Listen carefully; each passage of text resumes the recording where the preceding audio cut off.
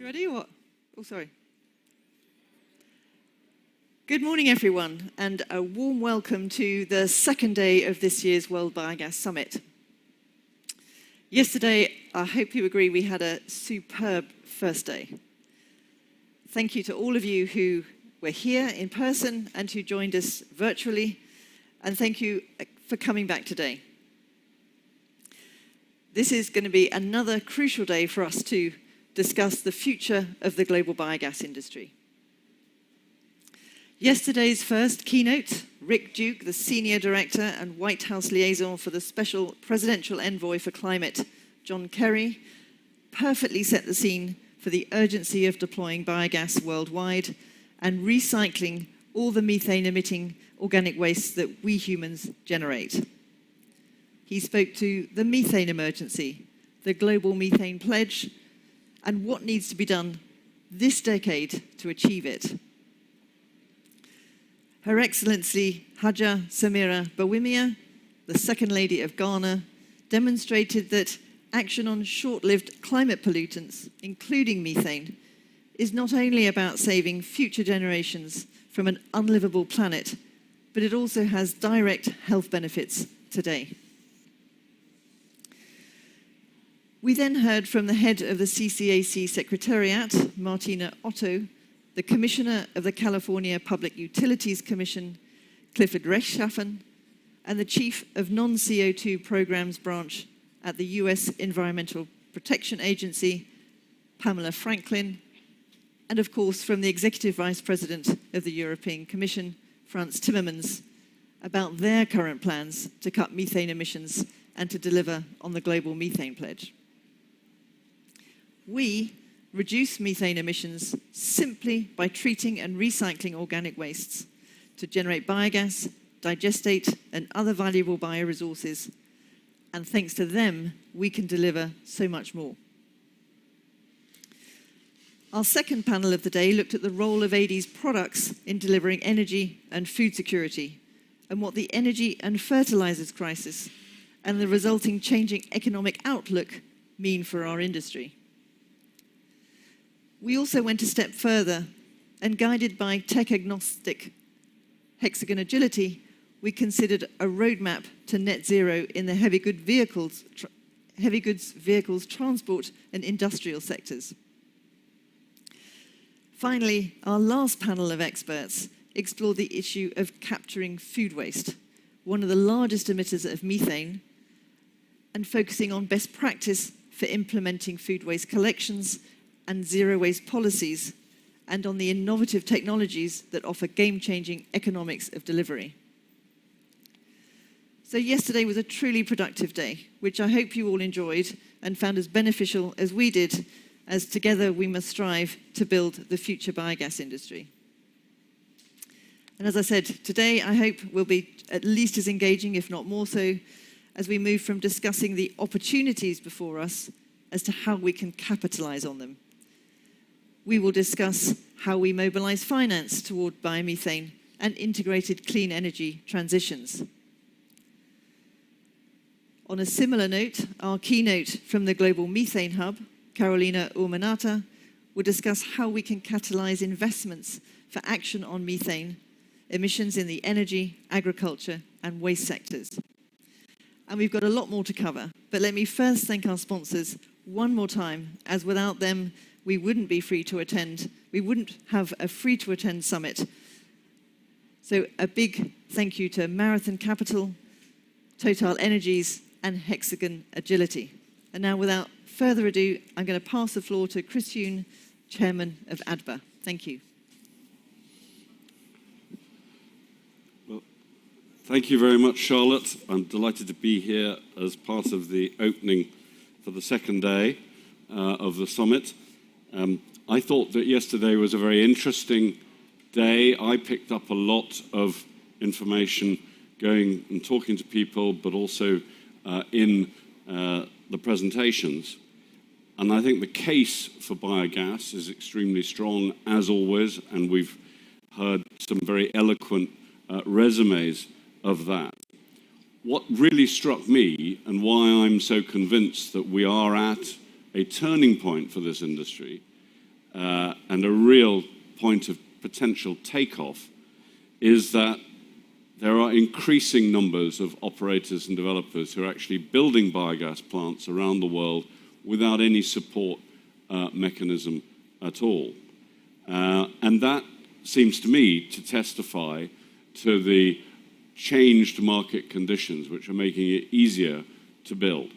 But if we're going to be as ambitious as we need to in terms of meeting the climate goals in particular and assuring energy security in Europe, if we're going to build up a real replacement to the gas that was hitherto imported from the Russian Federation, then we have to speed up the whole process. So I think a lot of what we need to concentrate on in ADBA, in the World Biogas Association, and in our discussions is what are the really key obstacles which we need to remove, chisel away at in order to speed up the development that we know can happen. And when people say, well, hang on a minute, things can't go quite that fast, just remember, a friend sent me yesterday the latest data on heat pumps. Very similar, people saying, very difficult, can't persuade households. The Netherlands last year installed new heat pumps in 4% of all their households in 1 year. Massive expansion of the market. I believe we need to be looking at the same sort of expansion in biogas. So what do we need? Do we need more certainty for the finances? Yes. Do we need more standardization so that we know that operators and developers can actually rely on bolting things together? Yes. Do we need more clearer regulation? Yes. Those are the real issues which are going to allow us to push this industry up to what I know is essential for it to do over the next few years. So with that, I'm looking forward to today's summit. Thank you.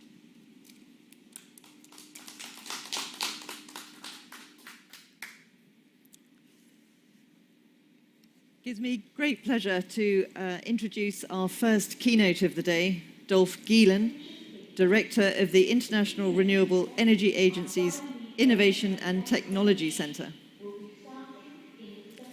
As Director of the IRENA Innovation and Technology Center since 2011, Dolf oversees the agency's work on advising member countries in the area of technology status and roadmaps, energy planning, cost and markets, and innovation policy frameworks.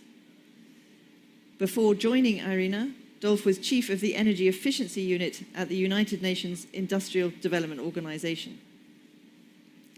Late last year, Dolf co-authored a report on the gas crunch in which he asked the question, if we had invested more in renewables, efficiency, buildings, renovation and green gases, would we be actually saving money instead of losing it? To which the answer, of course, was an emphatic yes. Now, as the world reels from the impacts of Russia's invasion of Ukraine, countries are waking up to the need to future-proof our economies against fossil fuel volatility and all its costs. And how this volatility should act as the spur to rapid investment in green gases, biogas, biomethane, and green hydrogen. So just for those of you who are joining us virtually, please remember that you can ask us questions in the Q&A tab to the right of your screen, and obviously all of you here, just raise your hand at the end and we will bring a mic to you. So Dolf, welcome, and over to you. Yeah, thank you very much, Charlotte. It's a great pleasure to join today, and good morning or good day to everyone. Can you see my slides? Yes, we can. Excellent. Good. So this is a very important summit because biogas and biomethane are really key parts of the energy transition going forward. I'll show you in a minute. In our scenarios, we have biogas growing 12-fold this decade. That is what would be needed for a 1.5 degree pathway. And let's say the drivers for this transition, especially in Europe, have of course changed in recent months. Was it initially mainly CO2 and methane emission reduction? Nowadays, the security benefits and replacement of natural gas has become also a key part of the energy policy objectives. And of course, biogas and biomethane especially can play a role in that. Now, we do quite a lot of work on biomass, and we always get two types of questions. One type of question is there enough biomass available? And our answer to that is yes, but so we have a lot of discussions around that.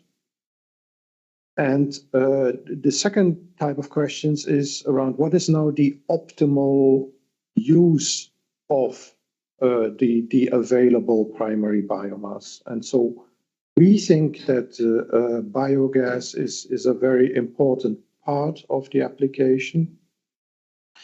But also there you need to look into the specifics of the power system, what is now, of the energy system, of what is now the optimal use, because it's a very diverse resource. You can use it for dispatchable power, you can use it in the gas grids, you can use it for road transportation, you can even use it to produce ammonia, so plenty of opportunities there. You need to think through what is now the optimal use. Now, in terms of the drivers, so as you're all aware, the recent gas price increase, especially in Europe, has changed the economics a lot. Natural gas globally, the use is about 4,000 BCM, and around 1% at the moment is biogas or biomethane. Europe is part of that global market. The European market is in the order of 10-12% of the total global natural gas market, with a falling share of indigenous natural gas production. And that's then where biogas can come into play. So biogas and biomethane accounted for around 4.6% of total gas supply in Europe. But in some countries, it's already much higher. I show here a graph as an example for Denmark. So Denmark last year, 25% share of biomethane in the natural gas system. So it's much higher. Of course, Denmark is on a European scale a relatively small market, but the bulk of the Germany, for example, accounts for half of total biogas and biomethane in Europe. And in a European context, about 2/3 of the supply is based on agricultural feedstocks. And so the markets vary a bit. In Denmark, it's mainly going into the gas system. In Sweden, for example, the use in transportation dominates. So gas price natural gas price around 80 euros per megawatt hour, the TTF price, which is let's say a wholesale price. If you look at the biomethane prices, I show you here as an example prices for Germany. These are prices for biomethane produced from residues. And so the price range is 90 to 110 euros per megawatt hour for delivery early next year. And so that's slightly above these gas prices. You see also that the prices have increased over the last year somewhat, but nowhere close to the price increase we've seen for natural gas. So slightly above that price, but so the biomethane price slightly above the natural gas price, but not much above. And of course, it depends also a little bit on the feedstock. So for different type of feedstocks, you find prices starting from 55 euros per megawatt hour. In 2020 European case, there was around 18 BCM of biogas and biomethane produced. That was around 15 BCM of biogas and around 3 BCM of biomethane. So biomethane is still only a fraction of the total biogas market, but it's a rapidly growing share. Now, in a global context, I looked into our statistics. You can find them on our website. There was last year 21.6 gigawatts of biogas power capacity worldwide, and there was around 100 terawatt hours of power produced with that capacity. So that compares to around 8,000 gigawatts of total installed power generation capacity worldwide, and it equals around 0.3% of all power that was generated worldwide. So the US is the largest, has the largest installed biogas power capacity with around 2.3 gigawatts, followed by, at least outside Europe, followed by China. You see that Germany is by far the largest, has by far the largest installed capacity. And so Europe is a leader in worldwide biogas and biomethane, with more than 1,000 biomethane plants and 20,000 biogas.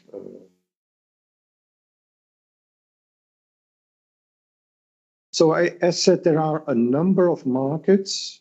There is the important power market. There is the transportation fuel market, so CNG and LNG. There's also let's say the gas grid market, and there is the cooking market. And cooking in a global context is an important issue. This graph shows the progress that has been made in clean cooking in recent years. But in 2019, according to the latest statistics, SDG update, there was around still 2.6 billion people cooking with traditional fuels, and business as usual would take that to 2.4, while the objective, SDG objective, is everybody access to modern cooking fuels. So in that context, biogas can also play an important role.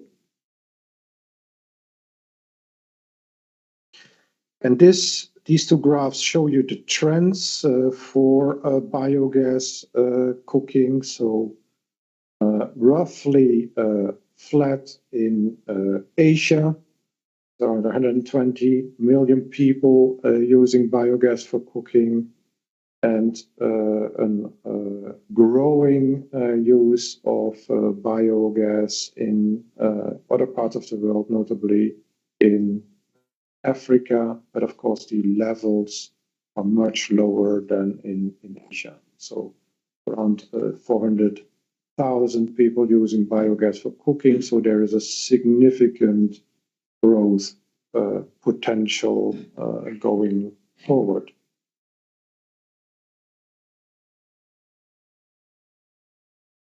So as said, I mean, there is a range of feedstocks that is deployed and that can be deployed. It depends a little bit on the country's circumstances, where the largest potential is. And the potential to grow biogas is still very significant, as it's only 1% of natural gas use today. There's a number of studies around for different parts of the world that suggest 10 to 20% of gas, total gas supply is certainly possible. If you take a larger share of the overall biomass availability going to biomethane, and biogas and biomethane production, of course, that percentage can grow even further. And so we have developed our own 1.5 degree pathway, part of the World Energy Transitions Outlook. Here you see how we see the energy, final energy demand developing in that pathway. So total final energy consumption would slightly fall while global economy grows 2.5-fold, so significant efficiency gains. But you see that the role of modern biomass, including biogas, increases significantly in this final energy use from 3% to 18% of total final energy consumption. And this graph shows how the final bioenergy use develops. And you see also biogas and biomethane indicated here in this graph. So 2019, about half of total biogas use went into final energy, the remainder went into power. And that would grow from half an exajoule to around 6 exajoule 2030. So that's a 12-fold increase. At the same time, the use of biogas for power also increased significantly. So we see a key role for biogas in energy transition going forward, with a lot of action in this decade.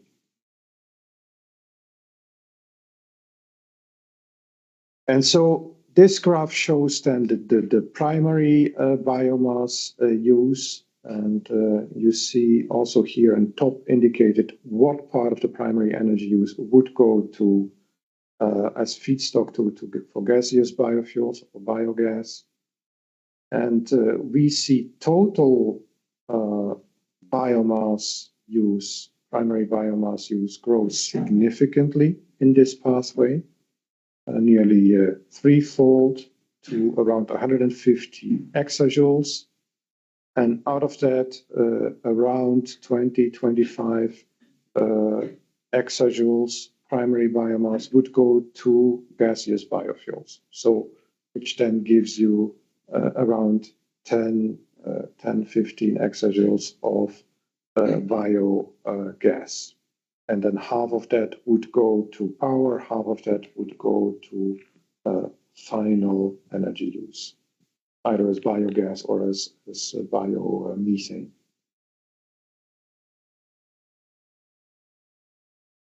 And here you see the breakdown of how the use of renewables in end users would grow. This is only the direct use of renewables. This excludes, of course, renewable electricity use, which would also grow significantly. So the biofuels overall would grow significantly, fourfold. And out of this 22 exajoules of biofuels in 2030, there would be around 6 exajoules of biogas and biomethane, so about a third or a quarter.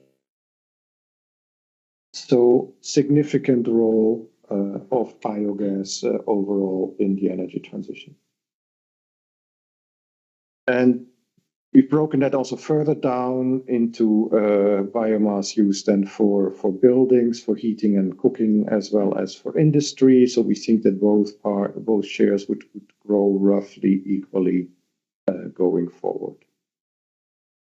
As said, these numbers are subject to significant uncertainty. I mean, this is a scenario. This is a normative 1.5 degree pathway. Of course, there's a significant effort needed to be on this pathway, and as said, where exactly that biomass will be allocated and what is the best use also depends on the development of a number of other technologies. For example, how much of biomass will be used to produce liquid biofuels for road transport and also for shipping and aviation. Depends also a bit on the development of other direct electrification and synfuel production routes. So it's for sure that there will be a need for significant growth, but the absolute amounts longer term are still subject to some uncertainty. It will also depend on what is the innovation in all these different technologies, to what extent is a modular approach possible, to what extent can this rapidly be scaled up. And for all the biomass pathways, the key question is how much sustainable, affordable, and reliable biomass feedstock will be available long term. That is the key question for all these biomass solutions, including biogas and biomethane. As I said, we have a lot of discussions around this feedstock availability question. So, in summary, a key role for biogas and biomethane going forward, feedstock being a key question and competing uses of that feedstock. We see half of biogas going to end use, half going to power, and significant growth, up to 6-fold growth in a 1.5 degree pathway up to 2030 at global scale, with, of course, differentiated developments in different markets depending on the energy policy priorities. So that concludes my presentation. Thank you very much.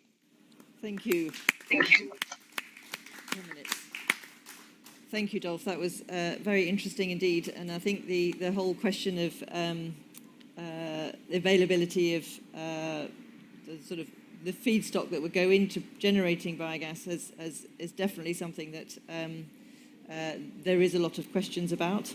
As you know, we've done a lot of analysis which quantifies the available feedstock at around 105 billion tonnes.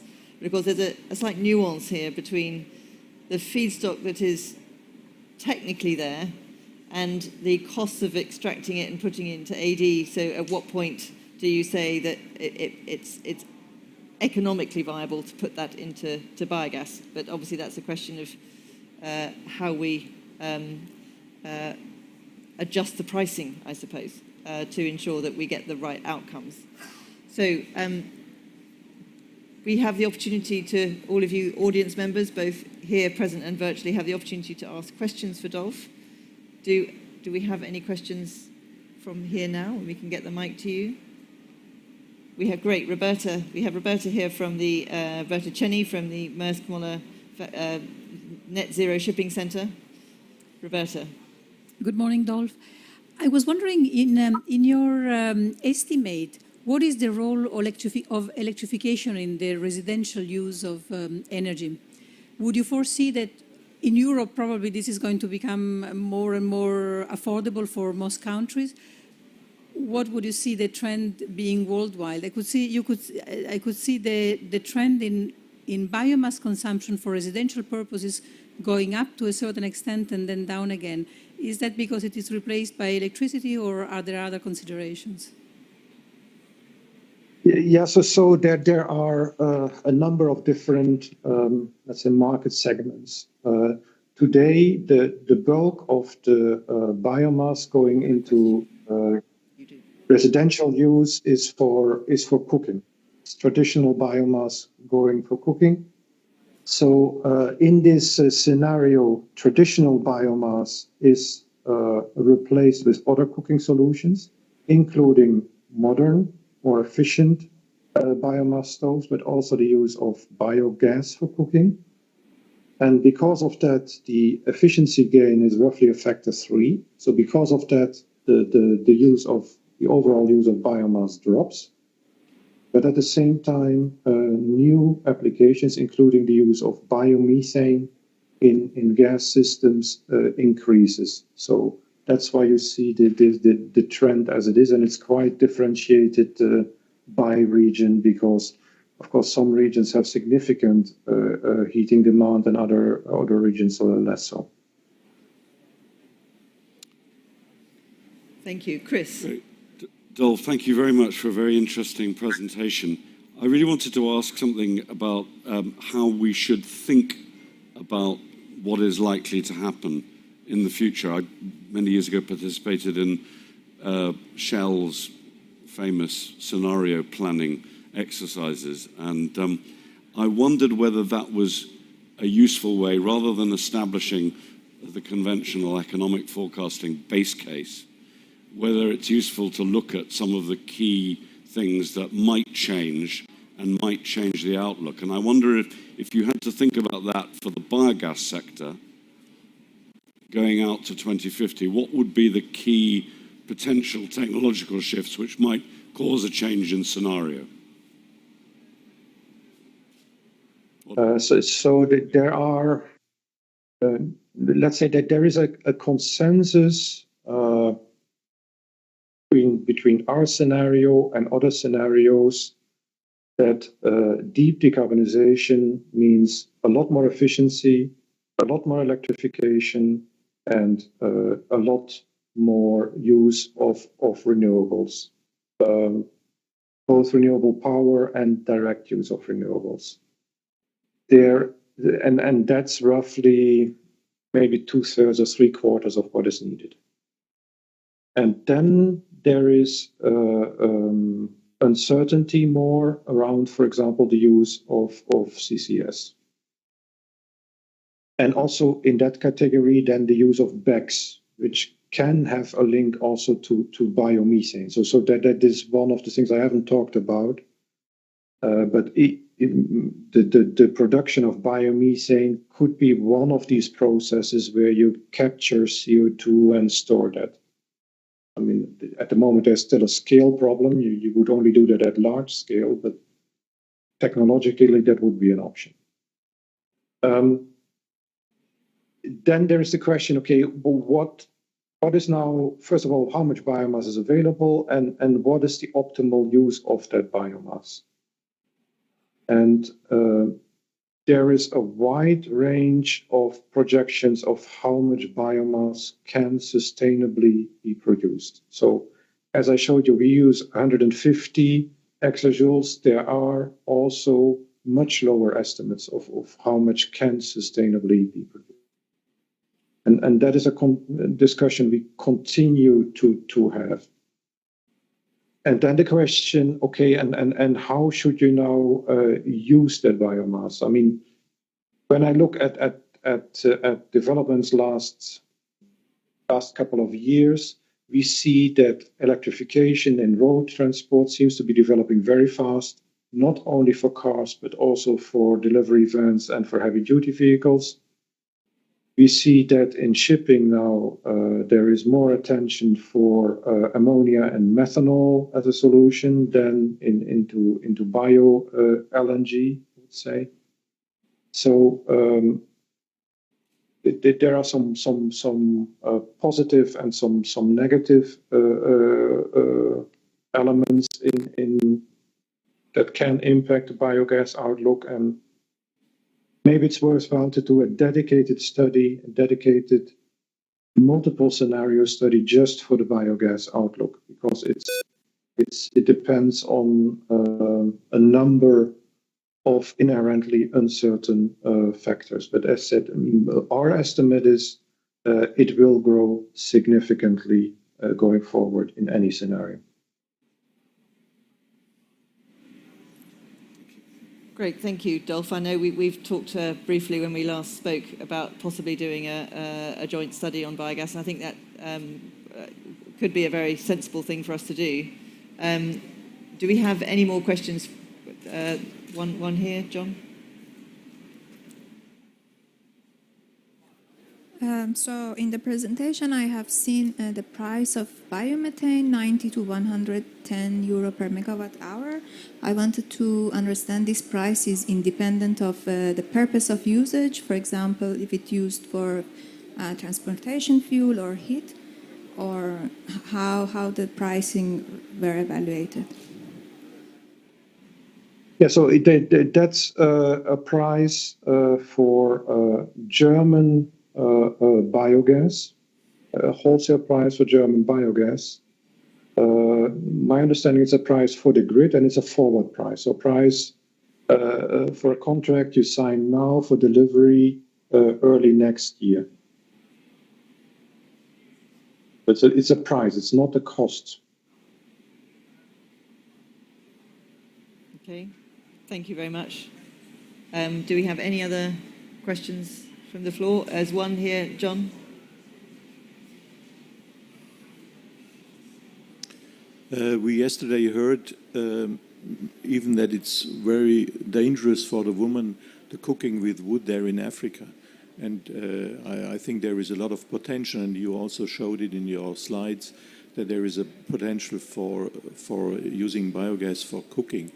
Do you in IRENA also think about facilitating from the financial point of view or the economic point of view to improve the situation there in Africa? Because today the people, they just take the wood, this is there, is no cost for it. So if we are producing biogas there from whatever leftovers they have, and they are there, but then there is a cost for the gas. Is there any idea in that direction? Well, we work with other parties that indeed try to develop these clean cooking solutions, or try to apply these clean cooking solutions.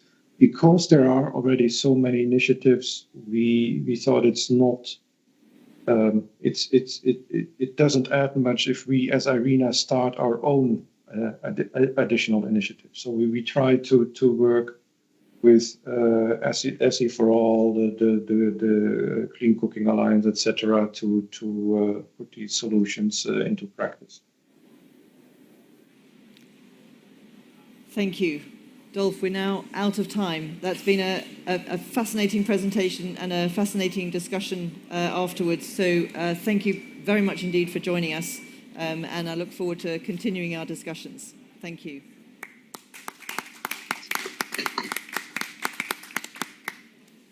So now we just have a 5 minutes gap while we switch out Dolf and we bring in our next speaker. So enjoy, just have a calm moment for a few minutes, and we will come back on in 5 minutes. Thank you.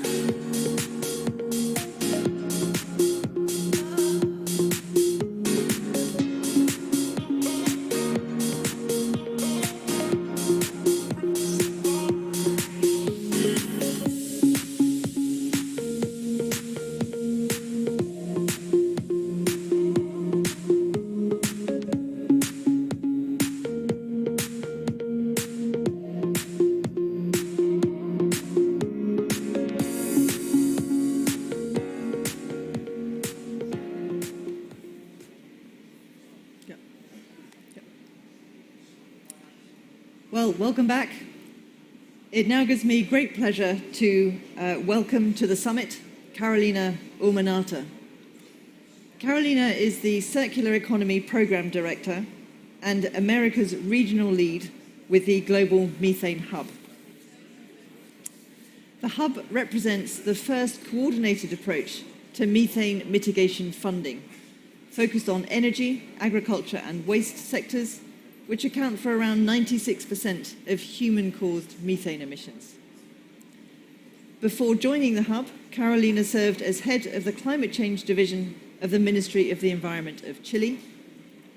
There, she pioneered the science-based and transformative climate change framework law, which was approved unanimously by Congress and made Chile the first Latin American country to codify the goal of carbon neutrality and climate resilience.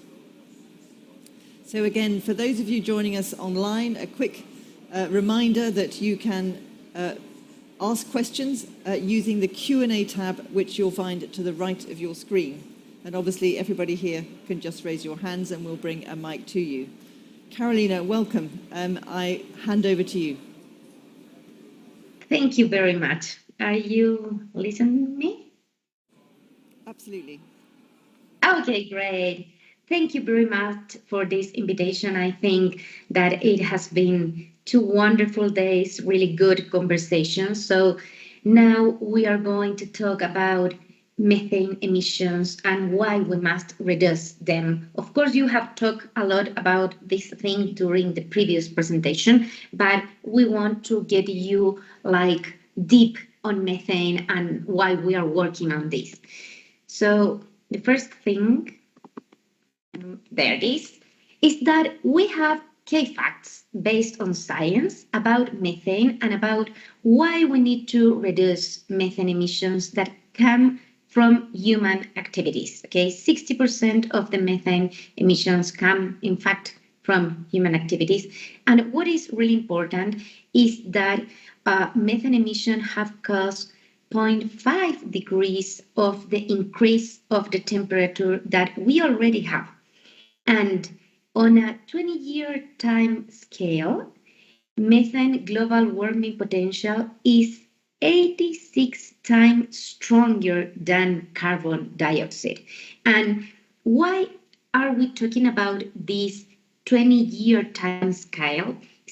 Is because methane is a short-lived climate pollutant. So this is why we need to work during this decade in the mitigation of methane emissions. Because if you go to a 100-year time scale, the global warming potential of methane is lower. It is 28 times more powerful than CO2, but in the first 20 years, it is 86 times power. And we know, of course, that the source of methane emissions are agriculture, fossil fuel operation, and waste mainly. And what is interesting is that we know the impact that the methane emissions have on health and also on the yield of agriculture and ecosystem productions. So methane emissions caused by human activities are one of the most significant drivers of climate change. And also, it is important to know that methane is one of the main precursors of tropospheric ozone, which is a powerful greenhouse gas and air pollutant. So we must work on reduction of methane. Also, about the emissions, we could analyze, and we have this global methane assessment developed by the Clean and Air Coalition that put us really good information about the emissions in different regions regarding methane. And when we talk, for example, about energy, we could see here that we are talking about coal mining and oil and gas production. When we are talking about agriculture, we are talking about rice cultivation and enteric fermentation and manure treatment. And when we talk about waste, we are talking about landfills and wastewater treatment. And we could see here that we should have different approach in different regions and of course in different countries, because we need to consider the most effective way in order to reduce these emissions. So, for example, we have in Latin America and in Africa, for example, and South Asia, that agriculture is really important. We have in Middle East and in North America, Russia, that oil and gas is the main source, etc. So we need to go deep on this assessment and on each country inventories in order to know what is the cost-effective measures that we should take. What is relevant and what has been the information that we have at the global level is that, well, of course, we have the Global Methane Pledge, which commit all the countries to have 30% global reduction by 2030, but we also have new IPCC assessment report from this year, where science states that we need to go beyond that. We need to have 34% of reduction by 2030 and 44% of reduction by 2040. And science has says also that methane roles in preventing warming is crucial in reaching tipping points for dangerous impact on people and ecosystem. And there is why tackling methane is crucial in order to keep warming under 1.5 degrees and meet the Paris Agreement. So that is why we are putting this urgency in these methane reduction measures. We have the Global Methane Pledge at COP26, where we have over 120 countries to sign this pledge. We are now in 115 countries, which makes us really happy. And what we talk about in this Global Methane Pledge with all the countries is that we should go on measures that we know, of course, for example, in the energy sector, but we must implement out of the sidebox solution, for example, for food system emissions. So we need to have these both things keep in mind, because business as usual won't cut the methane emissions. And we know where are the potentials in order to reduce emissions. We have 60% of reductions relative to fossil fuel, 30 to 35% related with waste, and 20 to 25% related to agriculture. And what is important also is that this is an opportunity for countries, because methane mitigations provides opportunities for quick wins for safer climate, cleaner air, better agriculture productivity, among others. We could see here in this graph that most of the measures that we could implement regarding methane reduction has negative and low cost. And if we want to go beyond that, beyond what we have, for example, in the methane pledge, that this could have a cost which could be estimated around $50 per ton of CO2 if we want to go, for example, to 50 to 80% of reduction. So we have information, we know how to do, we need to implement this. And this is only if we consider economic evaluation. If we go to co-benefits, well, we know these are significant, and the methane reduction could help us in order to prevent death, in order to prevent disease as asthma, and also in order to prevent, for example, crop losses. So this is really important. And this put us to think also in environmental justice, because when we see methane emissions and what happened in the territories, you could see how to work with territories and communities. And for example, we have a really good example that carbon mapper, which is a measure methane emissions by satellite technology with NASA technology. They developed, for example, this case study at Sunshine Canyon in Los Angeles, which is a landfill. And when you address the leaking methane in landfill, we have a direct contribution to environmental justice. Here we could see how odor complaints decrease when they develop measures in order to leak methane. And this, you could see also how in these pictures, how the methane emission decrease when they develop this action, and how this was well received by the communities. So we have this, and we want to go and to develop more things like this. So what is the Global Methane Hub, and what do we do? Global Methane Hub is a $300 million philanthropic effort in order to align funding on methane mitigation. We support global methane pledge signatories and potential signatories in meeting the pledge and go beyond, because as we said, science asks us to go beyond the pledge. We are focused on oil and gas, agriculture, and waste sector, and we drive coordination and collaboration on methane advocacy.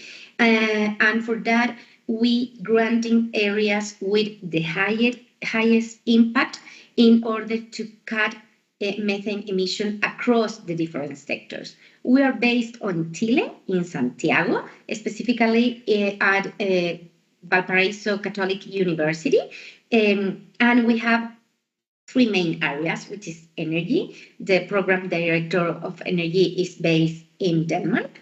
We have agriculture, and the program director is based on Uruguay.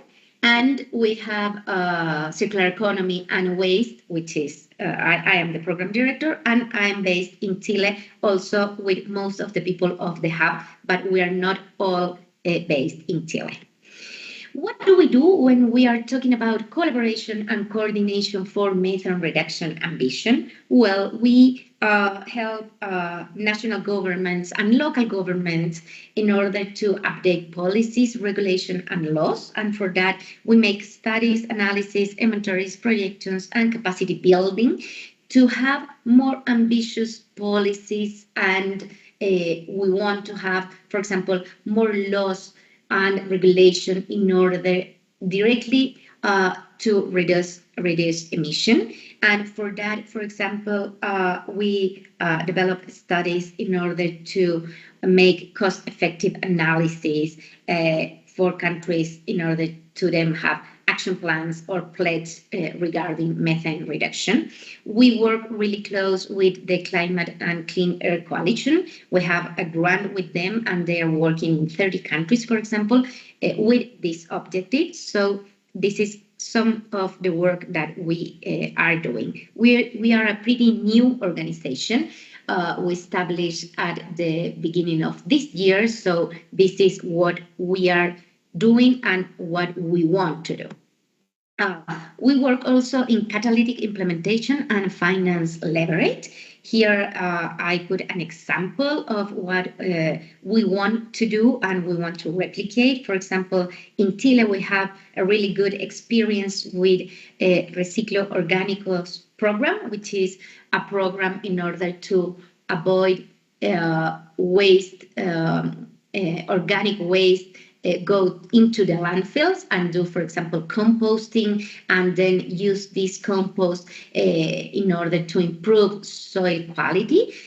We have really good results with this program here in Chile with the help of the Canada government, and we want to replicate this in other countries and go beyond that we have here in Chile. This is just an example. And for that, we develop pre-feasibility studies, final analysis, and we work together also with multi-development bank collaborations.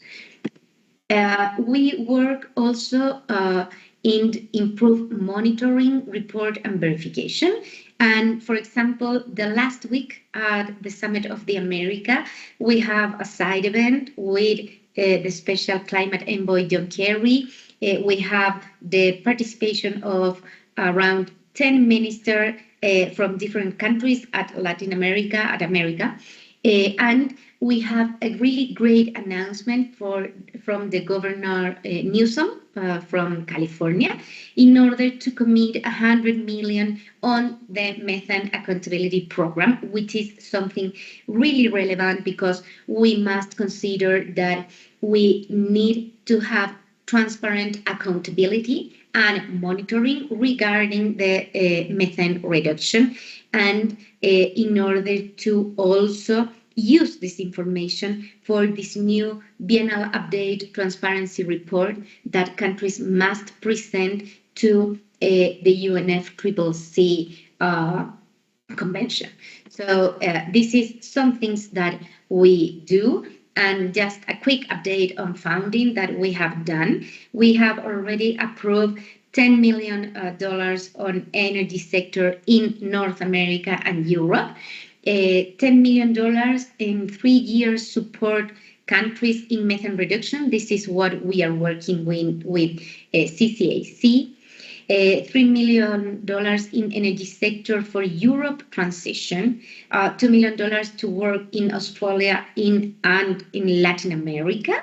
And we are working also in a grant of around $20 million for Asia. And what we will do during this year, this second semester, is to focus on landfill, agriculture, and oil and gas. And if we talk directly about biogas, what do we have is what you, of course, know is that we need to look for crop results, animal manure, organic waste, and wastewater sludge. And what is our approach to this is specifically regarding organic, is that we need to work on organic waste prevention, which is a powerful tool for reducing methane emission. And that is why this trunk pyramid is our what we want to do. But we know, of course, that we are going to have anaerobic digestion because it's a solution that we need and that is implemented in a lot of countries. So how we work on that? Well, we consider that there are facts that must be considered in order to increase the implementation of this technology, and that is biogas from agricultural waste can cost effectively mitigate methane emissions. It allows farms to generate additional revenue streams and provide opportunities for development and investment in rural areas. Biogas is a useful renewable energy with applications in electricity generations, in cooking, and alternative fuel vehicles, maybe. And digestate can be used as soil improver, thus reducing requirement for alternative products. So we consider that this is a good solution. It's a good technology that is already proved. And when we look about benefits of biogas and biomethane, we know that biogas plants can operate in a flexible manner if we compare, for example, with wind and solar technology.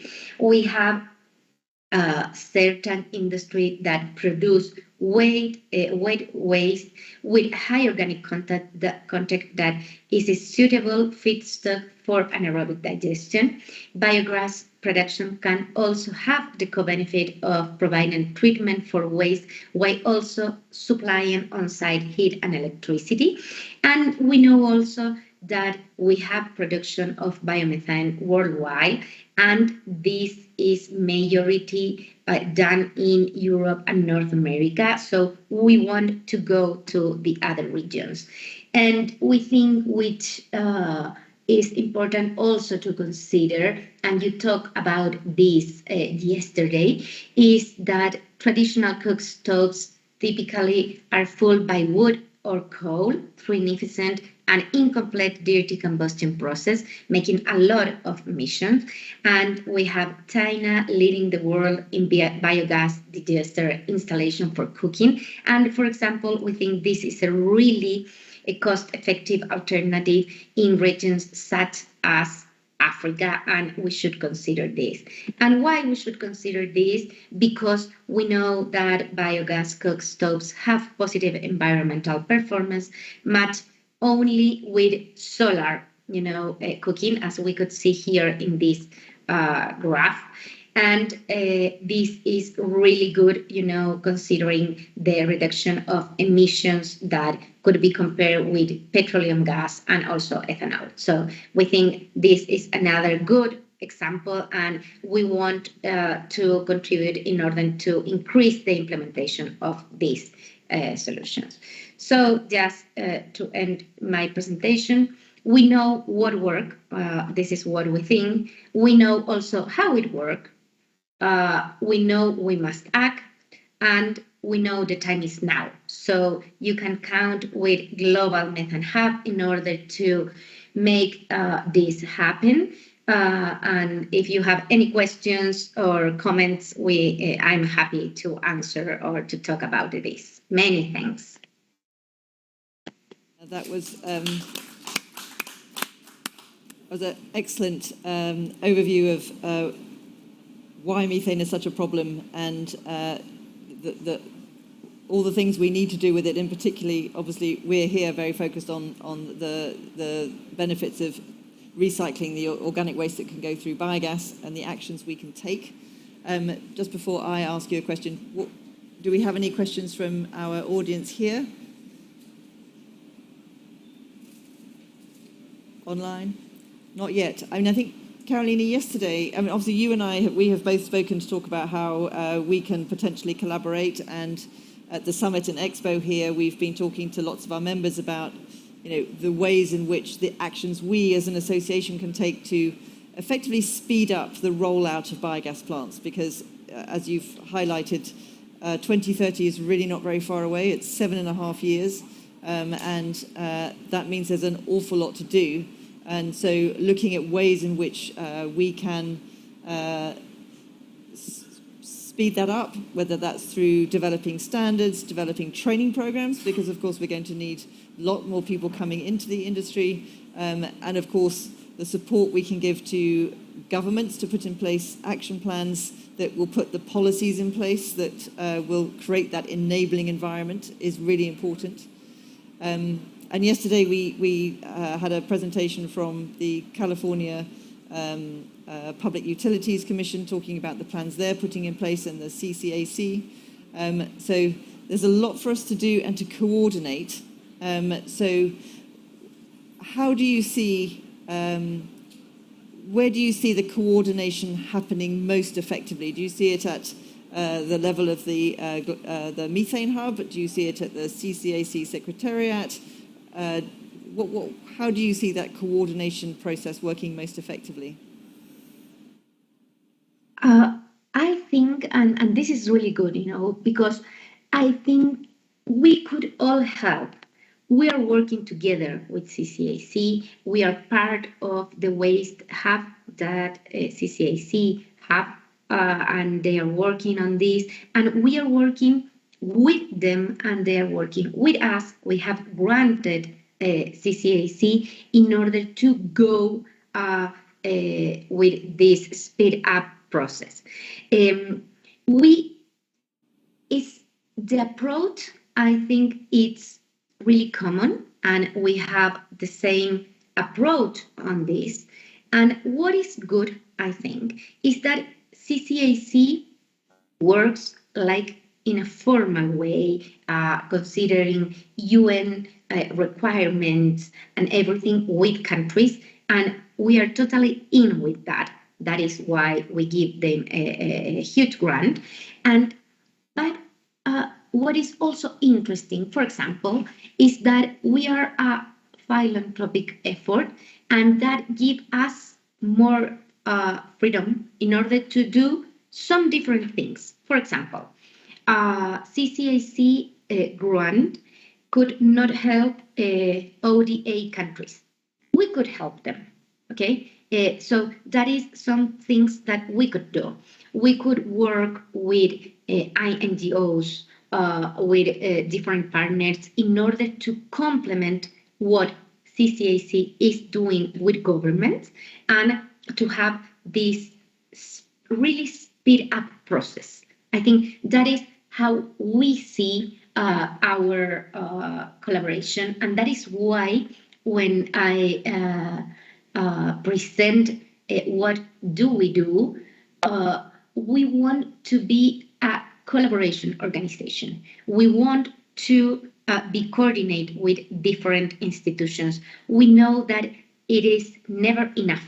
So I think it is better to have a lot of initiatives working together in order to go to this methane reduction and to increase the momentum that we have at COP26, because we need to keep this and we want to increase this commitment. So that is my answer to your question. Excellent. Carolina, thank you very much. We've reached the end of the time. I will just end by saying that we look forward to continuing our collaboration and developing that and collectively doing the best that we can to meet the Global Methane Pledge. Carolina, thank you very much indeed for joining us.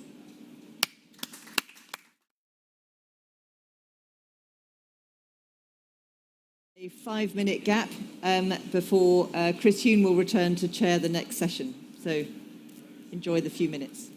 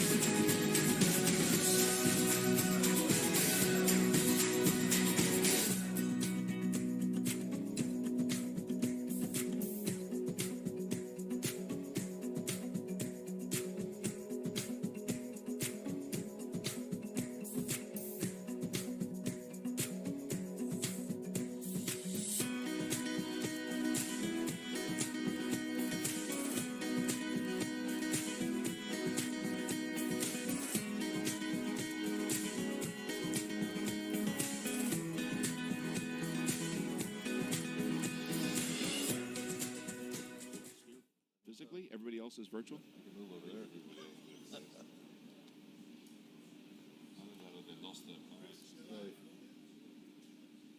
Great. Thank you very much for coming to this session on bridging the climate energy finance gap. We've heard a lot over the last few days and from the big international organizations about the key urgent need to replace fossil fuels with renewable alternatives in the run-up to delivering on the key commitments of 1.5 degrees global warming above pre-industrial levels. How are we going to make it happen? In the first session this morning, we had a particularly interesting presentation from the director of ARENA, laying out some of the central forecast for biogas over the period to 2030 with a massive increase in global output, particularly in Europe. And even when pressed on what scenarios might make a difference, the reality was, he was saying that on any scenario that we have looked at, biogas is expanding extremely rapidly. So this is a real challenge for the industry globally. It's a challenge, it's a massive opportunity. We are beginning to see already, which is new over the last couple of years, companies developing biogas plants using just market prices, no support whatsoever. Air Liquide, for example, has been doing that in California. And the market mechanisms for extending the time period at which you can fix an offtake price are gradually getting there. They're not, in my view, quite there yet in Europe. But what the market is already telling us is that you can actually go out in quite a lot of parts of the world and build a biogas plant and hope that you're going to get a respectable rate of return on it. So what this is about is really saying, given the scale of ambition, given the need that we have to build up biogas and biomethane very quickly over the period to 2030, can we actually rise to the occasion? There are technical issues there are regulatory issues there, but also, of course, there's finance. And so this is about bridging the gap between those extremely interesting, important, ambitious goals and those of us on the ground who actually have to deliver in what is a sector which, after all, is still marked, like farming, by a lot of relatively small-scale companies compared with, say, the big oil and gas super majors. But it is interesting that even the big oil and gas super majors are dipping their toe in this space, Total Energy being an example, as we know. So I'm delighted to be chairing this session, and I don't know, John, are we ready to go? Our first presenter is ideal for scene setting here for us. It's Dr. Peter Zanussi, who's the lead gas analyst for the World Energy Outlook from the International Energy Agency. As you know, the IEA is the absolute benchmark for those of us who ever get involved in forecasting. You always tend to compare yourself with the IEA forecast, and if you're trying to make a living out of it, say why yours is better than theirs, but theirs is the benchmark. So I'm delighted to introduce Dr. Zanussi to talk to us about the outlook as the IEA see it for gas and how we bridge the gap between the climate goals that we have and the delivery. Thank you very much. Thank you very much. I hope everybody can hear me. And apologies, I have a little bit of a throat infection, but I'm just going to plow on and I'll stop talking when I run out of steam. But thank you very much for having me, and thanks for those kind words, Chris. Indeed, it's a lot of effort to put together these scenarios. I'm glad they're of use to various stakeholders around the world that are trying to think through the cost of the transition and naturally, where biogas and biomethane fall into it. So what I'm going to do, just very briefly, if you allow me, is to set up the context in which we're discussing biogas and biomethane today, just by sort of reminding ourselves of where we're heading and where we were in the past. So if we look at the pre-Paris baseline for global energy-related emissions, we were on a pretty significant trajectory where there was no really end in sight for energy emissions. This would have warmed the planet by about 3.5 degrees in 2100 in this sort of baseline of 2015. Now, since the Paris Agreement and the efforts to limit global warming to well below 2 degrees Celsius, we've seen a lot of additional pledges and policies being translated into action. And now some of this is naturally linked to events such as the pandemic and more recently the turmoil in global energy markets. A lot of it sort of caused by Russia's invasion of Ukraine. But what we also see is a very different picture emerging in the energy sector, thanks to new policies, thanks to lower costs of renewables and thanks to concerted efforts to build up those renewables in the energy system. And so this new trajectory, which we call our stated policy scenario, sees a plateau in emissions really over the next decade. But that still leaves us a great deal far away from the Paris Agreement goals. We would still hit around 2.6 degrees Celsius in this scenario, so still well above the goals of the Paris Agreement. Now, in the last year or so, we've seen a significant ratcheting up of ambition and targets in the run-up to COP26 and indeed during the event itself. We now have countries accounting for about 70% of global emissions announcing net zero targets. So that's around 120 countries as well submitting new or updated NDCs for both 2030 and these countries accounting for half of global emissions. And if these pledges are implemented in full, then we'd see a substantial deviation from current trends in those stated policy scenario. If everything is translated into material reductions in emissions, we would see a peak much sooner and a sharp decline down to below 20 gigatons of CO2 by 2050. Now, that would put us within striking distance of a well below 2 degrees scenario. So good news there if, as Chris alluded to, we see these pledges turned into action. Now, of course, the benchmark for reaching a 1.5 degrees trajectory is even more ambitious still, and we still have quite a remaining gap even between the ambition set out by the pledges and the trajectory, the IEA trajectory for reaching net zero, which would involve a substantial increase in ambition, especially over the near term, to build out renewables, to improve energy efficiency, and of course, to address the fuel mix.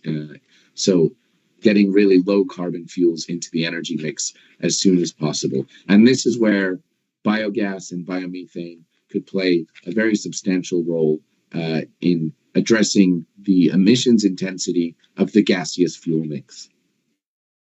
Now, this is traditionally the IEA's looked at natural gas, as a fuel, but we're increasingly seeing interest both in biogas and in hydrogen, and also in gas equipped with CCUS, such that now we talk more about the world of gaseous fuels, not just natural gas. And we think about the synergies and the links between scaling up different types of fuels other than unabated natural gas to see where these fuels can fit into transitions.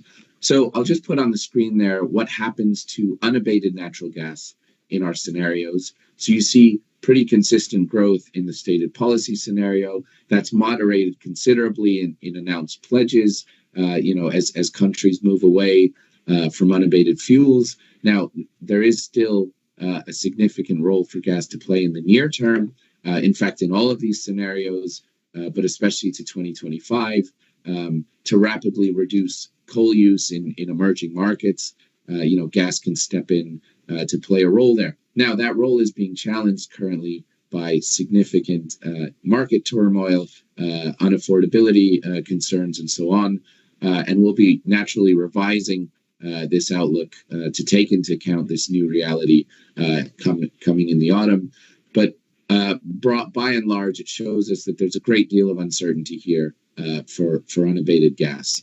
If we take the net zero scenario as our benchmark and look at unabated gas falling to near zero by 2050, we have to start layering on the other gaseous fuels that need to come into the mix over this period of time. So starting with the use of gas in end-use applications, in power and industry, very, very important role to play in sectors and subsectors where emissions are hard to abate with electricity alone.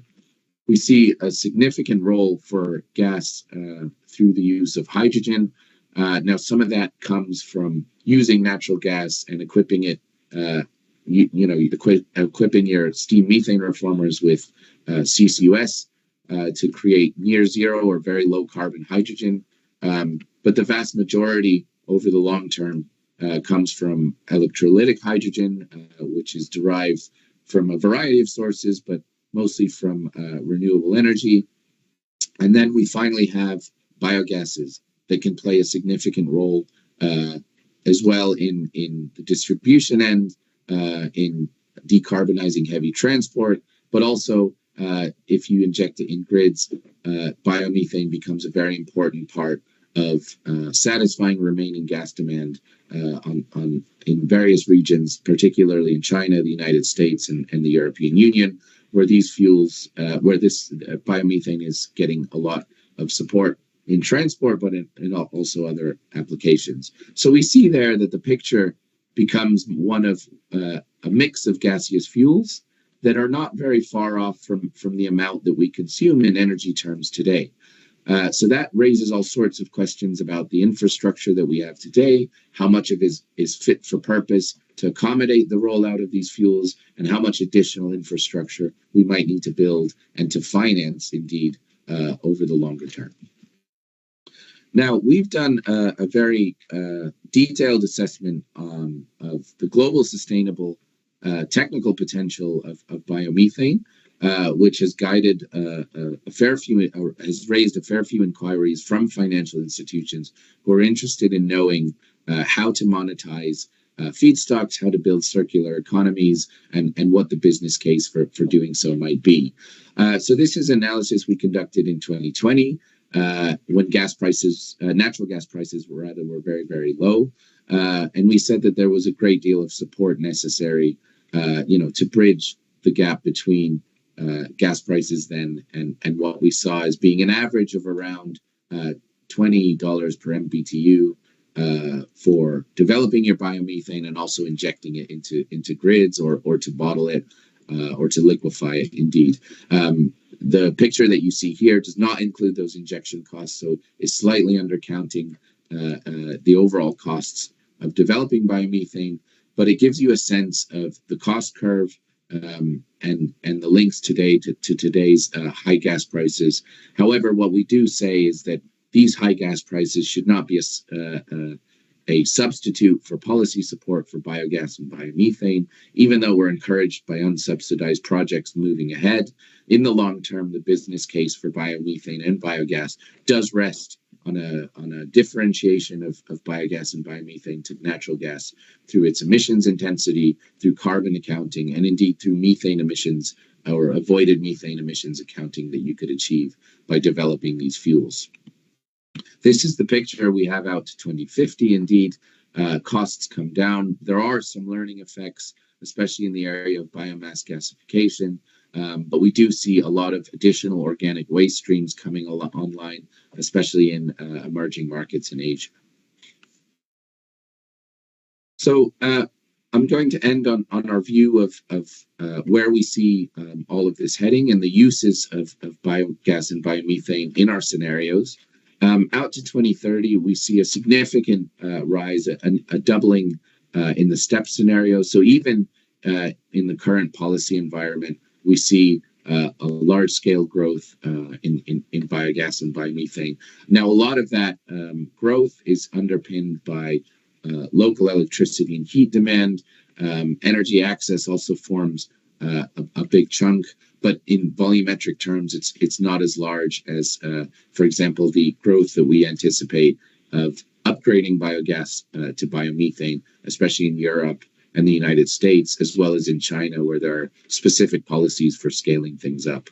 In the NZE, we see additional growth, likewise in the announced pledges scenario, but it's not until 2050 where really the full potential of that supply curve I showed earlier is being tapped to quite a considerable extent. Now, most of this growth, as you can see here, is linked to that upgrading to biomethane. In the NZE, biomethane is used for a variety of, as I mentioned, hard-to-abate sectors of the economy. And indeed, those pathways are materially raised in terms of where they appear, in the developing world as well. So it's not just a story of advanced economies with established grids developing biomethane. It's also one where waste management policies and responsible farming practices lead to a huge scale up in agricultural economies the world over. So it's really something where there is an equity aspect to this debate, and certainly one where financing becomes a very, very important part of the discussion. I'll leave these conclusions on the board very briefly, but I'll finish there in the interest of time and welcome the discussions. Great. We'll come back on some of this. Thank you very much for that. What I'd like to do before opening up to questions, because I'm sure that there will be some interesting questions as a result of that very useful presentation. I'll leave that till afterwards, but I'd like to go now straight to Gary for a sort of first take on how you see what that scenario laid out by Dr. Zanussi is, and whether you think that's credible, whether you think it's too pessimistic, and whether it's deliverable. I mean, you are at the sharp end of raising funds for projects as Marathon, and you have a lot of experience in this, so very welcome to the panel, and tell us how we do it. Well, thank you very much, and a pleasure to be here, and a great conference. As you said, at Marathon, we're a U.S.-based investment bank. We have a growing practice in Europe and in Asia and in Latin America. And what I saw in the U.S. was, and I'll get to the question in a minute, is a number of both funds, financial sponsors, and strategics in Europe, as well as Asia, looking to come to North America and trying to figure out how to get into the biogas space, and particularly RNG space. And that's still evolving, but because of that, I thought I should probably get over to Europe and sort of figure out what's happening over here a little bit more. And my history, way back when, did some financing of some of the feed-in tariff projects with another bank in Germany and some of the other places in Europe. So I've been around the space for a long time. I generally agree that there's going to be significant growth. I think it's unavoidable. I think the trends are there. The hard part, I think, is how do you marshal the capital needed? I mean, governments can set policies, and they tend to differ all over the place. And in the U.S., we have some federal policy, probably not enough. And then we have state-by-state policies that are much further ahead in renewable power than they are in renewable natural gas and biogas. But you see that changing and changing slowly. But to your point, I mean, in your original comments, you need to figure out a way to marshal capital and private capital that is going to be able to invest and get behind this space. And I think the good news is with this ESG movement, I mean, when I started in this business, energy security was the buzzword. That kind of went by the wayside as we all thought we were friends all over the world. All of a sudden, that's come back big time, along with the environmental issues come together. I do think there's a good future. And couple that with the ESG movement among corporates and financial sponsors is just going to continue and be sustained for a long period of time. Every company we run into, particularly the public companies, have some kind of net zero objective. and whether it's around gas or whether it's around megawatts, that when you look at what they're trying to do, you kind of scratch their head, how are you going to get there? So the corporates are, in the U.S., a lot of this is driven by compliance markets, particularly in our renewable natural gas. But we're seeing an increase in the voluntary markets, and that's, to your point on contracts, we're seeing more gas utilities willing to sign longer-term contracts. So these facilities can get financed, and the cost of capital drops precipitously if I can get an investment-grade offtake behind a project. So that's been a it's slow to come, but you're seeing it. And then you're also seeing corporates particularly around food waste and all, the feedstocks are all different, the carbon intensities are different, but around food waste, you are seeing some platforms develop that have a C&I bent, where they are sort of aggregating the gas, if you will, the feedstock, and then looking to sign long-term C&I or commercial contracts. And that's actually, there's a few platforms doing that, and it's good to see. And I think it's early days, but I think ultimately capital likes to see that. They're going to want to see who are the platforms that we can get behind that can drive this kind of growth. And the feedstock story is difficult. Getting consistent feedstock. Do I actually control the feedstock, or does the feedstock control me? I mean, that is an important piece of the puzzle, trying to understand the feedstock. And I think a lot of capital really doesn't understand AD. It's slowly getting there, but they just don't. I mean, they may understand landfill gas to power and landfill gas to RNG a little bit better, but AD is somewhat new, and in the U.S. at least, it's got an up and down history.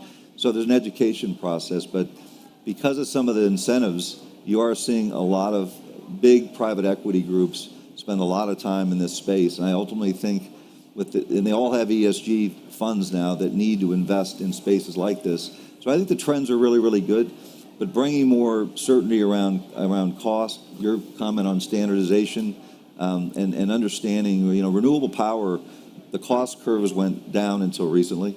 The efficiencies went up, and it was relatively easy over time for people to get their arms around investing in solar and wind, and they're still trying to figure out storage. This space has been a little bit different, and trying to figure out how we get it. The whole value chain is more complicated, and trying to figure out, if you're a financial sponsor especially, how do I get scale, however you want to define that. Most of these guys don't want to just do one project. I mean, they want to build a business. And so trying to figure out how you get the people at this conference together and platforms to sort of look at it in that vein, that we want to go from how do we go from project by project to something where we can scale it up and bring in larger amounts of capital, I think is going to be important to really drive the space. But to me, we're just seeing more and more corporates looking for RNG, looking for biogas in general, and it's hard to access. And I think you're going to see more of that. I'm sure you're seeing the same thing in Europe, but I think the trends are all there for this to be a growing space in the future. And I think a lot of capital looks at, can I get a better return? Solar and wind, kind of tough these days to get a decent return.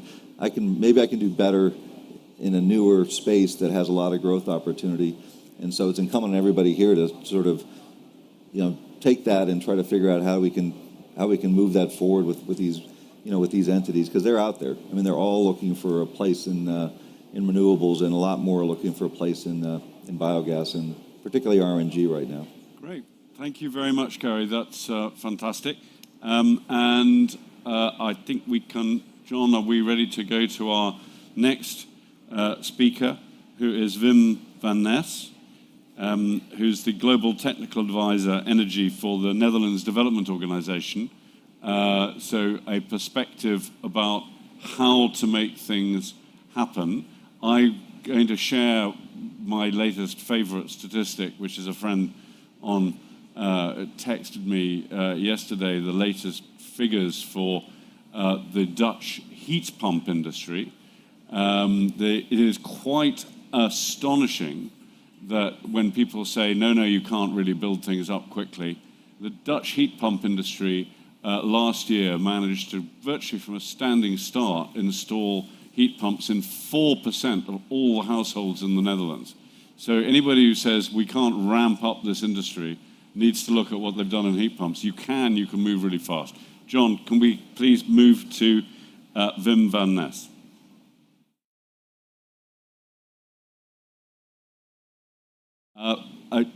I think you're going to need to, you're on mute.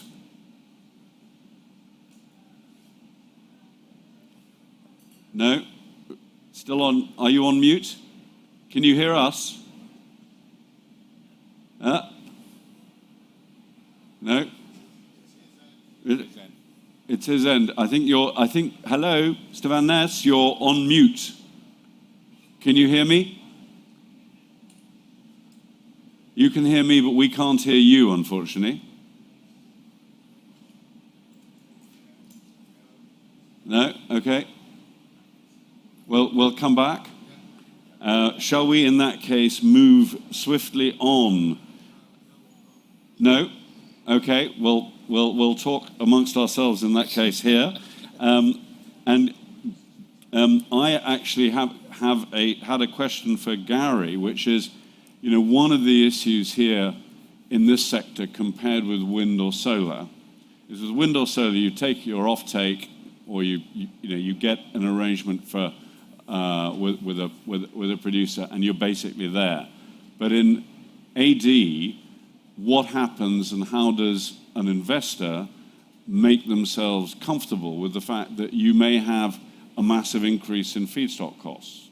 So do you actually effectively have to have the long-term offtake for the gas supply, whether it's electricity or whether it's gas or biomethane, and you have to have a lock-in on the feedstock? Otherwise, what happens if it's a crop-fed system and suddenly we see what's happened to wheat prices?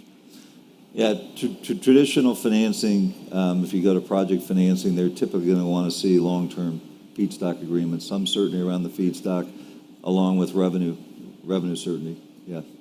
And that's now getting pretty standard, and it's doable financially without too much complication. It's evolving. I think it's feedstock by feedstock. I think if you went to like food waste in the U.S., it's very difficult in a lot of cases to get the contracts that you need. John is telling me that we are now able to go to Wim van Ness. Yes, can you hear me now? Yes, perfectly. Thank you. Great. Can you see my presentation? Yes. Oh, it looks like a submarine, but it isn't. Happy to be with you for presenting a little bit of experiences from biodigesters in emerging countries, and then more at the household scale. For those of you not knowing SNV, we are a long-standing organization active in over 20 countries, operating in 3 sectors: agricultural, energy, wash. And I think biodigesters has been, let's say, of our activity since 30 years.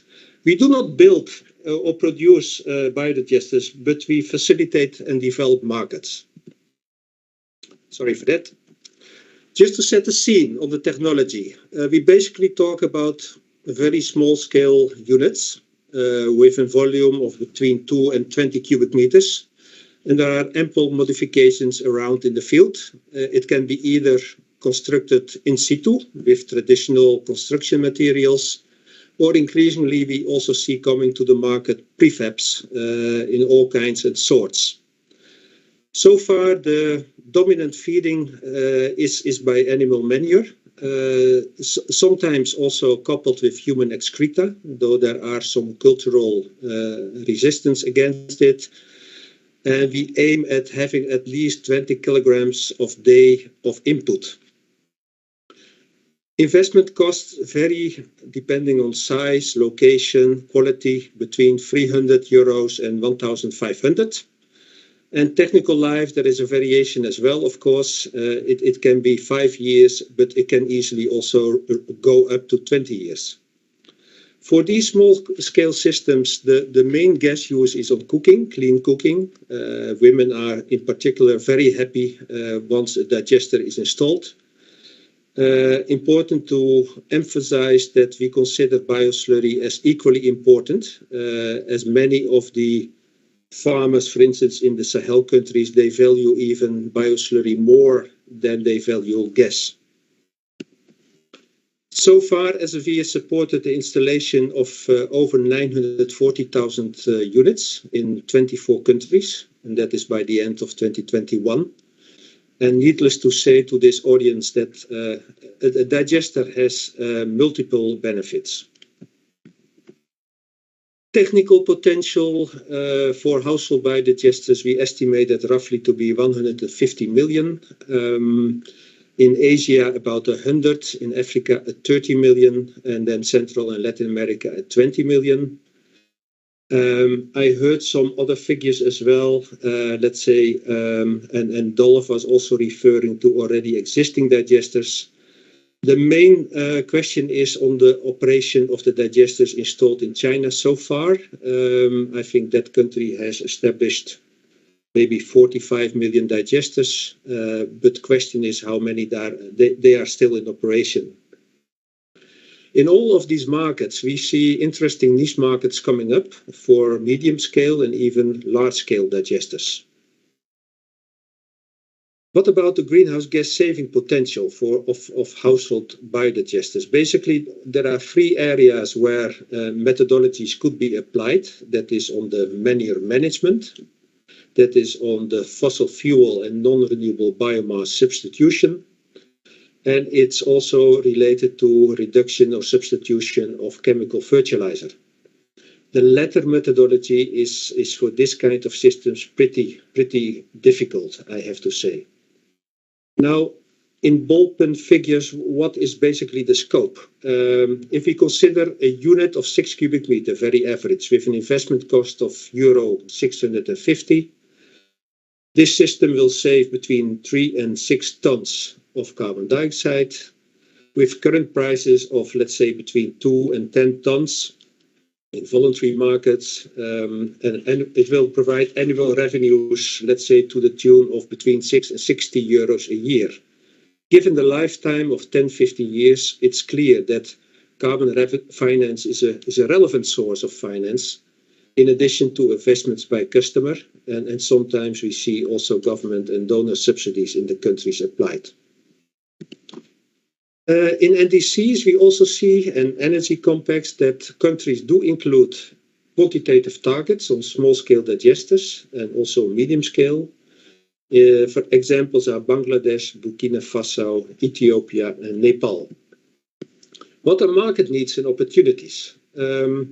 So far, we see only, let's say, investments coming into a handful more international companies like Systema Bio, like ATEC, like Home Biogas. It's very limited, and local companies even, I think, cannot get access to any meaningful equity or debt. We also need more technology providers in the markets for household digesters like prefabs and appliances that could also do other things than cooking. And for other appliances, we also need larger scale digesters. So I think that's also a market need. On the side of the end users or the customers, we need financial solutions. Results by MFIs in the markets has been really disappointing. So most, let's say, successful so far has been the supplier's credit, lease to own, pay you go, etc. Also, the markets for bioslurry, organic fertilizers, need to be more developed and looking for traders. So there is on-farm application, but there could be also trading to, let's say, other end users. And lastly, the carbon project developers, brokers, and off-takers. My recommendations. I think in this forum, as bioslurry digestate equally contributes to the business case for customers, we talk a lot about biogas, but let's not solely focus on biogas. I think that digestate, the bioslurry, is equally contributing to the business case. And my last recommendation is to the World Biogas Association, hoping that they will be able to engage more sector players from the global south to make the association truly a global organization. I thank you. Very much. And I'm delighted to say that we've taken that injunction to heart with our next guest, who is K.R.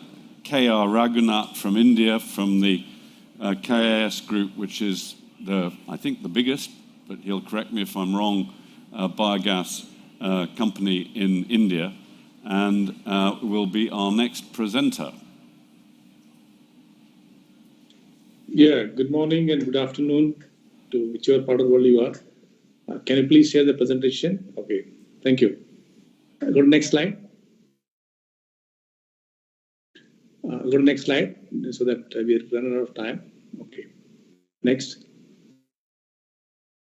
In last 16 years, since we started doing biogas, probably we were a decade and a half earlier to talk about biogas, but since then we have become one of the largest biogas company in Asia. Next. And we all the accreditations. Next. And this is what we are capturing methane per year at the moment. Next, the volume of biogas we produce. And we are present in several countries across the globe. So we are doing a lot of projects in Southeast Asia and Asian market. Next. And this is what is getting more attention worldwide. All these carbon credits, be it voluntary, CDM, or gold standards, and renewable credits. So this is really capturing the attention of all the markets worldwide. And we do all that. Next. And these are just numbers on the next. Okay, this is what I was talking about, the Asian perspective of avoiding gas crunch in Asia.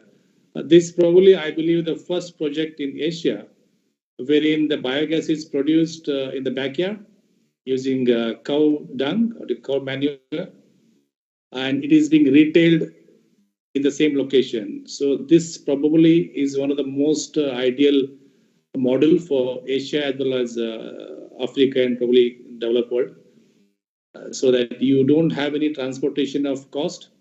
No transportation cost is involved for biomethane here. We make biogas at the back end, and at the front, we are retailing biomethane directly into the vehicles. So this is one project which has been commissioned 2 years back, and we see a lot of replications happening across Asia, and I believe across Africa and many countries it can be replicated Latin America also. Next.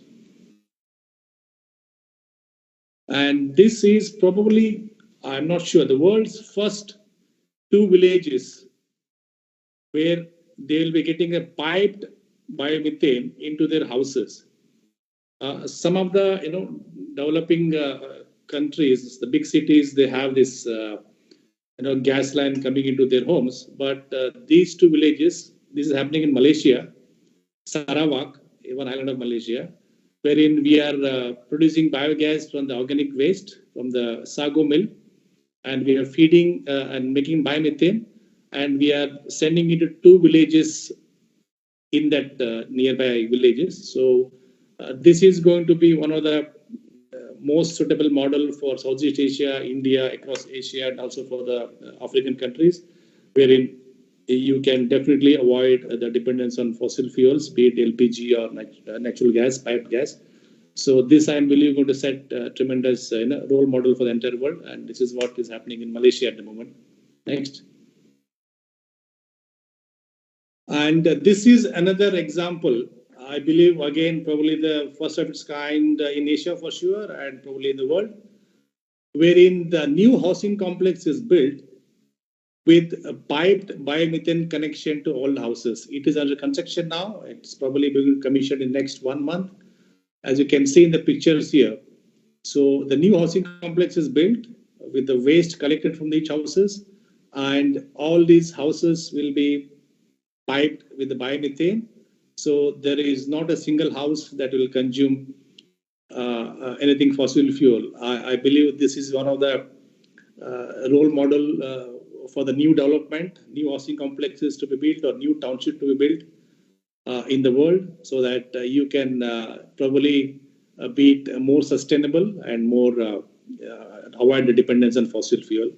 This is happening in India, and I believe this is going to be replicated in all the new developments is going to happen in Asia and India next time. Next, please. And as I heard from my previous fellow speakers, that a lot of corporates are trying to avoid their dependence on fossil fuel. And one such corporate is Unilever. And they have the largest facility or largest manufacturing facility in the world in Indonesia. They require more than 100,000 meter cube of natural gas per day. And Unilever has globally openly committed to be net zero by 2030. And they have decided to switch natural gas to bio-CNG. And we'll be supplying them bio-CNG or biomethane, what you call, by the waste from the palm oil industry in Southeast Asia. Whereas a lot of waste available in Southeast Asia, be it sugar industry, be it food waste. So this is one role model for the entire corporates so that they can definitely achieve net zero or avoid the dependency on fossil fuel. The potential for biomethane in Southeast Asia is phenomenal, and most of which is still not accounted in any of the forecasts I see. Basically, from the empty punches, bio-CNG, or the sugar industry waste, which is not being properly accounted on the potential side.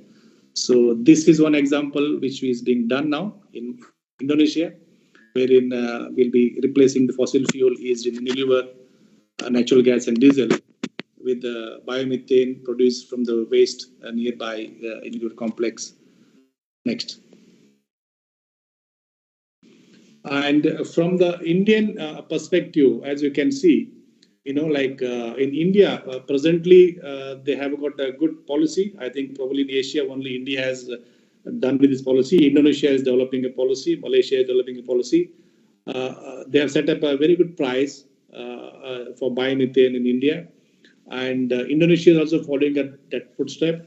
So probably we are discussing about exporting of bio-LNG, bio-CNG from Southeast Asia to Japan as well as South Korea.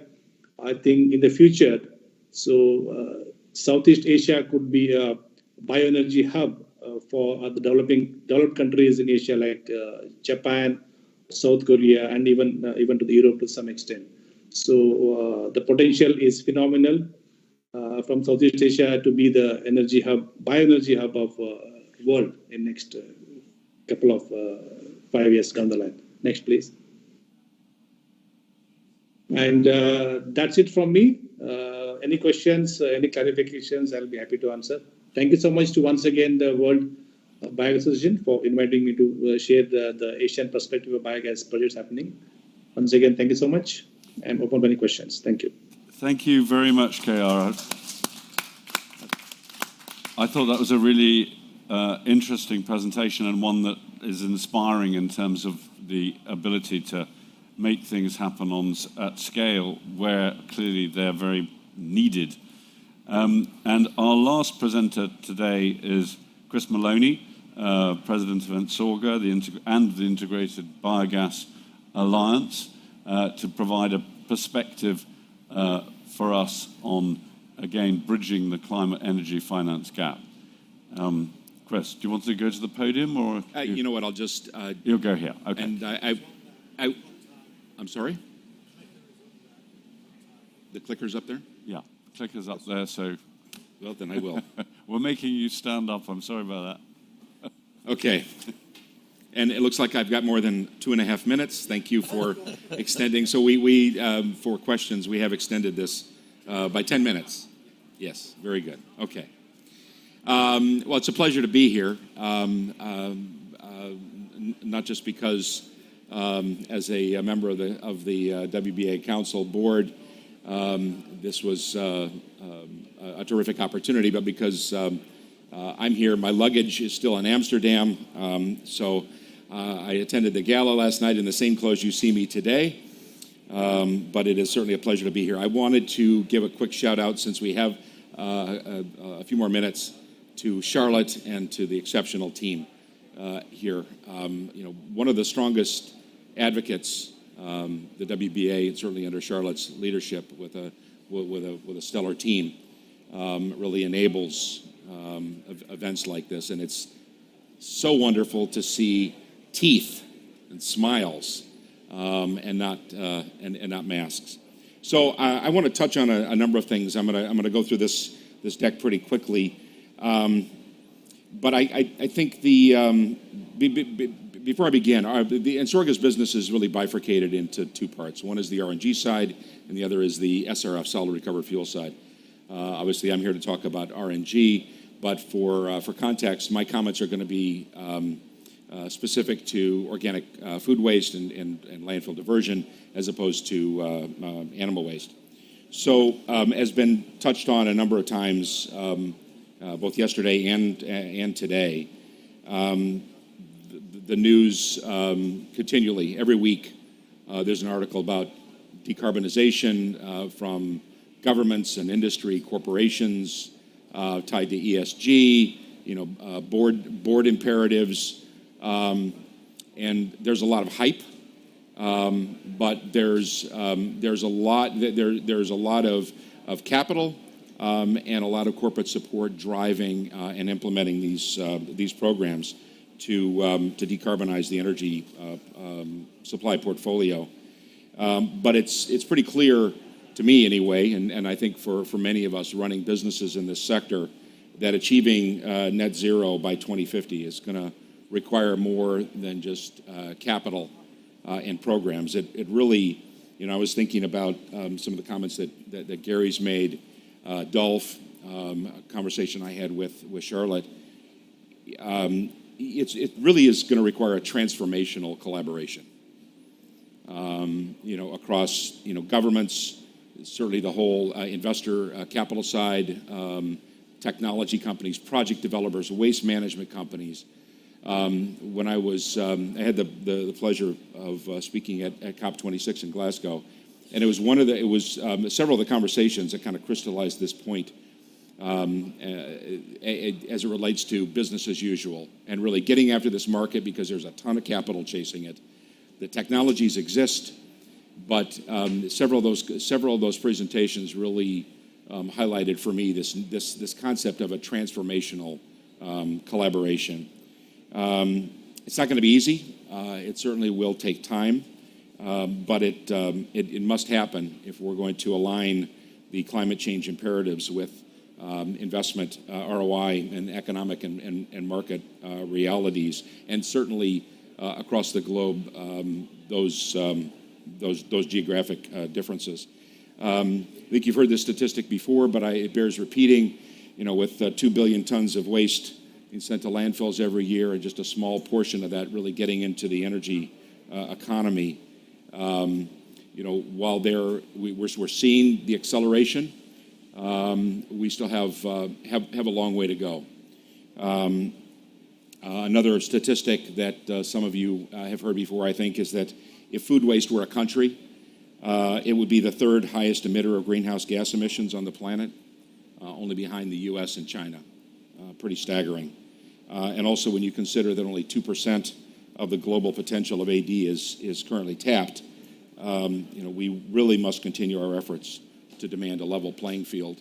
Another statistic that some of you may have heard, if you look at the fossil fuel subsidies today, it's running almost 7% of global GDP. Just staggering. As we have these conversations, these presentations, you think about that statistic, and that still exists today. It's got to change. And certainly we must continue to press our respective legislators to give our industry a proper seat at the table. We talk about this every year. If we can't put AD at the table and at the center of the government's CO2 reduction strategies, it's going to be really hard for us to meet these objectives. And if you forgive me, next slide, please. I just want to do a quick commercial on Ensorga, because I think it'll provide some context, because I'm the technology guy. So I'll go through this quickly. We've been around for 25 years.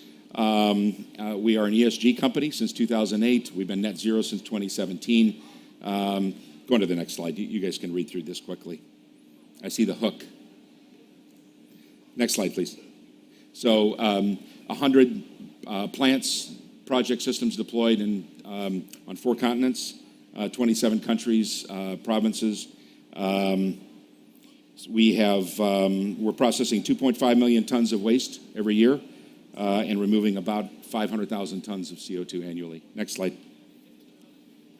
This is really interesting, and it goes to a number of the comments that have been made today, and it's really at the heart of the competitiveness or the competitive differentiation of Ensorga, and that's the intersection of feedstocks, the ability to handle mixed waste, especially with the proprietary technologies we have with our mechanical biological treatment, but the ability to capture as much of that value chain, not just over the organics, but the MSW, and it's one of the reasons why I referenced the SRF. Some of you know the cement industry, the largest emitter on the planet, is now driving with their Concrete 2050 plan to reduce by 30% of the fossil fuels going into their kilns, and we're all over that.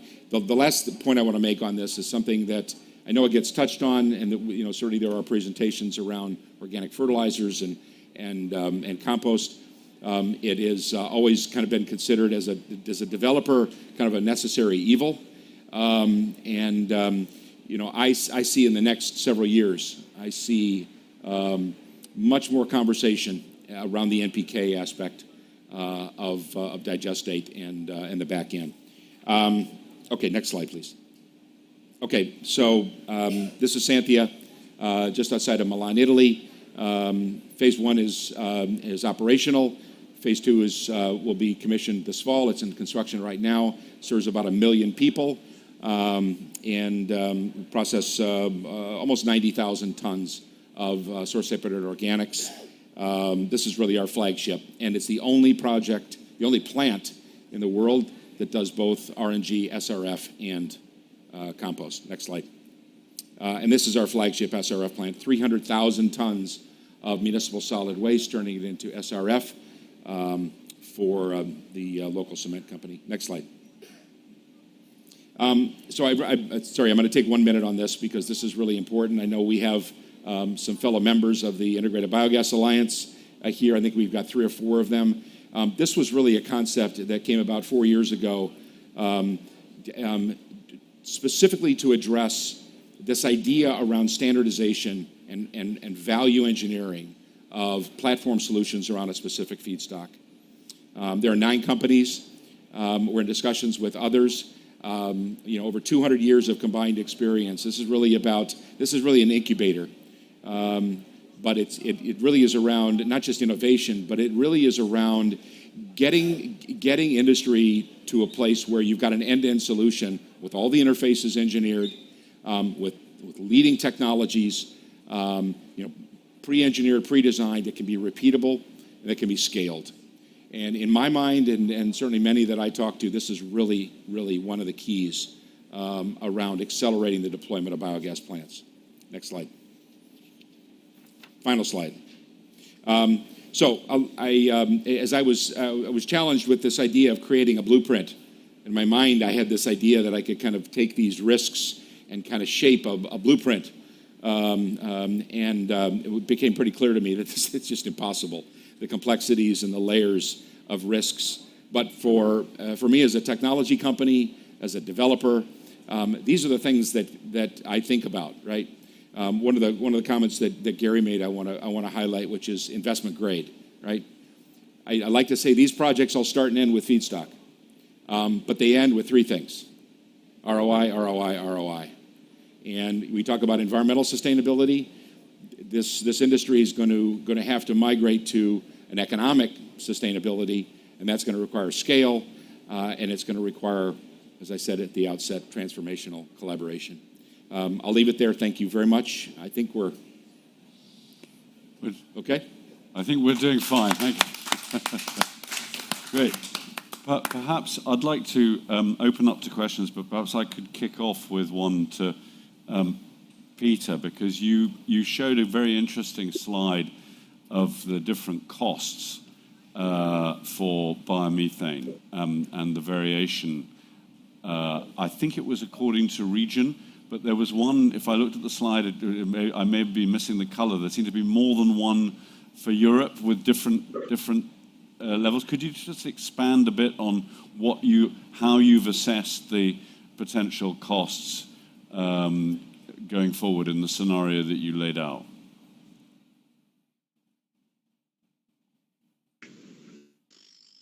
Thanks. Yes, indeed.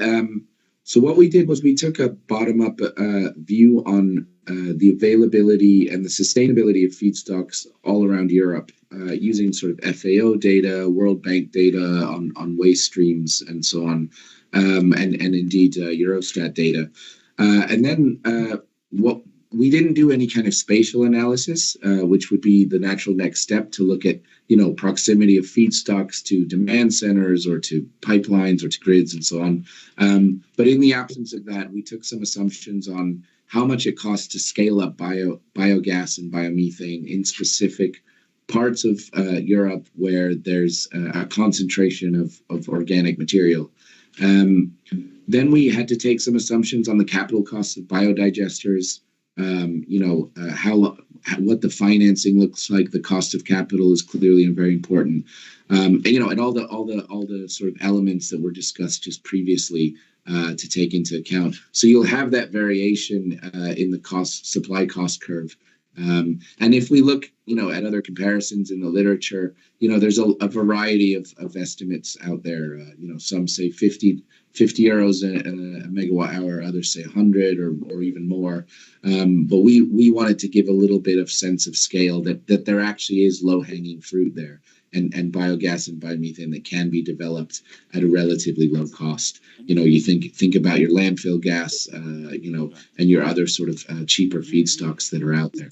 Peter, you gave an average, which was 20 US dollars per million BTU? Yeah. And that's the average for Europe, or was that the average for your whole projection? That was globally. Globally, right. So for Europe, there'll be some variation. I can check the numbers, but it might be a little bit below that. Yeah, great. Okay. I'm looking out around the audience. You're being very different. Yes, Roberta.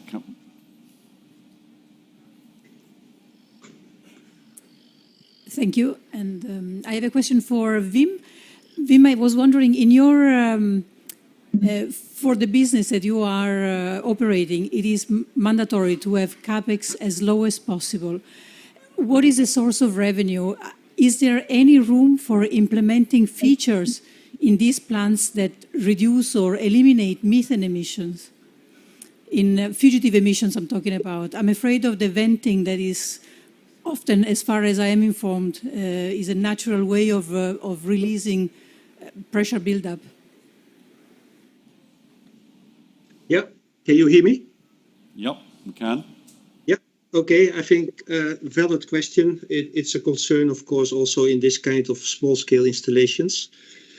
I think estimates are varying upon, let's say, some measurements have been done. I think not yet full-fledged research, but emission reduction or fugitive emissions may amount to, let's say, 5% of let's say, the savings. But there could be variations, of course, for each and every individual unit, as it depends on both feeding as well as the using of the gas. Can I ask, while you're still on, is this inevitably going to, this sort of rollout inevitably going to be an aid project, or is that actually potentially a business model that could make this a business proposition in a number of the potential areas where it could be really useful? Yeah, it should become a business model, of course. Let's say a project and donor-funded project can only be, let's say, a startup of something more systemically to be established. It depends on the markets. If you go to markets in Niger and Mali, where we're just setting up now, let's say, support mechanisms currently, without any history in the country, there is not yet a commercial basis for biodigesters. If you go to a country like Kenya, if you go to a country like Vietnam, we are much closer. We're just starting a project in Vietnam, which will be financed by carbon revenues only. So without any ODA or without any support, even not from the government. So it depends a little bit how you regard carbon revenues. If you take that as a commercial source of income, I think it's doable. Right. Well, certainly Tesla has, so I don't see why you shouldn't.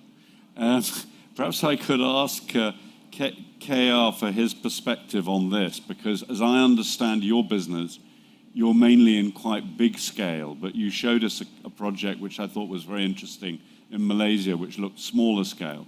Is this sort of smaller scale potential use of biodigesters in rural areas, is that something that you can see as a business model will wash its face?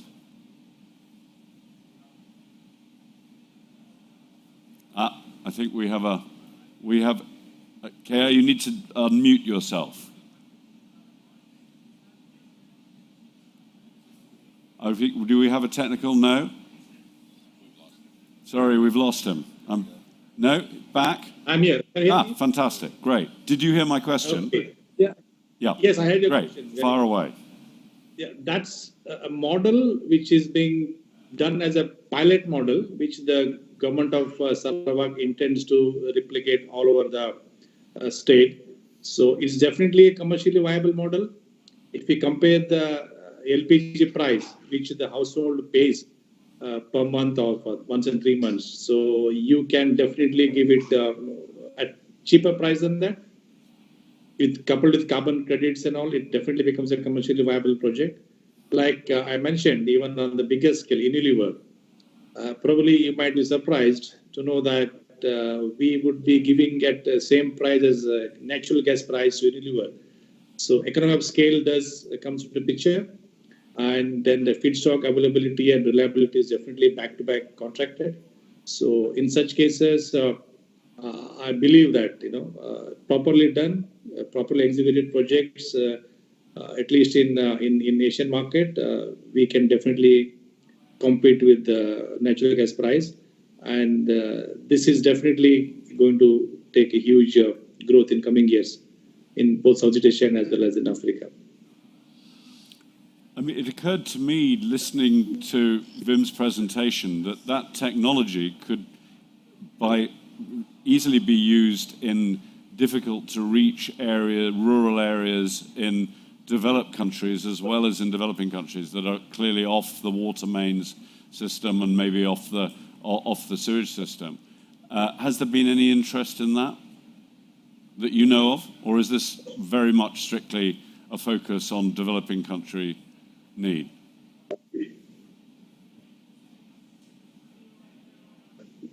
Wim, did you hear me?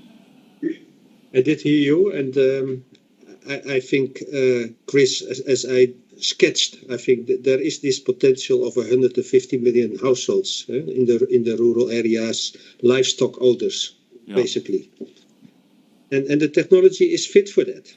I think with whether it's 20 million or 50 million digesters installed so far, we are at the point, let's say, that the technology is proven. The only thing is access to finance. It's a matter of costs. And it's also a matter of business case, in which we also value, let's say, the bioslurry or the organic fertilizer also produced by the system. So yes, I think at the technology side, it's fit.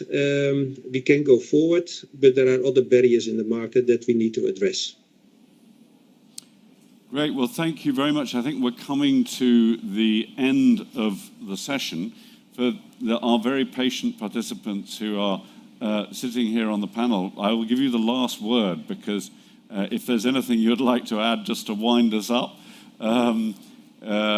Mike, Gary? I guess the last comment that I would make, I've been in the energy and renewables business 38 years. I've never seen anything like this before. I've been on the investor utility side, both regulated and unregulated, solar, wind, and now biogas. People talk about this being kind of the Wild West. We're seeing some pretty staggering figures, but we also have a very staggering objective. And if you look at the trends, look at really what it's going to take to marshal the capital, but also to marshal the technologies and this collaboration that I spoke about. It's going to take this Army and a lot more to get there. Great. Yeah, I'd agree. I don't have anything to add to that. Great. Well, I think that's a very good note to end on. I think everybody here will testify to the fact that there's an enormous sense of momentum building and a sense of real excitement, I think, about what the sector can deliver. So thank you very much for participating. I'm glad Gary and others confident that the money is going to be there. I think it will be. Okay, thanks a lot. There's a lot of need. Thank you.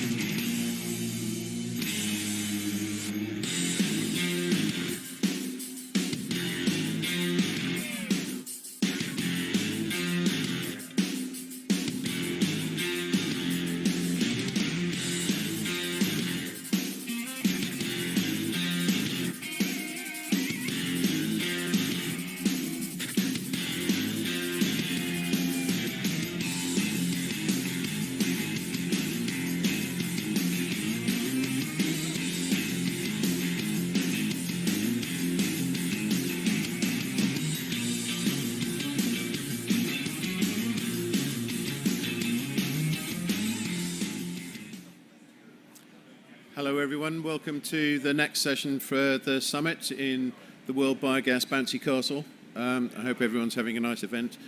Day 2, everyone's starting to get a little bit tired, I think, and trying to cram 2 years' worth of conversations into a very few minutes. My name's Thomas Minter from Malaby Biogas. I'm generally known as the bleeding edge of innovation in AD in the UK. We were an early adopter of the technology about 10, 12 years ago. And I've got quite an interest and focus in new markets and new technologies and new applications of existing technology. I think one of the important things to note is that different parts of the world and different parts of the World Biogas Association are going to have different solutions to try and do the same thing. I noticed the comments at the end of the last session, which was around challenge, excitement, opportunity, search for investment. Investment seems to be coming through now like it hasn't done in the past. So they're obviously seeing the opportunities that are arising in different parts of the world. I'd like to introduce you to Uhuru Energy, who are an African-based energy company looking at a range of different organic solutions to decarbonize. Africa, often perceived by Western Europe as being a single country, is obviously a huge continent with a large number of different soils and climates and environments and politics and organizations. There are going to be a range of different solutions which are suitable for different parts of that continent and the world. And I think the innovative solutions that Uhuru have got going are going to be really interesting to see develop over the next few years, and that huge market. So without further ado, I'd like to introduce you to David Sonnenberg from Uhuru Energy. Thank you. Thank you. Hello, Dragons. I'm one of the founding members of Uhuru Energy, a biomass-based energy developer in Southern Africa. We make sustainable aviation fuel, SAF, and you can talk to me afterwards about it. I've been doing that for over 20 years. And we develop large-scale biomass to energy. I come from a very, very dark place. 13,000 kilometers from here, or 15,000 kilometers from Kyiv. It's dark because we have constant blackouts. Oops. We got our first oops.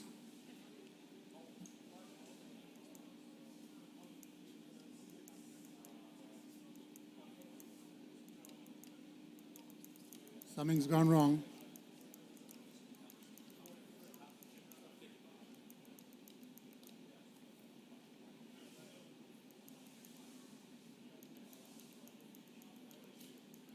I like starting at the end.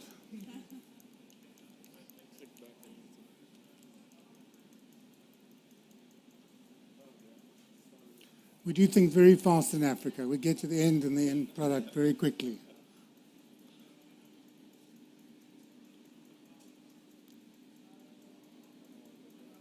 While we're waiting for that, it's fantastic to be here again. I'm pleased it's not a Zoom or a Teams, and I put my pants on today.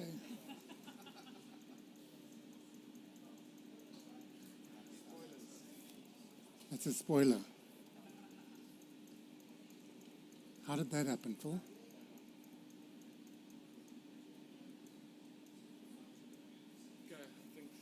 We'll start again.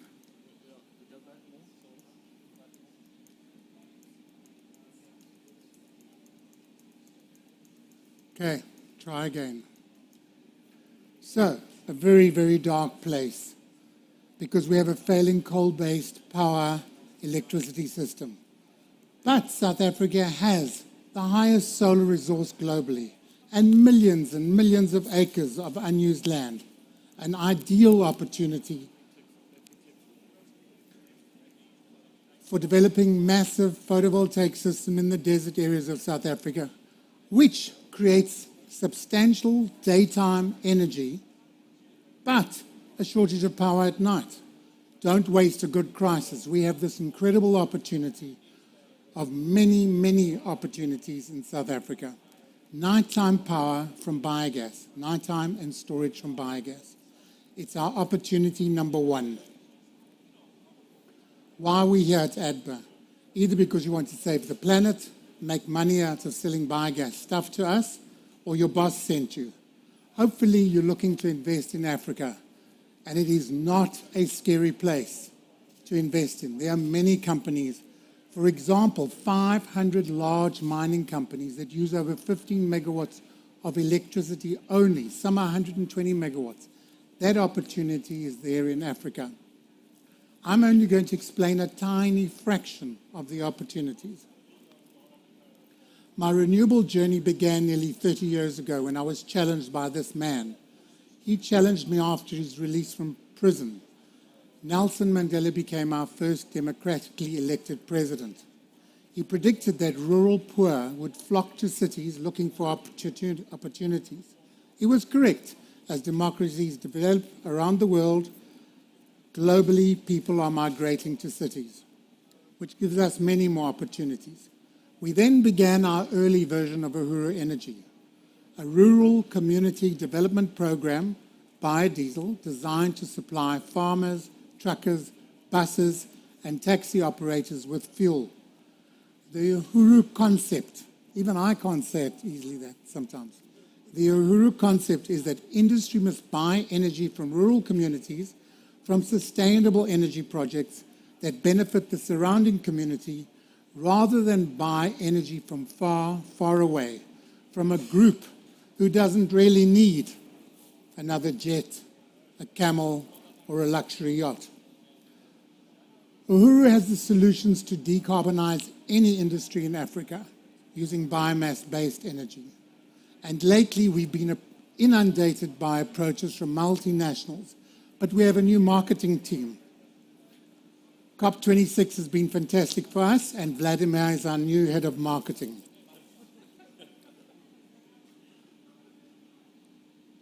Europe can fit into Africa 3 times. It is big. Australia and America can fit into Africa 3 times as well. It's 20% of the land's area, of the total globe's area, and home to 1.4 billion people. 1.4 billion people, of which 700 million are below the age of 15. If you think COVID and the Ukraine are disasters, in 10 years' time there's a catastrophe going to happen when 700 million young, hungry, unemployed and mismanaged people are starving, restless, and have nothing more to lose. There are another 5,000 people in Africa in the time I've been speaking. Africa needs energy, and lots of it, which provides us with another fabulous opportunity. Africa's huge mineral deposits are far away from traditional energy sources. By growing energy near these deposits, minerals can be mined more sustainably, creating thousands of new jobs and opportunities.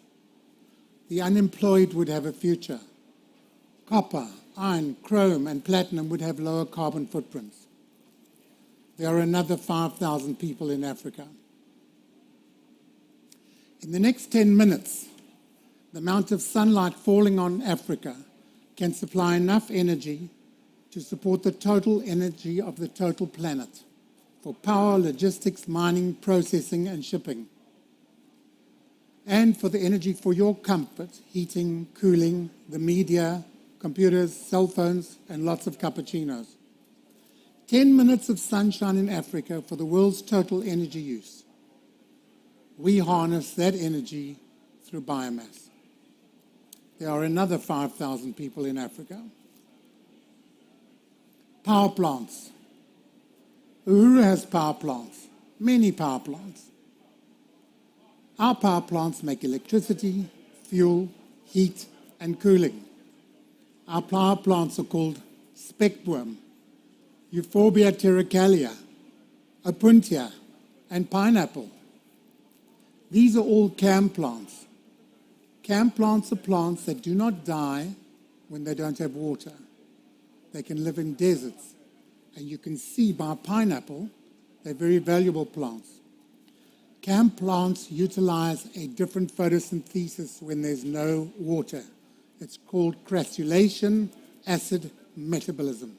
It's an adaptation way to survive dry and desert-like conditions, which Africa has plenty. Africa's land mass is 6 billion hectares. 1/3 of this 6 billion hectares cannot support any traditional crops or agriculture. And the marginal areas are increasing at an alarming rate due to climate change and desertification. Every minute, the planet loses an area of forest equivalent to 40 football fields. While I said this sentence, 14 acres became desert. If you put these fields end to end, the speed of degradation would be 240 kilometers an hour.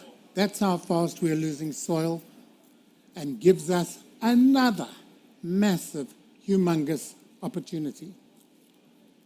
There are another 5,000 people in Africa. Africa's 2 billion acres of marginal land is the area the size of Europe, not suitable for any food crops, agroforestry, or grazing, and enlarging every day. If we develop only 50% of this land, we would have 1 billion hectares to use for renewable energy. 1 billion hectares of CAM plants that can survive in the desert can produce 2 million megawatts of base load energy, or billions of liters of fuel for logistics, with massive positive impacts. It can create 400 million new sustainable jobs and rural wealth. 400 million new sustainable jobs. It can sequestrate 7.5 billion tons of carbon a year and displace from the renewable energy 4 billion tons of carbon a year. These numbers are mind-boggling. The land is available. The people are there. The need is there. A project like this would halt desertification, grow and retain biodiversity, and slow the unemployed going to cities and the migrants to Europe. There are another 5,000 people in Africa. We do have one good green news story to report in this ecological genocide. The Great Green Wall of the Sahara and the Sahel, proving we can green the desert. The project led by the African Union to combat desertification and in the Sahel region and hold back the expansion of the Sahara. They are planting 8,000 kilometers, nearly the distance from here to Johannesburg, of perennial trees and crops, from Senegal in West Africa to Djibouti in East Africa. It is the world's largest new ecosystem. It's growing vegetation and restoring land, boosting food security, improving health, creating thousands of new jobs and income opportunities. Billions of trees are planted and supporting many new households.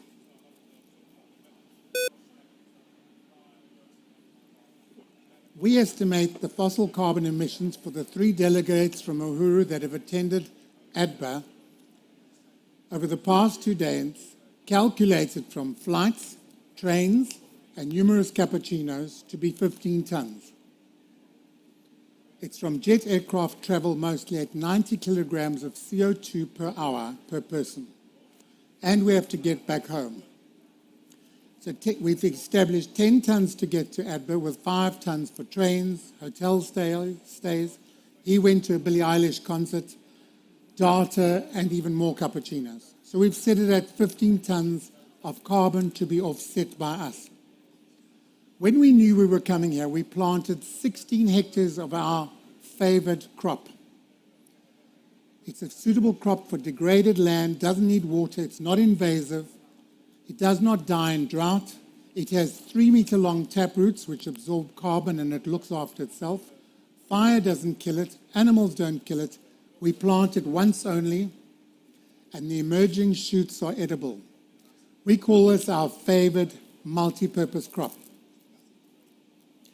And it's used as a substrate for biogas, biocoal, Biosyngas, which we make zero-emission plastics, fertilizer, biochemicals, biohydrogen, and green diesel. We found a plant that's 65 years old, so longevity is in its nature. The root mass on 1 hectare sequestrates 7.5 tons of carbon per year, per acre, for its first 5 years of its life. For Adba, the leaves are harvested a few times a year. They're torrefied to make biochar. You can come and have a look afterwards. It's buried in sand, and it supports microbes and mycorrhiza to create soil, stop erosion, and sequestrate carbon. 16 acres of this biomass that we planted will sequester 120,015 tons of carbon. 120,015 tons of carbon we've buried, minus the 15 tons, leaves 120,000 tons. You've had your first fossil guilt-free expo. We've sequestered enough for all of your emissions at ADBA. It's your first guilt-free expo. The plant, this one is called vetiver. Your wife would have known about it. Her perfume has this as a base. Vetiver oil is made from the base of the plant. It is the most amazing plant. I've been planting it for 25 years in many countries. If God had to devise a new plant, this is what it would be. He'd repeat this one. It's superb. It gives us opportunity number 4. The word hybrid has been mentioned a few times during ADBA. Uhuru develops hybrid biomass solar projects. We call it agrovoltaics. We have too much sun. We have too much heat. So we use daytime solar with plants growing below. Biogas is produced 24/7, but only used at night or when it's overcast, which is not often.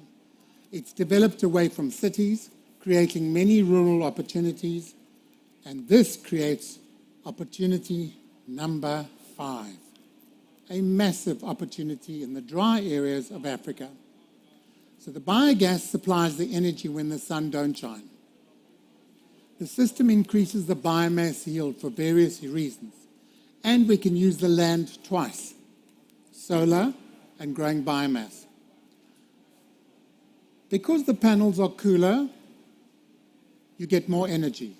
The plants grow bigger because they're shaded and they're not subject to harsh sun. And there's more moisture in the soil in the desert, when the panels shade the soil and the biomass. We only develop perennial biomasses. Perennial biomasses are planted once. This gives us a huge amount of advantages. It's not an undetermined waste product. We're not waiting for the agri-waste from somebody. We know exactly how many tons per hectare we're going to achieve. The volumes are predictable. The crop is only planted once.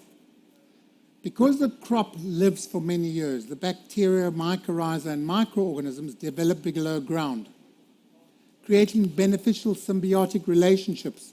We don't need fertilizer. Deep roots bind the soil, and the cost of planting the biomass is once only. We get multiple harvests, which gives us increased volumes and stimulates further growth. The volume per acre of perennial biomass is nearly that of double of a well-fed, well-watered annual biomass. Our favorite biomass for energy is spectrum. It's a cam plant. It's called Portulacaria afra. Another name is elephant bush. It must be a fantastic biomass if it can grow the largest land animal. It makes great biomass, and it's a cam plant adapted to desert environments. It is planted globally now to sequester carbon for offset programs. It grows profusely in any frost-free condition, and it can survive in the desert. It does not die. We only plant it once, and it's very easy to propagate and grows very easily. And we found out recently it doubles in size under solar panels. Uhuru has specialized in using biomass twice. We don't have the luxury of subsidies in South Africa. We do it for maximum efficiency and to turn projects into commercial viable options. We can offer tri-generation and even up to penta-generation in our projects. When we make 5 megawatts of biomass, we have enough dry digestate to make syngas. We have 5 megawatts of syngas, 5 megawatts of biogas, 1 megawatt of syngas. We end up with 6 megawatts out of a project. For many years, I've been challenging our team. I've been saying, why can a cow make so much energy out of biomass? Why can't we?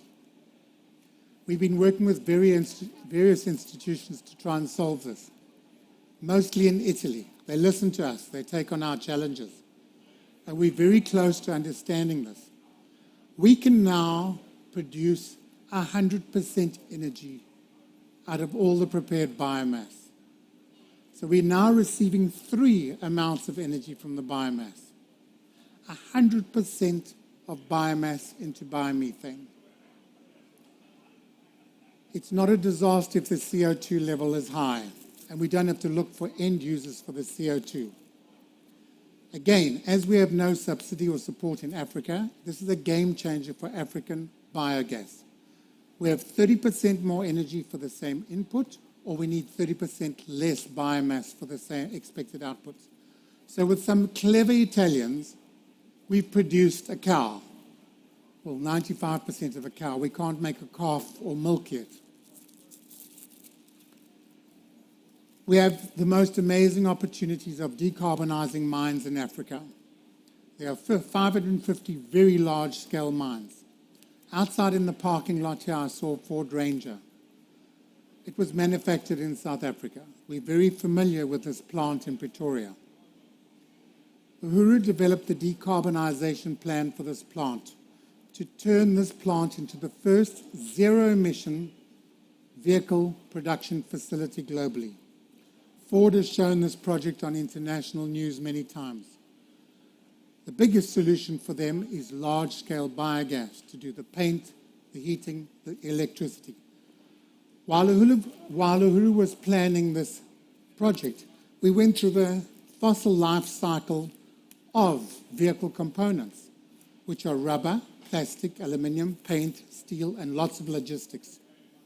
The steel journey for the Ford Ranger at the NEC parking lot begins with an open pit at a mine in a desert in South Africa. The mine is becoming hotter and drier. Last year, they recorded 48 degrees centigrade, the hottest ever due to climate change. What is interesting is 360 million liters of fossil diesel is used to mine the ore in this mine, which gives us 972,000 tons of fossil carbon. Opportunity number 6. The diesel is delivered 10,000 kilometers away from Cape Town by 10,000 road tanker trips. More fossil emissions. 22,000 tons of fossil CO2. On site, they use 120 megawatts of coal-fired electrical power, adding another 960 tons of fossil CO2. Opportunity number 7. The logistics of transporting this ore to a port, 861 kilometers away. The energy to power this train, which is 4 kilometers long, will releases another 450,000 tons of fossil CO2 a year. Opportunity number 8. By the time this iron ore is loaded onto a ship, for the Ranger outside, it already has given off 2.5 million tons of carbon emissions a year. The carbon emissions and the fossil fuel consumed at this stage has no local benefit to South Africans except for the 10,000 truck drivers, and adds to South Africa's emissions. We are the world's 12th worst emitter, nothing to be proud of, and it's because we have a fossil-based economy. Valuable forex leaves South Africa for the purchase of this energy. The iron ore that leaves South Africa for processing elsewhere has a high GHG footprint. The ore is shipped mainly to China, more fossil emissions. And it's run on large foundries. And can you guess what it's run on? Fossil coal. You guessed it right. More fossil emissions. That turns this ore into steel pellets. Come and have a look afterwards. These pellets are made at that mine with biogas in a container with a gas reduction burner, just to prove that you could make this on site with biogas and you didn't have to travel the iron ore around the world. That gives us opportunity number 9. If CEOs were serious about decarbonization, they would be doing projects like I'm describing. A portion of these pellets is now shipped back from China and Brazil to 2 ports in South Africa, more fossil emissions, more marine diesel, and railed to the middle of South Africa, where a fossil coal-fired steel plant uses coal to turn these pellets into sheets of steel. Those sheets enter the fossil-powered assembly line at the vehicle manufacturing facility to produce ranges like the one outside. No wonder the world's in such a climate mess, and Africa has so much unemployment. The solution to lowering the carbon footprint of this iron ore is to create bespoke CAM plants, growing projects on site in the desert around the mine, to use the biogas to provide the energy to the mine and energy to process the ore on site. And then we'll grow additional CAM plants to provide the energy for the logistics for the trucks.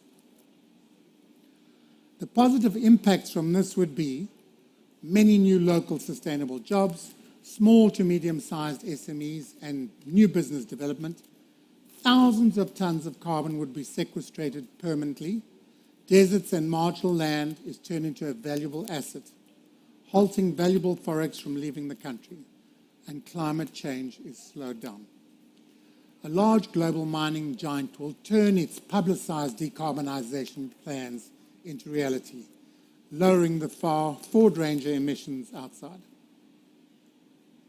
Gentlemen, dragons, do any of you know what DME is? It's a colorless gas that we make from biogas. It is the propellant in probably the aerosol you used this morning.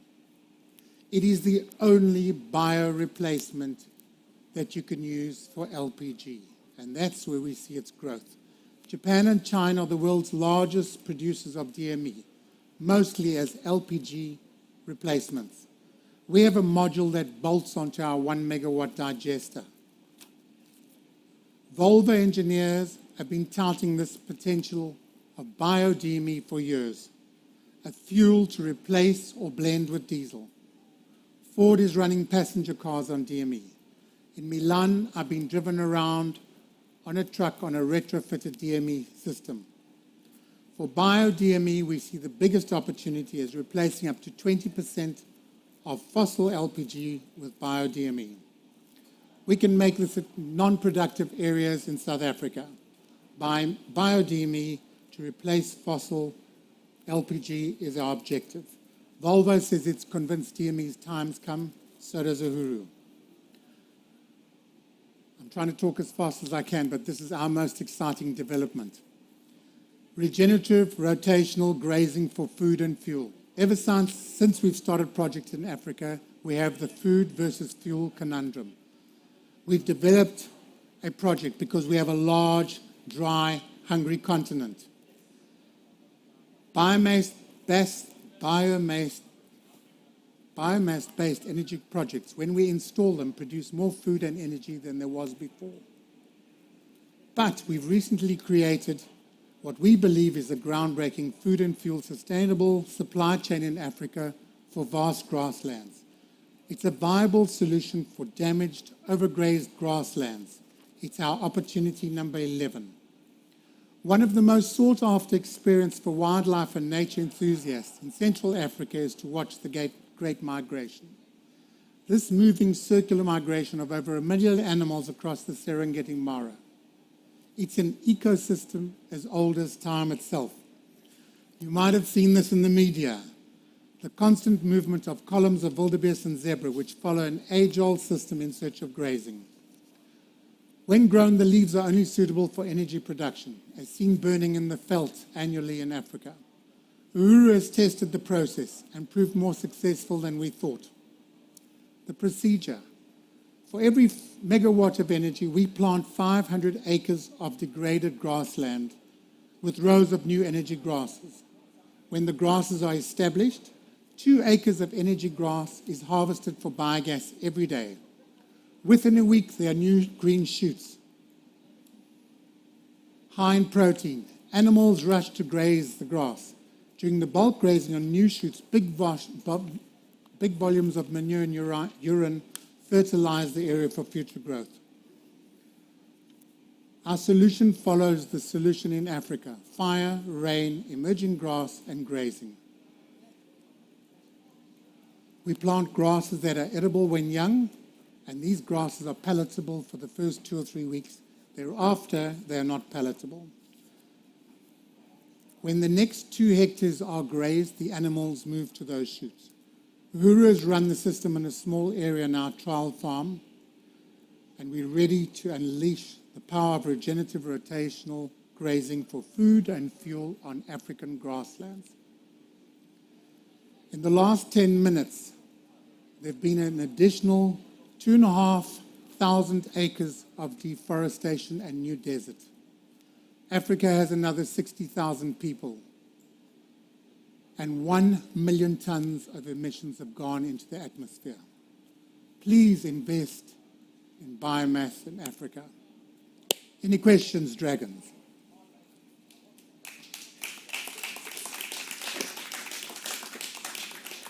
Thank you.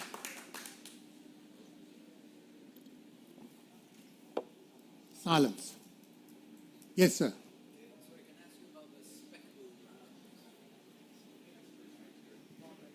Hi. Oops, it's intimidating. Thank you very much for the lecture. Can you tell us a bit more about the spec boom plant? At the moment, are you just converting into biogas, or what process are you doing to extract energy? We've managed to do biogas, and on the digestate, we've made a pyro oil, which we've then refined into a green diesel. We've also found out it is fantastic for cleaning water, and we've made a flocculant from it. And you saw in the Ford plant, they had this thick gunge that they've been using allium to clean the water, which is poisoning the environment. We've managed to clear it up with the spec worm.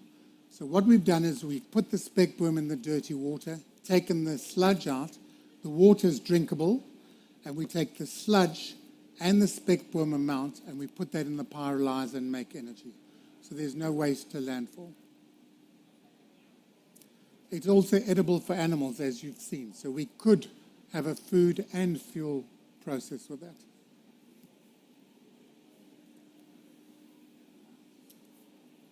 Okay, I'm just conscious that I've got a winding clock in the back of the room telling me to close up the session.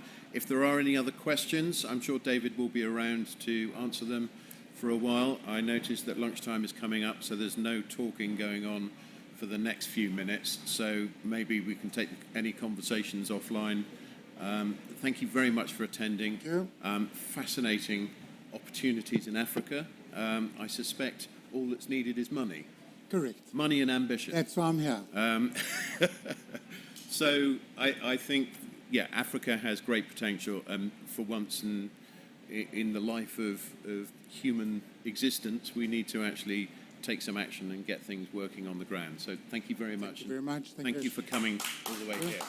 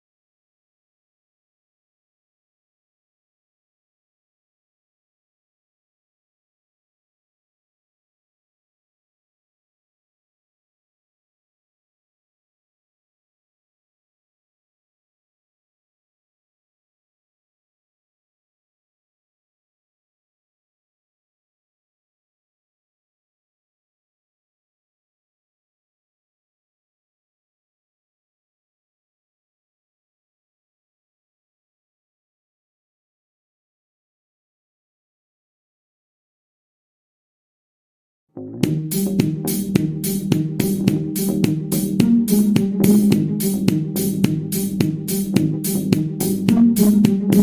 we're at the UKAD and World Biogas Expo 2019. The purpose of it is to demonstrate the enormous potential that this industry has to reduce global emissions, which is now critical that we do. I've been going around the talks and the seminars here, listening to some of the debates, and of course the macroscopic argument is climate change. I think there's a general awareness amongst the people here that climate change is serious, is now, and we need to tackle it, and that we are an industry that does tackle it, that offers a solution to greenhouse gas emissions, and we're very successful at doing that, but that we need to scale up, and we need to scale up fast. The industry where I come from is still growing, it's still nascent, it's early days, only being 5, 6, 7 years old. There's a gap when it comes to knowledge, when it comes to experience, when it comes to operating these plants well.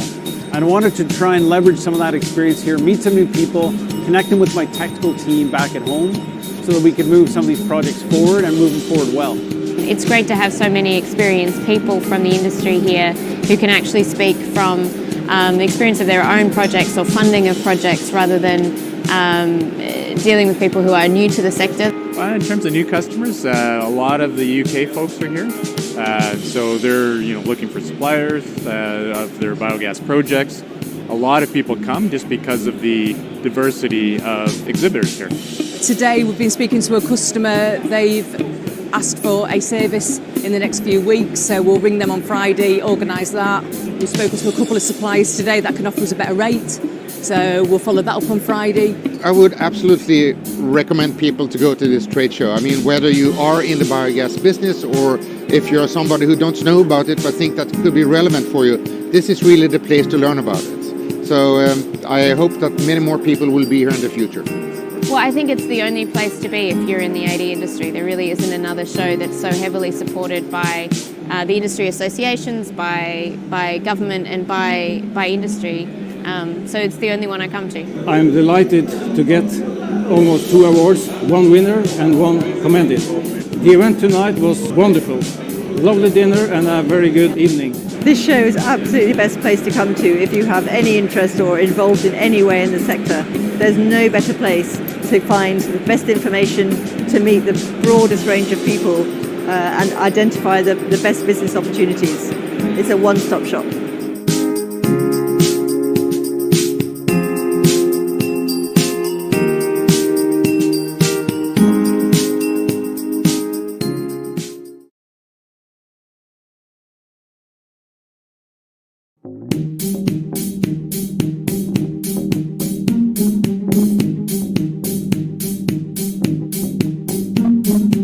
Today we're at the UKAD and World Biogas Expo 2019. The purpose of it is to demonstrate the enormous potential that this industry has to reduce global emissions, which is now critical that we do. I've been going around the talks and the seminars here, listening to some of the debates, and of course the macroscopic argument is climate change.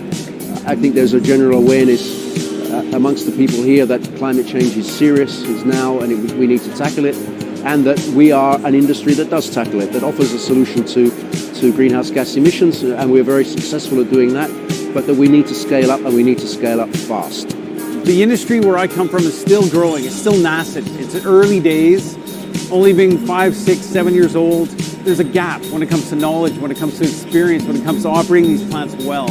And I wanted to try and leverage some of that experience here, meet some new people, connect them with my technical team back at home so that we could move some of these projects forward and move them forward well.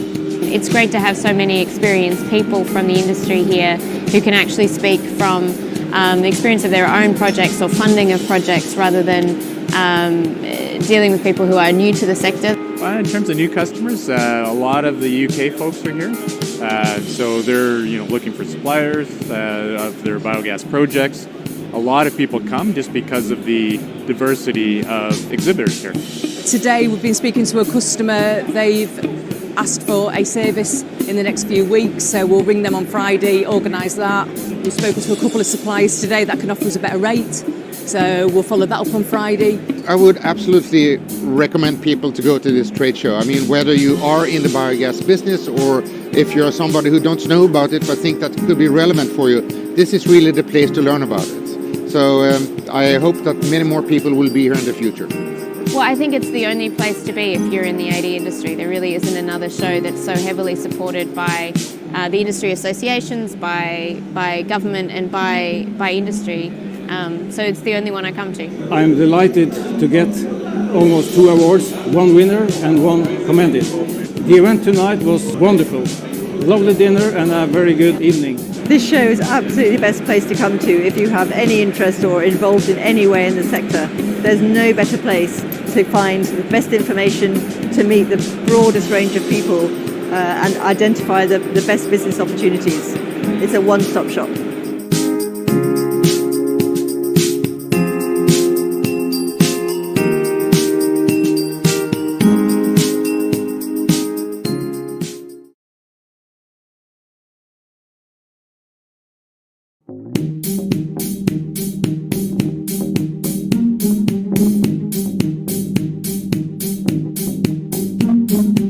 Today we're at the UK AD and World Biogas Expo 2019. The purpose of it is to demonstrate the enormous potential that this industry has to reduce global emissions, which is now critical that we do.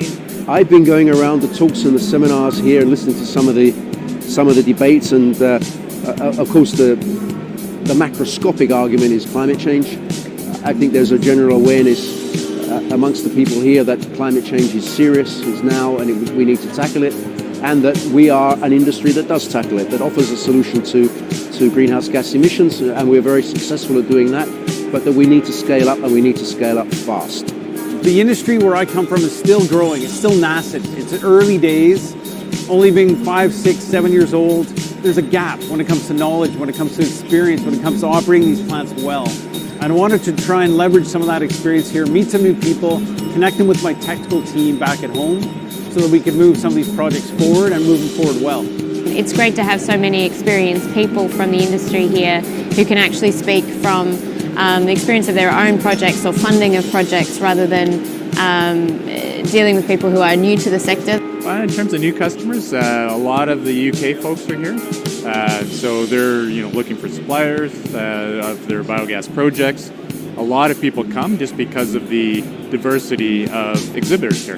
Today we've been speaking to a customer. They've asked for a service in the next few weeks, so we'll ring them on Friday, organise that. We've spoken to a couple of suppliers today that can offer us a better rate, so we'll follow that up on Friday. I would absolutely recommend people to go to this trade show. I mean, whether you are in the biogas business or if you're somebody who don't know about it but think that could be relevant for you, this is really the place to learn about it. So I hope that many more people will be here in the future.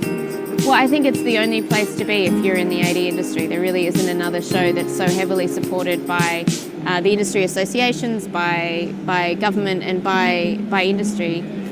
So it's the only one I come to. I'm delighted to get almost 2 awards, 1 winner and 1 commended. The event tonight was wonderful.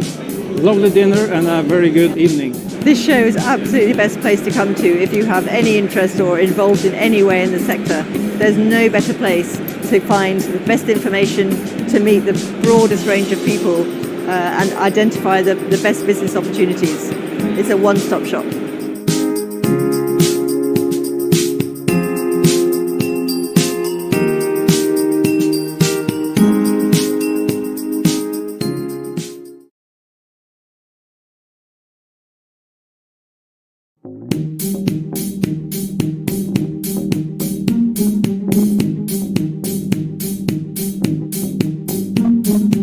Today we're at the UK AD and World Biogas Expo 2019. The purpose of it is to demonstrate the enormous potential that this industry has to reduce global emissions, which is now critical that we do.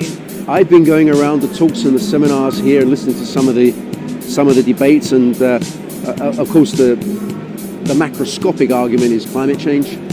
I think there's a general awareness amongst the people here that climate change is serious, is now, and we need to tackle it, and that we are an industry that does tackle it, that offers a solution to greenhouse gas emissions, and we're very successful at doing that, but that we need to scale up, and we need to scale up fast. The industry where I come from is still growing. It's still nascent. It's early days, only being 5, 6, 7 years old.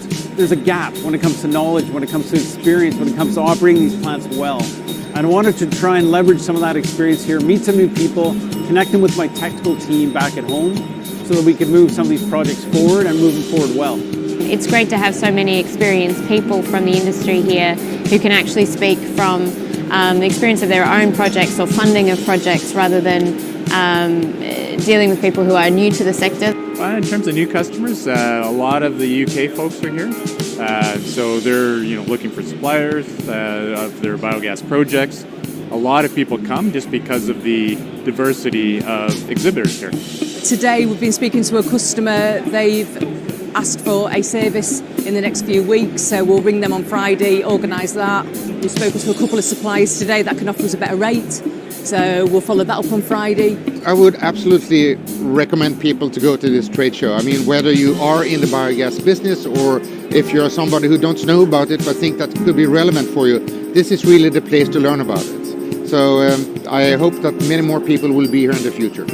Well, I think it's the only place to be if you're in the AD industry. There really isn't another show that's so heavily supported by the industry associations, by government and by industry. So it's the only one I come to. I'm delighted to get almost 2 awards, 1 winner and 1 commended. The event tonight was wonderful. Lovely dinner and a very good evening. This show is absolutely the best place to come to if you have any interest or involved in any way in the sector. There's no better place to find the best information, to meet the broadest range of people and identify the best business opportunities. It's a one-stop shop.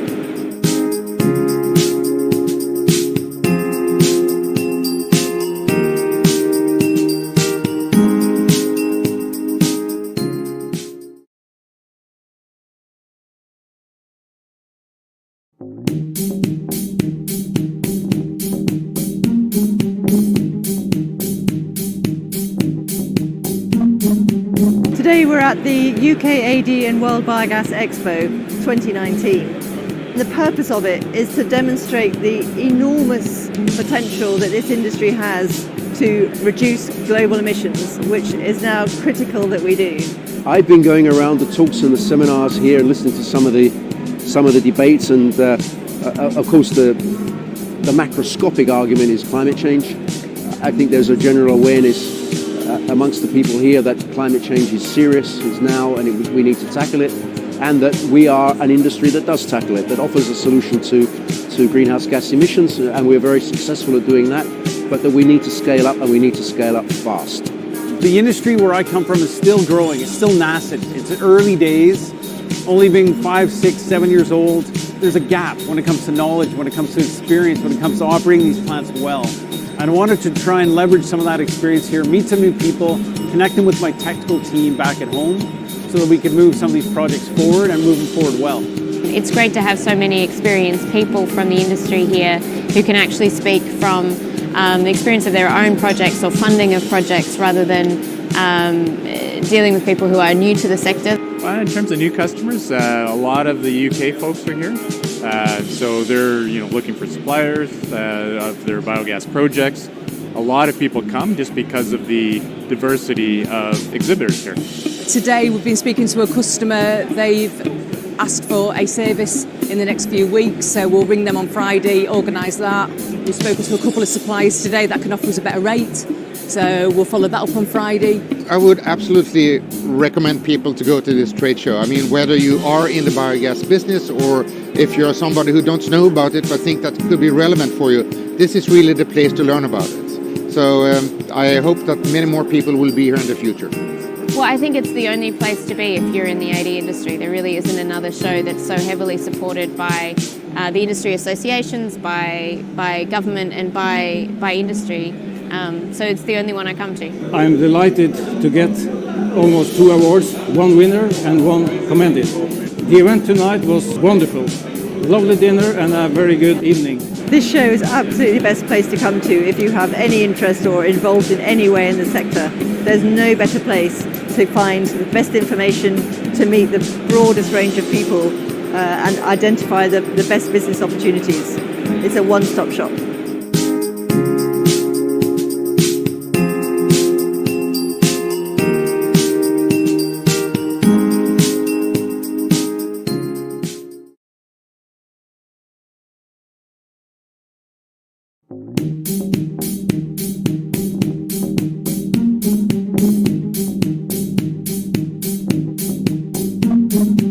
Today we're at the UKAD and World Biogas Expo 2019. The purpose of it is to demonstrate the enormous potential that this industry has to reduce global emissions, which is now critical that we do.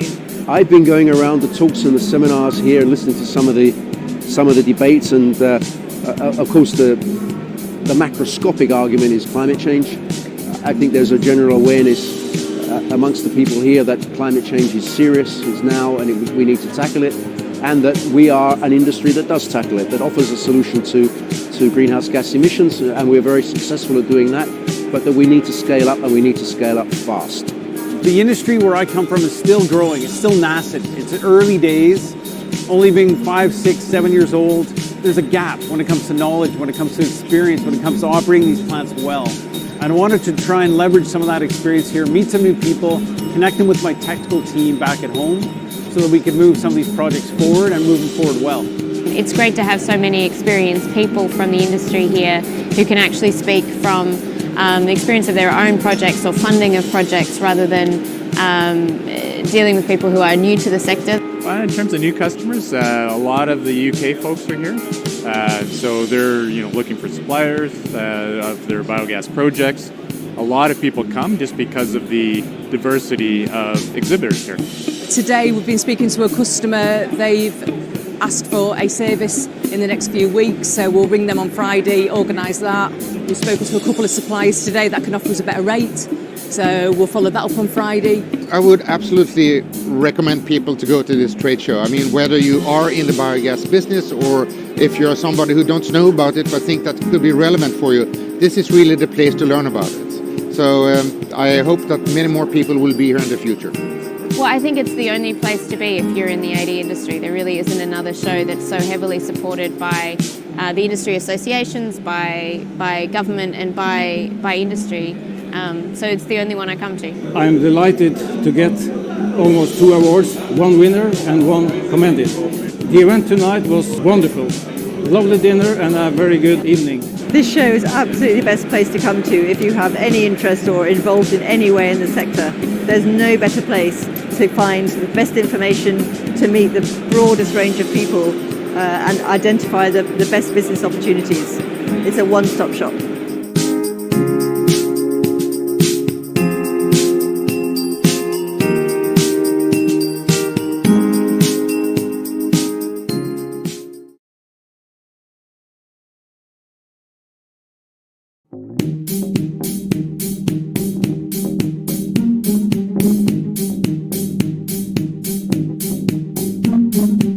Today we're at the UKAD and World Biogas Expo 2019. The purpose of it is to demonstrate the enormous potential that this industry has to reduce global emissions, which is now critical that we do.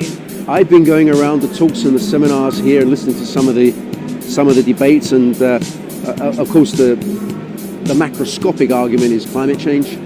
I think there's a general awareness amongst the people here that climate change is serious, is now, and we need to tackle it, and that we are an industry that does tackle it, that offers a solution to greenhouse gas emissions, and we're very successful at doing that, but that we need to scale up, and we need to scale up fast. The industry where I come from is still growing. It's still nascent. It's early days, only being 5, 6, 7 years old. There's a gap when it comes to knowledge, when it comes to experience, when it comes to operating these plants well. And I wanted to try and leverage some of that experience here, meet some new people, connect them with my technical team back at home so that we could move some of these projects forward and move them forward well. It's great to have so many experienced people from the industry here who can actually speak from the experience of their own projects or funding of projects rather than dealing with people who are new to the sector. In terms of new customers, a lot of the UK folks are here. So they're looking for suppliers of their biogas projects. A lot of people come just because of the diversity of exhibitors here. Today we've been speaking to a customer. They've asked for a service in the next few weeks, so we'll ring them on Friday, organise that. We've spoken to a couple of suppliers today that can offer us a better rate, so we'll follow that up on Friday. I would absolutely recommend people to go to this trade show. I mean, whether you are in the biogas business or if you're somebody who don't know about it but think that could be relevant for you, this is really the place to learn about it. So I hope that many more people will be here in the future. Well, I think it's the only place to be if you're in the AD industry. There really isn't another show that's so heavily supported by the industry associations, by government and by industry.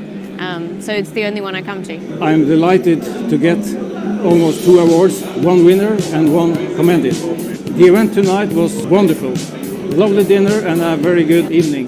This show is absolutely the best place to come to if you have any interest or involved in any way in the sector. There's no better place to find the best information, to meet the broadest range of people and identify the best business opportunities. It's a one-stop shop.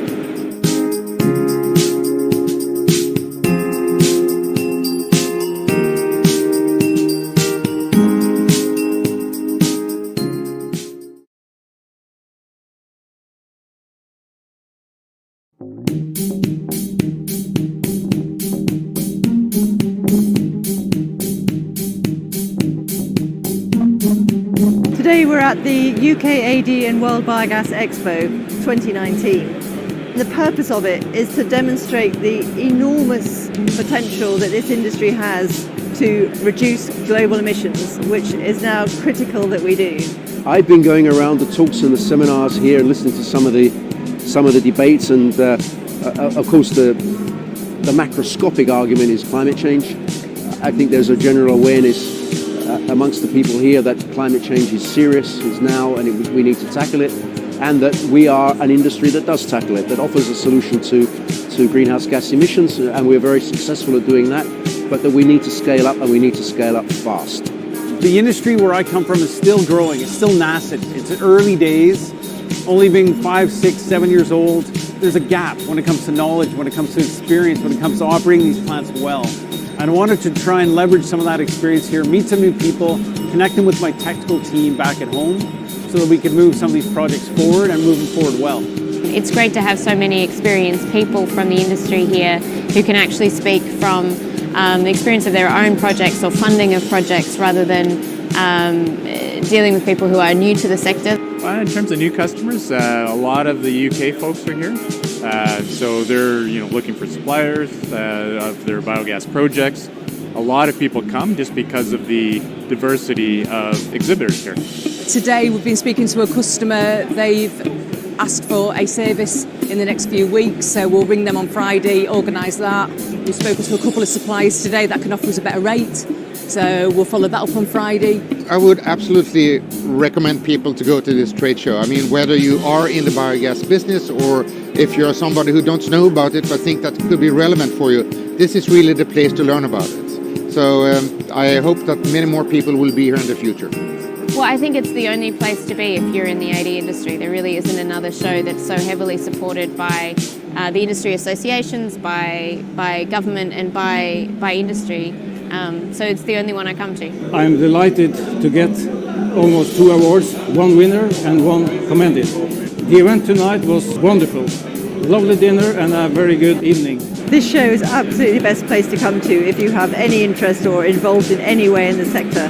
There's no better place to find the best information, to meet the broadest range of people and identify the best business opportunities. It's a one-stop shop.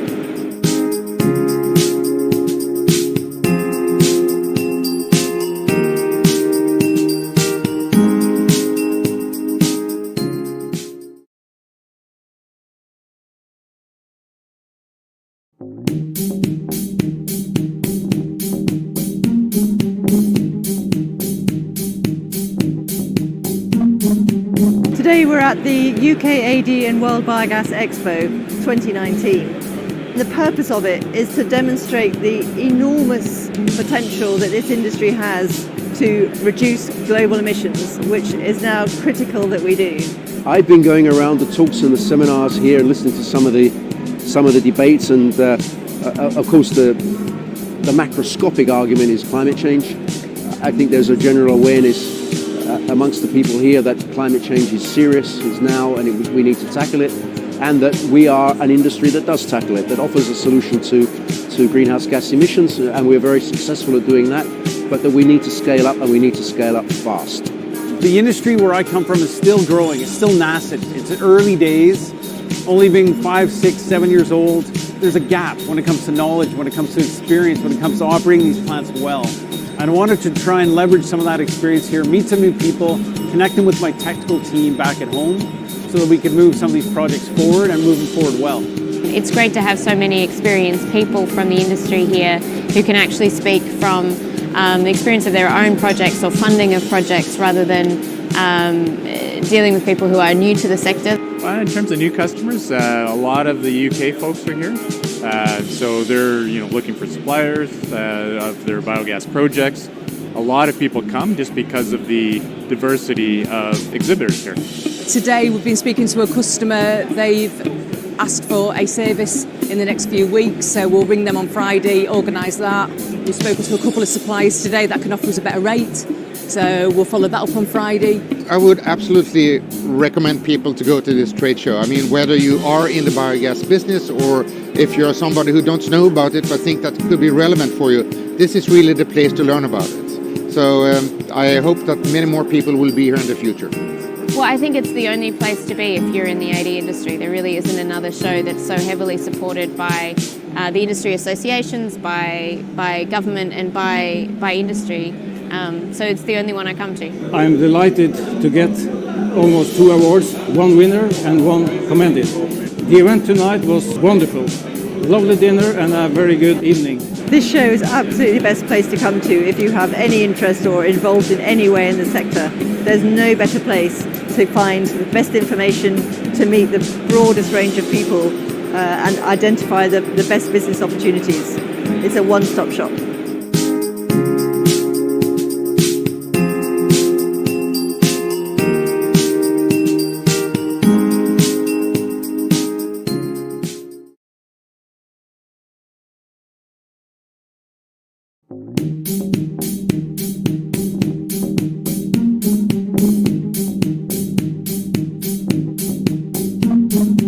Today we're at the UK AD and World Biogas Expo 2019. The purpose of it is to demonstrate the enormous potential that this industry has to reduce global emissions, which is now critical that we do.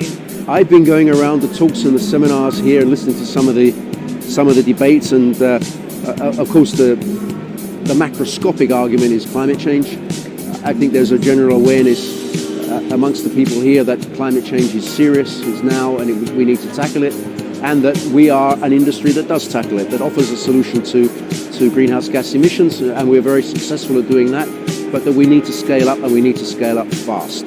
The industry where I come from is still growing. It's still nascent. It's in early days, only being 5, 6, 7 years old. There's a gap when it comes to knowledge, when it comes to experience, when it comes to operating these plants well. And I wanted to try and leverage some of that experience here, meet some new people, connect them with my technical team back at home so that we could move some of these projects forward and move them forward well. It's great to have so many experienced people from the industry here who can actually speak from the experience of their own projects or funding of projects rather than dealing with people who are new to the sector. In terms of new customers, a lot of the UK folks are here. So they're looking for suppliers of their biogas projects. A lot of people come just because of the diversity of exhibitors here. Today we've been speaking to a customer. They've asked for a service in the next few weeks, so we'll ring them on Friday, organise that. We've spoken to a couple of suppliers today that can offer us a better rate, so we'll follow that up on Friday. I would absolutely recommend people to go to this trade show. I mean, whether you are in the biogas business or if you're somebody who don't know about it but think that could be relevant for you, this is really the place to learn about it. So I hope that many more people will be here in the future. Well, I think it's the only place to be if you're in the AD industry. There really isn't another show that's so heavily supported by the industry associations, by government and by industry. So it's the only one I come to. I'm delighted to get almost 2 awards, one winner and one commended. The event tonight was wonderful. Lovely dinner and a very good evening. This show is absolutely the best place to come to if you have any interest or involved in any way in the sector.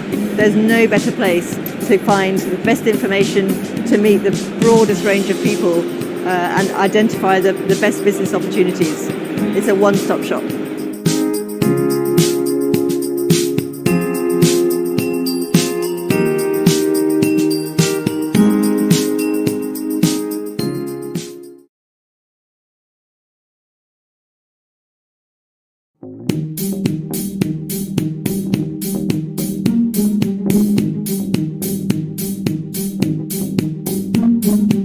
Today we're at the UK AD and World Biogas Expo 2019. The purpose of it is to demonstrate the enormous potential that this industry has to reduce global emissions, which is now critical that we do. I've been going around the talks and the seminars here and listening to some of the debates, and of course the macroscopic argument is climate change. I think there's a general awareness amongst the people here that climate change is serious, is now, and we need to tackle it, and that we are an industry that does tackle it, that offers a solution to greenhouse gas emissions, and we're very successful at doing that, but that we need to scale up, and we need to scale up fast. The industry where I come from is still growing. It's still nascent. It's early days, only being 5, 6, 7 years old. There's a gap when it comes to knowledge, when it comes to experience, when it comes to operating these plants well. And I wanted to try and leverage some of that experience here, meet some new people, connect them with my technical team back at home so that we could move some of these projects forward and move them forward well. It's great to have so many experienced people from the industry here who can actually speak from the experience of their own projects or funding of projects rather than dealing with people who are new to the sector. In terms of new customers, a lot of the UK folks are here. So they're looking for suppliers of their biogas projects. A lot of people come just because of the diversity of exhibitors here. Today we've been speaking to a customer. They've asked for a service in the next few weeks, so we'll ring them on Friday, organise that. We've spoken to a couple of suppliers today that can offer us a better rate, so we'll follow that up on Friday. I would absolutely recommend people to go to this trade show. I mean, whether you are in the biogas business or if you're somebody who don't know about it but think that could be relevant for you, this is really the place to learn about it. So I hope that many more people will be here in the future. Well, I think it's the only place to be if you're in the AD industry. There really isn't another show that's so heavily supported by the industry associations, by government and by industry. So it's the only one I come to. I'm delighted to get almost 2 awards, one winner and one commended. The event tonight was wonderful. Lovely dinner and a very good evening. This show is absolutely the best place to come to if you have any interest or involved in any way in the sector. There's no better place to find the best information, to meet the broadest range of people and identify the best business opportunities. It's a one-stop shop.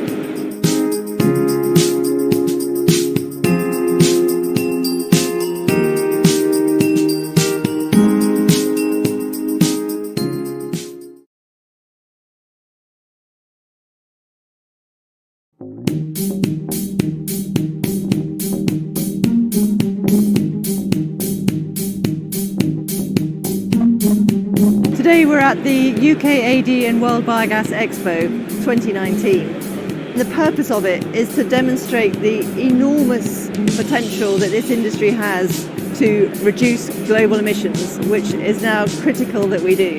I've been going around the talks and the seminars here and listening to some of the debates, and of course the macroscopic argument is climate change. I think there's a general awareness amongst the people here that climate change is serious, is now, and we need to tackle it, and that we are an industry that does tackle it, that offers a solution to greenhouse gas emissions, and we're very successful at doing that, but that we need to scale up, and we need to scale up fast. The industry where I come from is still growing. It's still nascent. It's early days, only being 5, 6, 7 years old. there's a gap when it comes to knowledge, when it comes to experience, when it comes to operating these plants well. And I wanted to try and leverage some of that experience here, meet some new people, connect them with my technical team back at home so that we could move some of these projects forward and move them forward well. It's great to have so many experienced people from the industry here who can actually speak from the experience of their own projects or funding of projects rather than dealing with people who are new to the sector. In terms of new customers, a lot of the UK folks are here. So they're looking for suppliers of their biogas projects. A lot of people come just because of the diversity of exhibitors here.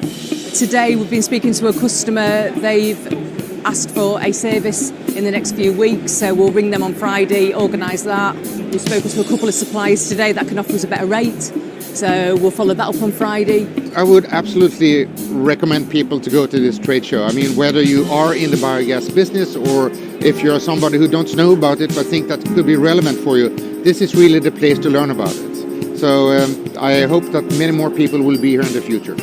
Well, I think it's the only place to be if you're in the AD industry. There really isn't another show that's so heavily supported by the industry associations, by government and by industry. So it's the only one I come to. I'm delighted to get almost 2 awards, 1 winner and 1 commended. The event tonight was wonderful. Lovely dinner and a very good evening. This show is absolutely the best place to come to if you have any interest or involved in any way in the sector. There's no better place to find the best information, to meet the broadest range of people and identify the best business opportunities. It's a one-stop shop.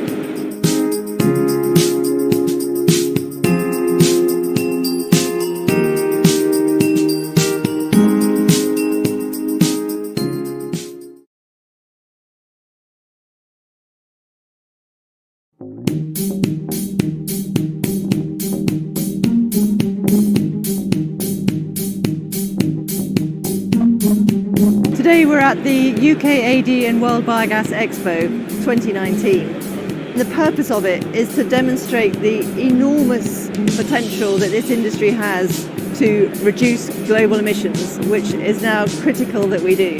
I've been going around the talks and the seminars here and listening to some of the debates, and of course the macroscopic argument is climate change.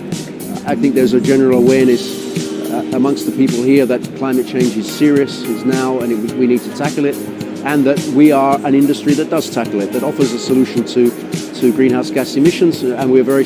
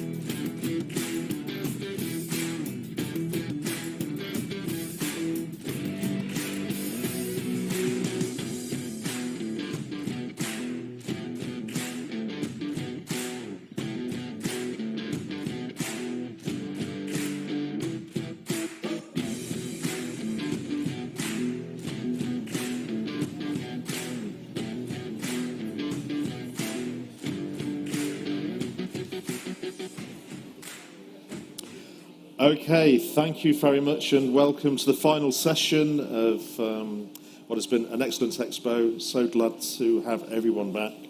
Our final session is entitled Biogas 2030 Snapshots of Tomorrow.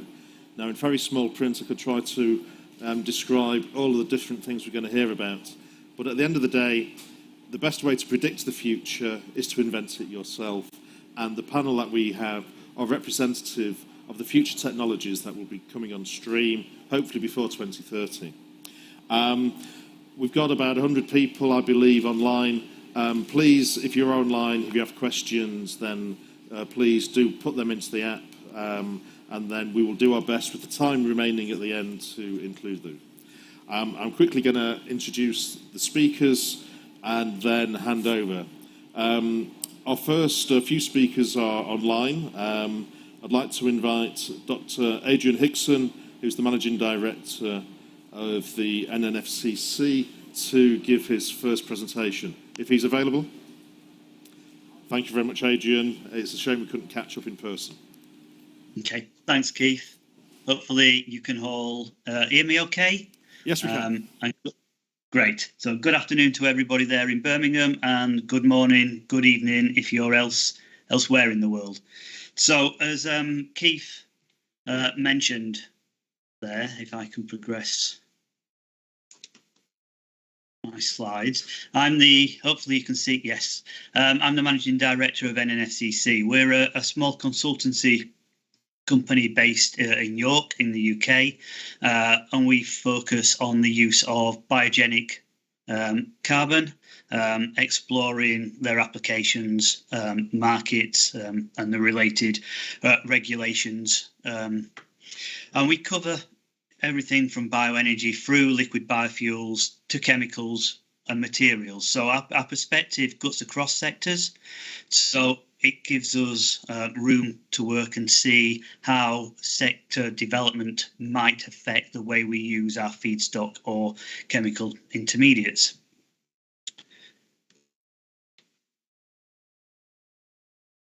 So biogas, this beautiful gas we can generate from waste and other materials, and of course it's a very flexible commodity.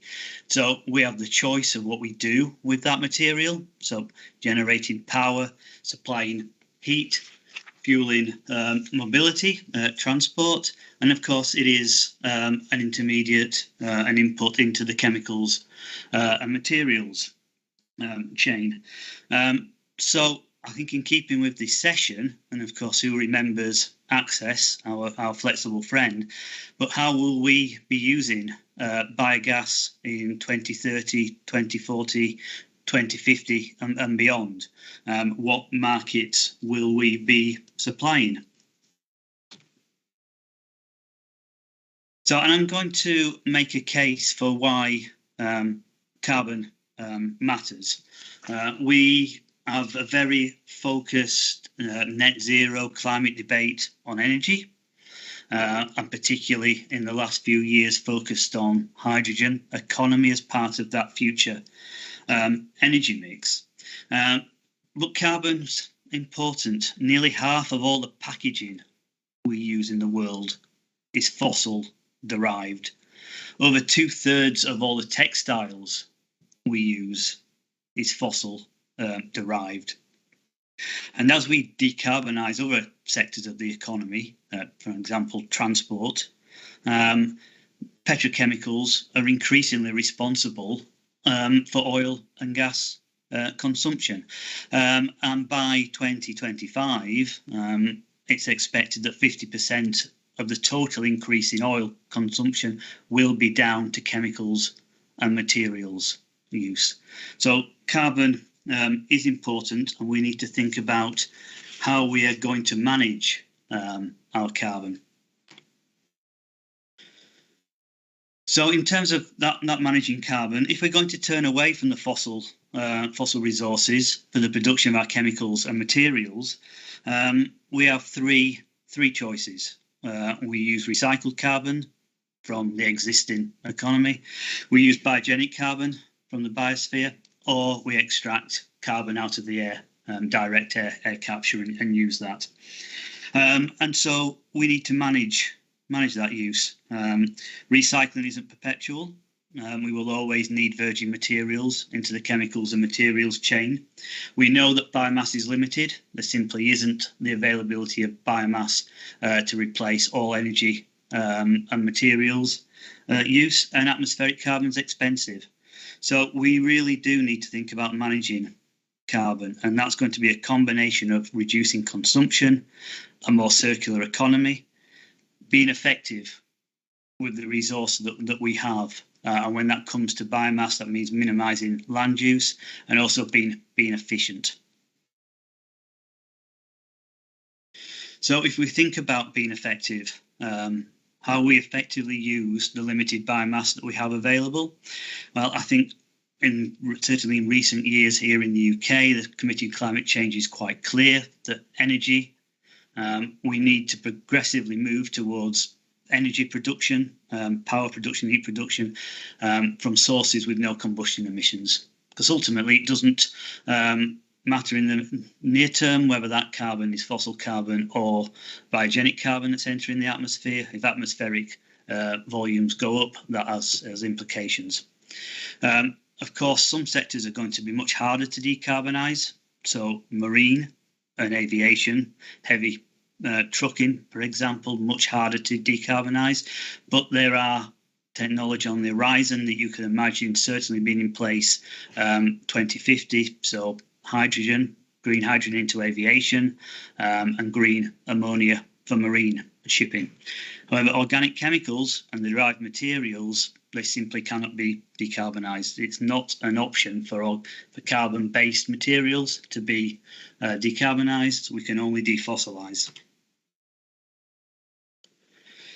So that then leads us to question, in terms of climate change and our net zero aspirations, what's the guiding approach that we're going to use? Are we simply decarbonising energy, or are we thinking about defossilising the economy?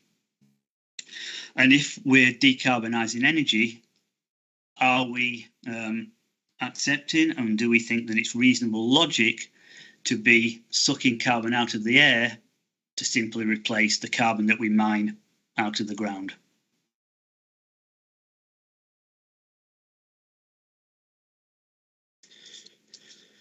So back to biogas, and we have an interesting research dynamic at the moment with parallel approaches to how we use materials. So on one hand, we have methanation approaches, so maximising the methane that come out of systems by converting the excess carbon dioxide.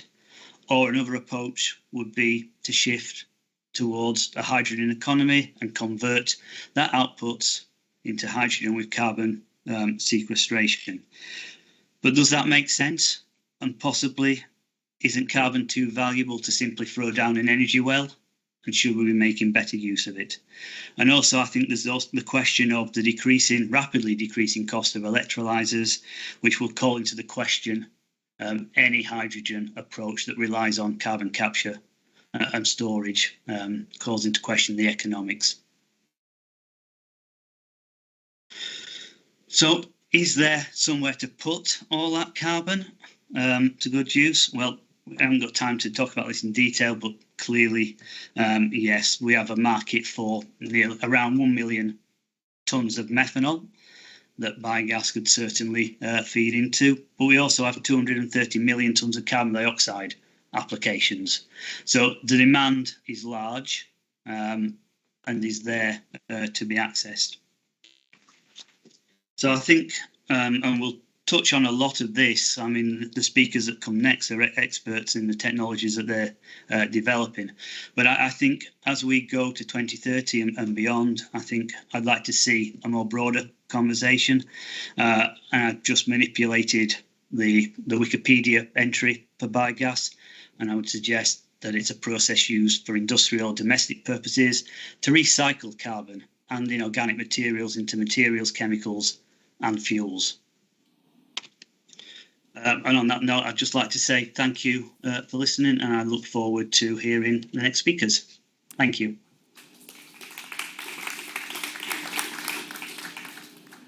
Thank you very much, Adrian. I was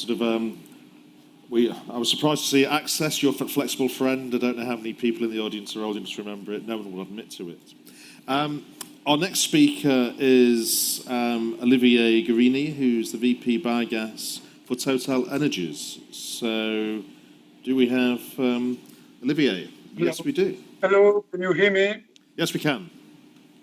Excellent. So we are very happy to be connected. Good afternoon to everyone in Birmingham and everywhere else. So could we just hold on a minute? I think we've got the wrong speaker on the screen. I think we see Alex on the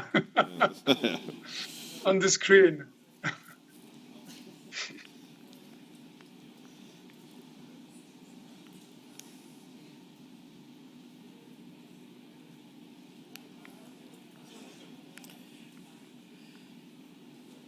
So, John, will I have to revert to plan B?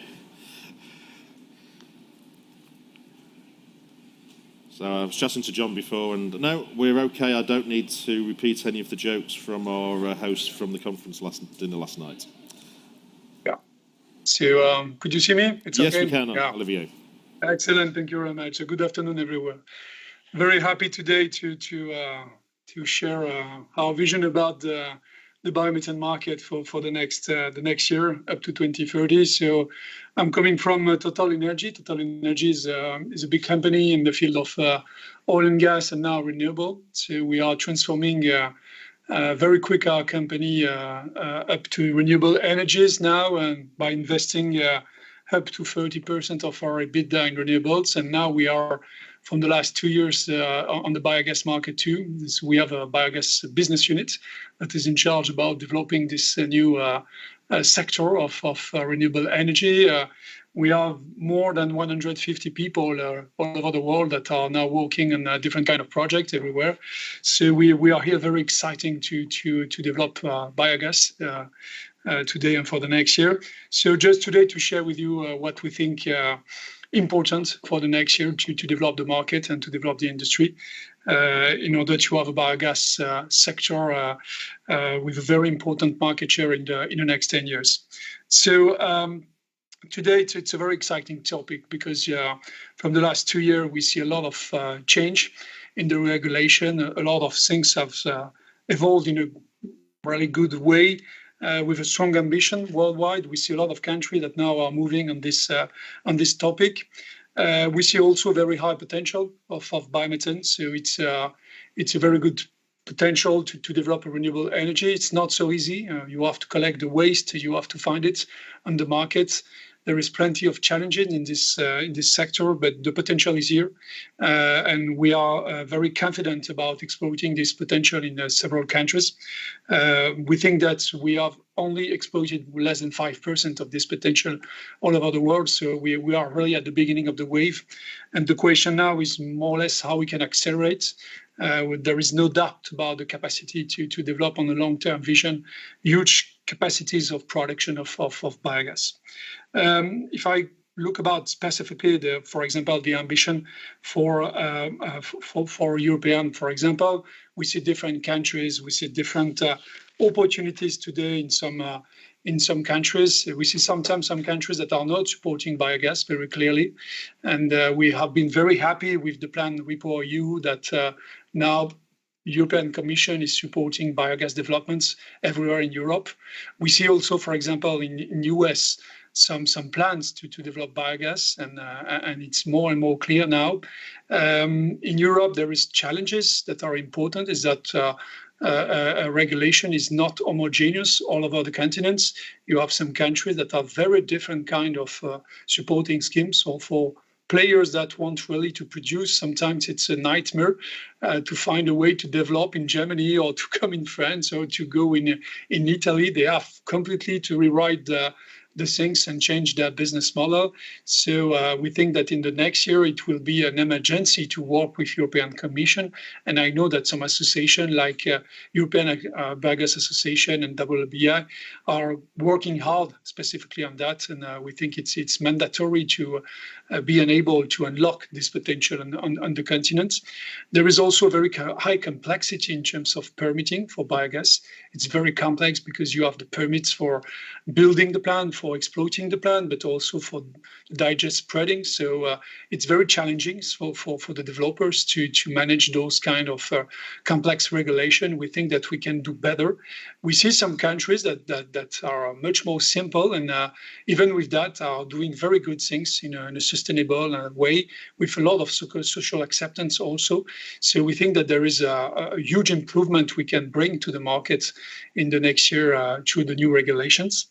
I'm very also excited due to the demand on the market because we know that now the crisis in Ukraine helped that also. That was one of the positive effects of this very, very bad war.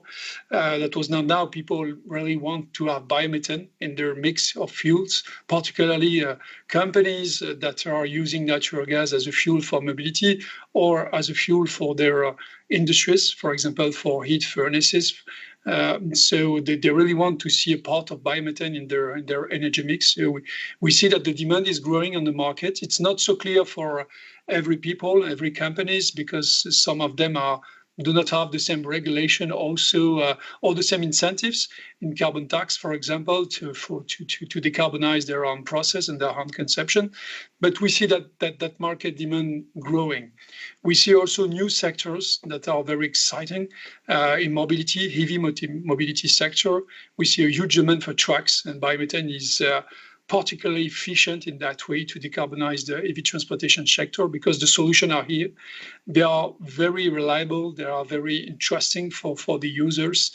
They are not degrading the quality of service, so they can really convert the current fleet in some way that they will not degrade their proposal to the market in terms of autonomy, in terms of space for transportation. So, and it's ready now.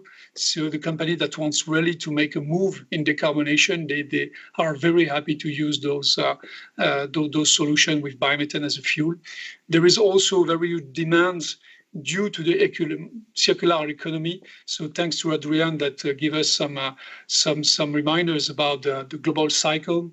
People also are very happy to see that they can produce renewable energy in their territory and use it directly in their own end users' appliances. So this circularity in terms of communication, it's also very positive for the demands, particularly in terms of local acceptance. So how do we get there? I think this is the topic of today and the topic of this industry. We comes from a small niche industry, and now we want really to make it as a part of the new renewable economy. So the notion of scaling up is really key for the market and for industry. And we will need to, it's a big challenge for biomethane because it's a small scale business. So we need to duplicate. We need to do it in a sustainable way. And we probably know, that those aspects of sustainability will be much more complex for the next years, particularly in Europe with the RED II and the RED III directives. So states, society will ask for more and more renewable aspects, sustainability for the biomethane production. So we need to improve that, and we know that it's not so simple, but we know we need to do it collectively. So these aspects for the scaling is very important, and also we need to accelerate in terms of investment. I think that the plan REPowerEU is a very good example. Today we are producing around 30 terawatt-hours in Europe of biomethane. We need to go to 400 terawatt-hours. So roughly we need to multiply by 10 the production in the next 8 years. So it's just enormous. It's such amazing what we have to do in the front of us. So we need to fulfill that promise. It's very important to give confidence to the customers that the industry will be able to invest such amount of money and develop such amount of plants. Roughly it's around 83 billion euro we have to invest in the next 10 years to make it possible in Europe, and you can count on those kind of order of magnitude for the rest of the world. So it's very important. The last point, but not the least, is the sustainability. Also, we are very excited about improving sustainability for the next years for plants all over the world. So we improve it in other countries like India, like Brazil, like in Africa, but also in Europe or in United States. We have significant progresses to do to improve the sustainability value of the biomethane, because we think that it's really the key for the customers to prove of that sustainability, to give them that sustainability with a part of transparency that is very important also. And in that way, we need to improve our mechanism to give that transparency, to show where does the feedstocks come from, how can we proceed the plants, in what manner we are doing it, how we can interact with the local further. I think you've used up your time limit, Olivier. But, yeah. I'm finishing. Okay. So that was my last sentence. We think that this sustainability and this local acceptability is very important. Also to give to the local population the occasion to contribute to those projects, and we are. Thank you very much, Olivier. I think we'll hopefully be able to get some more points in the Q&A session, which we're saving time for. Thank you. And now I would hope that Alex Marshall, who we had a little sneak preview of before, is available. Alex is the Group Business Development and Marketing Director US for Clark Energy, a very important member of the community. So hopefully by magic, Alex will appear. Thank you, Alex. Thank you for the introduction. Good afternoon, good morning and greetings from Massachusetts in America. So I'm going to give my presentation is titled Snapshots of Tomorrow Today. I'm going to give you a bit of introduction about who we are. Clark Energy, for those of you that don't know us, we are an international business, much like Olivier's, operating currently in 28 countries globally. We seek to reduce costs, carbon emissions for our customers, 7.4 gigawatts of power globally, of which 1.4 is on different types of biogas. And we do turnkey installations backed up by reliable after-sales support. And that gives you a view of some of the locations that we have installed. So we represent Jambacker and have installed gas engine projects, distributed generation projects, and sustainable waste using biogas. We have two core products on biogas, the INEO Jambacker gas engine, which goes up to 3.3 megawatts or plus on biogas. And we also have TPI's membrane and selective solvent plant. Those are the kind of the building blocks of where we are. And if you look historically at biogas, where did it fit? You're talking about biogas from waste, agriculture, wastewater treatment plants and distilleries and landfill gas sites. And then quite often those applications didn't necessarily match with the other applications for gas engines, such as peaking, carbon recovery for greenhouses, emissions avoidance from coal mine sites. So you've got a significant proportion of the applications of gas engines on biogas. Now, throw that into the mix is hydrogen. Historically, hydrogen was a component of special gas, whether that's from gasification or whether it is from furnaces in South Africa, consisting of roughly 20% hydrogen, 80% carbon monoxide. Hydrogen can now also be blended into different types of kind of pipeline gas applications, whether that's natural gas or biomethane. And hydrogen can also be created from or go to biogas. So we've got a much more flexible, movable feast by way of utilization of the fuel applications and sustainability. These next graphs are slightly out of date, but this does highlight the importance of not only the flexibility of the technology, but the flexibility of the requirement of demand and supply on the grid. This is particularly for the UK perspective. There is massive amounts of flexible generation that is required to balance the intermittent nature of the increased levels of solar and wind we've got on the grid, but then also electric vehicle charging. And also that translates through to very, very high prices at certain times when you've got a true market that's representing the cost of energy at a given time. And at other times, it's very, very low. So the biogas has to fit in with these more and more changing and complex structures. So we view this as a series of different building blocks with combined heat and power engines now integrating with biogas upgrading, potentially with heat pumps, with electric stores, with solar PV, with wind turbines, and a range of different fuels that are available that can be generated from surplus intermittent energy, or alternatively, it can be used from waste. So we've got a really, really complex situation for the future. So some of the case studies that we're showing as to how that is addressed by practical projects now. Firstly, a slightly older project, but this is very good. This is Veolia site just outside Paris. It's a landfill which thought outside the box and started to recover the heat from the landfill gas engines and used that renewable heat in district energy process. So a biogas by the back door. You then have an exciting project, though not biogas related, but it could be. This won last night's Distributed Generation Awards, but here natural gas engines in this instance are linked to a greenhouse. There's recovery of the CO2 from the engines to enrich the growing area of the tomatoes. You then have surplus electricity from the CHP units used to drive water source heat pumps, and in turn provide 4 or 5 times the amount of renewable heat that you have as electricity. So that's a massively integrated, complex project, but an exciting taste of the future, because heat pumps are another thing that we need to think about, and decarbonisation of heat in different applications. Then we're starting to see hybrids of biogas upgraders with biogas CHP engines. This is a site in Indiana in the US linking these two technologies. The drivers aren't as clear in the US as other parts of the world where you have more market-driven forces, but the Californian RINs here are driving the market across the USA. An interesting change that's likely to come in the future is the e-RIN.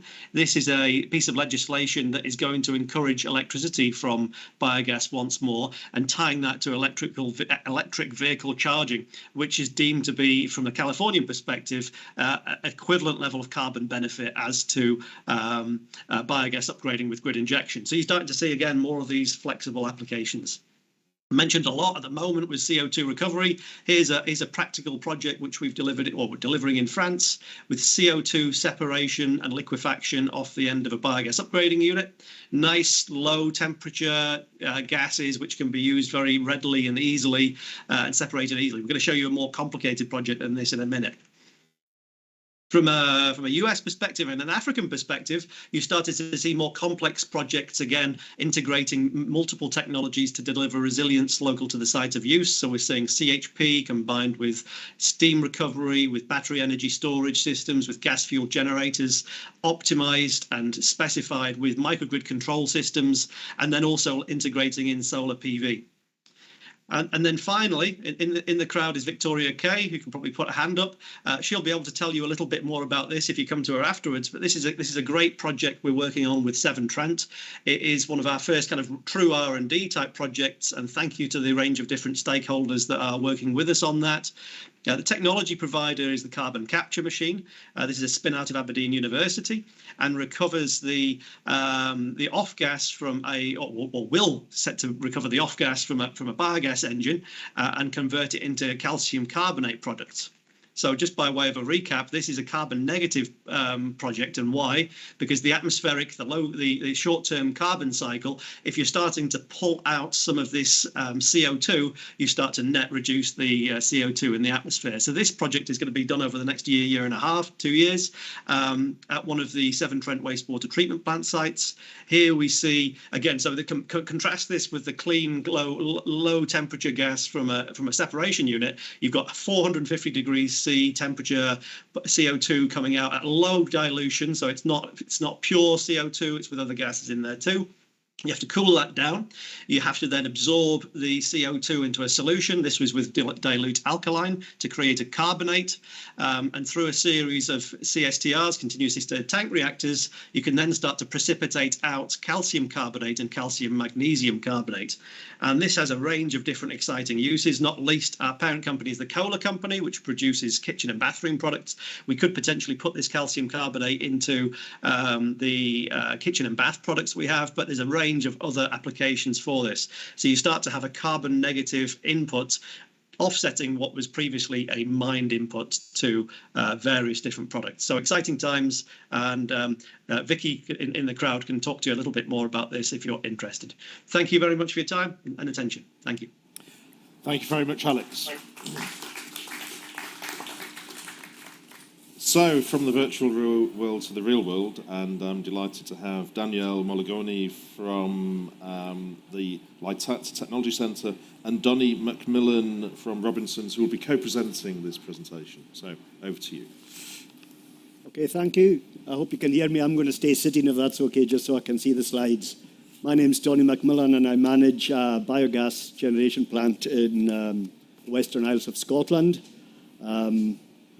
And I'm hoping to demonstrate today the opportunities that are available to anybody who runs an AD plant and a biogas generation plant. Next slide, please. So I think what I'll do is we'll skip straight to the third slide, if that's okay. So that slide there pretty much says everything that happens on our site. So we started in 2006 with a council-run AD plant that was designed as an alternative to landfilling kitchen and garden waste that's municipally collected. Subsequently, since then, the site has integrated a wind turbine and a hydrogen electrolyzer. So, subsequently, we've also added in a Landia fish pasteurizer. So what you'll see on that slide is what's the kind of buzzword of the time is the circular economy. So at the heart of our biogas production is our AD plant, which initially was designed just for kitchen and garden waste disposal as an alternative to landfill. That biogas is then captured and put through a combined heat and power engine, as you will see on the slide. That was our initial MO. Then we integrated in an electrolyzer. That electrolyzer obviously produces hydrogen and oxygen. We have since then, as we almost had to produce our own demand for the hydrogen because we are producing hydrogen without almost a customer for it. So we have purchased our own dual fuel hydrogen and diesel refuse collection vehicle so we can collect our own waste that comes back to the site, fed to the AD plant, produces the biogas, feeds the CHP, and the circle goes round again. We also have subsequently added in an oxygen capture because we partnered up with the Scottish Salmon Company who inquired if there was a use for the oxygen because we were venting it like most other electrolyzers. You vent the oxygen as a byproduct. However, they can use it at their salmon hatchery to re-oxygenate the growing tanks. So what we're trying to demonstrate here is the integration of different technologies that it all comes from having biogas at the heart of it. So we produce the biogas that runs the CHP. CHP produces the electricity that runs the electrolyzer. Electrolyzer produces the hydrogen and oxygen. The hydrogen we use for fueling our own RCV, and we also have a fuel cell out at the salmon hatchery. So that fuel cell keeps the power on, provides all the heat and power at the hatchery, and the oxygen we supply them provides the oxygen for their growing tanks. Ultimately, that fish from the hatchery will grow into full-grown salmon, go to the process plant, get gutted, filleted, and we get the waste from the waste processing plant that subsequently comes back to the AD plant, and there's your full circular economy. So I'm conscious of the time. Sorry, I forgot to add, we also have a wind turbine that was again added in 2010, we opened in 2006, that we use the curtailed power of the wind turbine, which is a common problem up and down the UK, that most wind turbines probably don't always get the consent to discharge to the grid to their full capacity. So we were in that scenario, and we use the curtailed power to also run the electrolyzer. So I'm going to hand over to my colleague Daniel, who invited us to be a partner in his project as a result of what we're doing in the Western Isles. Thank you, Donnie. I'm Daniele Morognoni. You can switch slide. and switch it again. And we took the case of outer hybrids that just explained Donny as a nice case for the development of an European project called Robinson, where I'm happy to be participating. And the aim of Robinson is to help decarbonizing industrial geographical island by developing an intelligent, robust and flexible energy management system, integrating technologies across different energy vectors. And this project is going to be demonstrated in the demo site of the island of Eigerøy in Norway. And there are other two virtual demonstration islands, one outer hybrids and another one Crete. Is a project funded by the European Union, is made by 18 partners from 10 different countries. Lasting 4 years, we are more or less halfway of its life. And switch slide.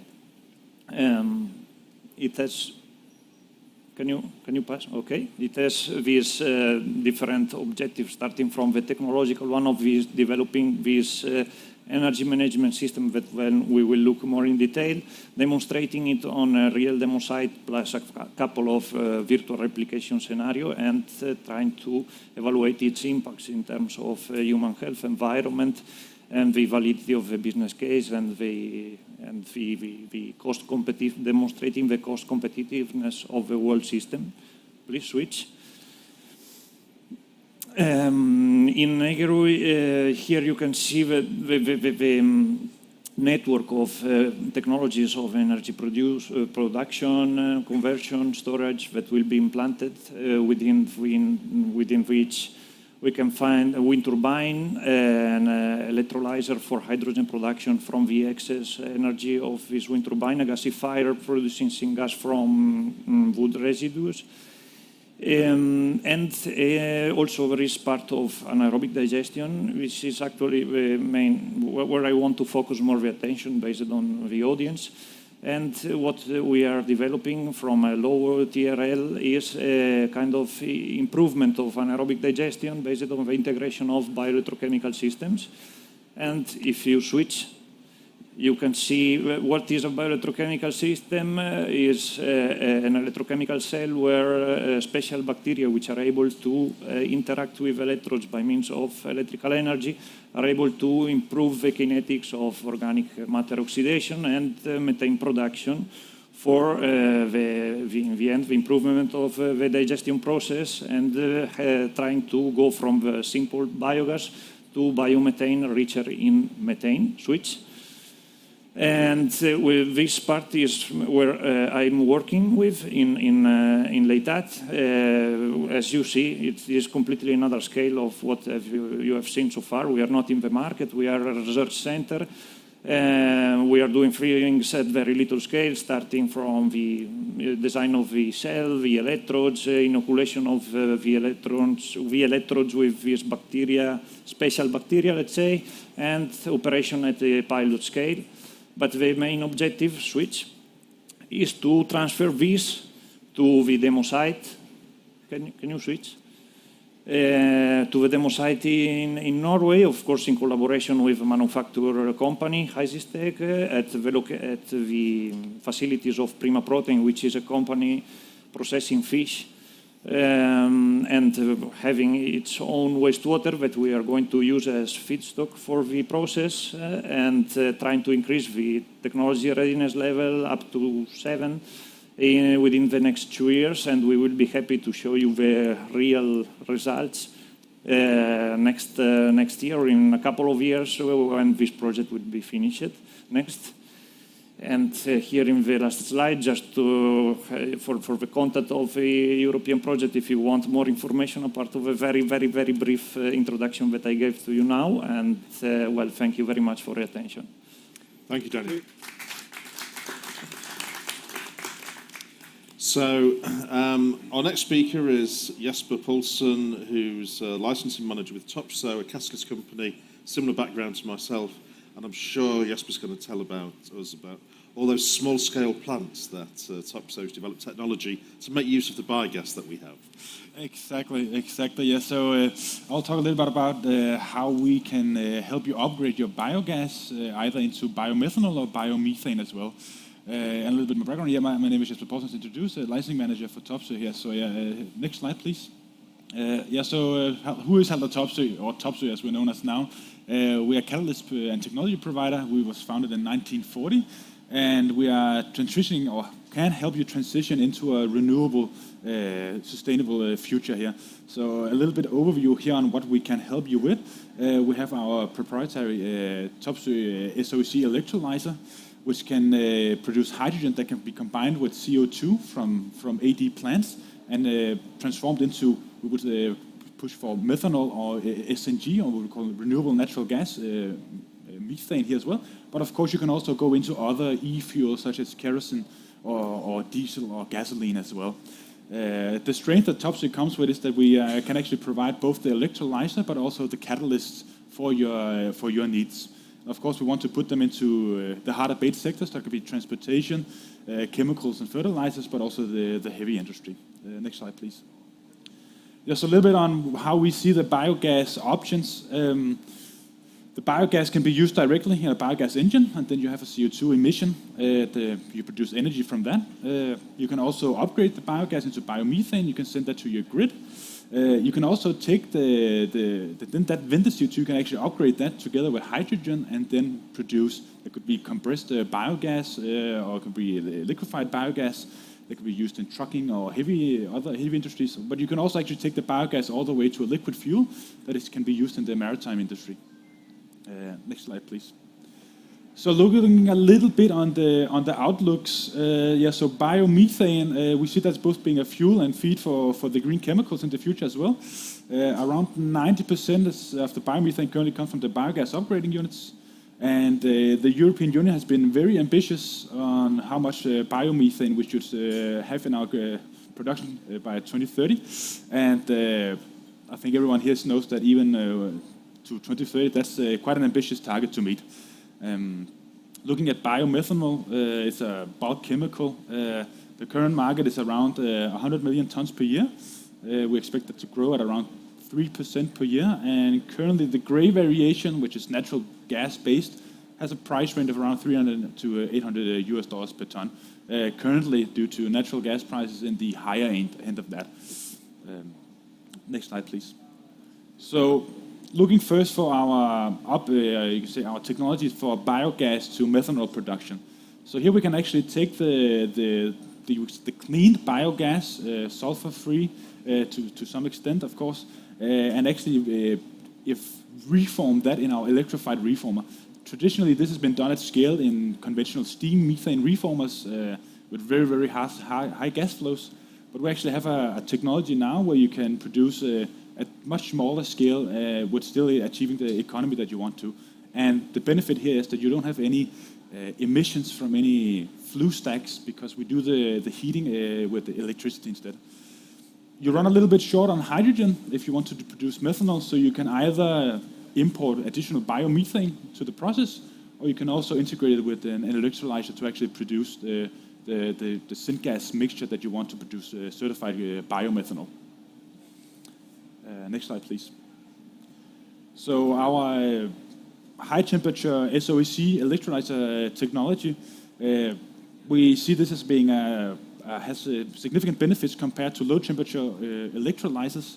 And what's the main benefit is here is that we can actually feed this with steam compared to liquid water, and then you get the benefit of a much lower energy input per normal cubic meter of hydrogen.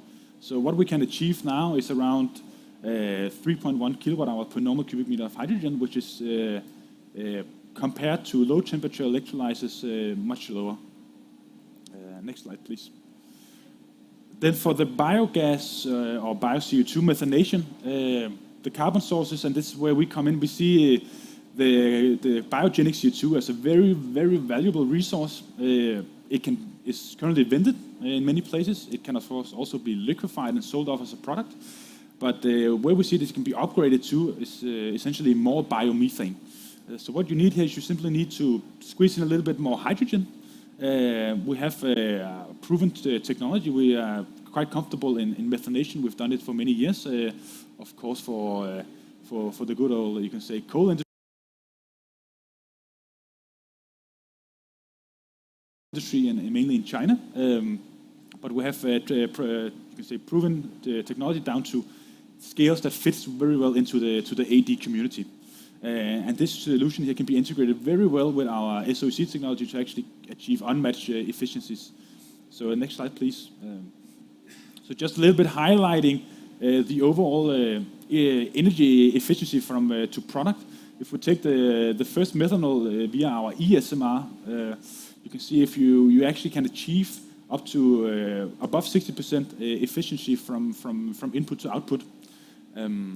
That's quite a high number. And then you can say we can also compare that to the e-methanol route. So what is the e-methanol route? That's basically a route where you take hydrogen and CO2, combine them into a reactor.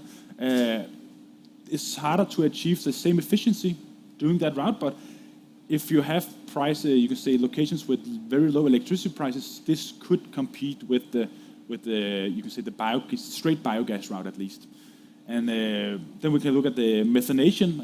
If you combine that with our solid electrolyzer technology, you can actually also achieve up to 67% overall energy efficiency. And then we can compare that with the low temperature efficiency, so we are around 16% higher. Again, you have some waste heat that you can integrate into either district heating. It can also be used in your AD process if you want to maintain. So you need to maintain your temperature in your tank a little bit. So that's definitely also a place where it could be used. It could also be used for district heating if need be. Next slide, please. Yeah, so a little bit on the outlook. Biogenic CO2 will be very valuable in the future for our green transition, serving the hard-to-abate sectors. Upgrading biogas by renewable power to methane or methanol are viable routes. Topsoe has very energy-efficient technologies available for both routes. We have our novel ESMR technology that can enable you to actually take the biogas and convert it to methanol with high energy efficiency and no process CO2 emissions. Our SOC technology enables you to do full biogas conversion to methane with high energy efficiency by using the heat of methanation for the hydrogen production. So yeah, that's next slide. That's actually what I have from my side, at least. And thank you for the time. Thank you very much. So although I could ask 20 questions about catalysis, I'll restrain myself, and instead I'll hand over to Joshua Riddett, who's the founder and managing director of Easy Crypto Hunter. Awesome. Okay. Do we have a clicker, guys, on the stand? Fantastic. Amazing. Cool. Okay, so you're probably all wondering, what the hell are you going to listen to some bloke talk about crypto at an AD conference? So don't worry. Hopefully this is going to make a good bit of sense to you. And hopefully we can demonstrate what we've been doing very successfully here in the UK and in other countries, and what makes things so interesting. So I'm going to run through this quite quickly, and then hopefully you can have some good questions at the end. But effectively, those of you will be vaguely familiar with crypto. Obviously, there's a physical computational process that's involved in that.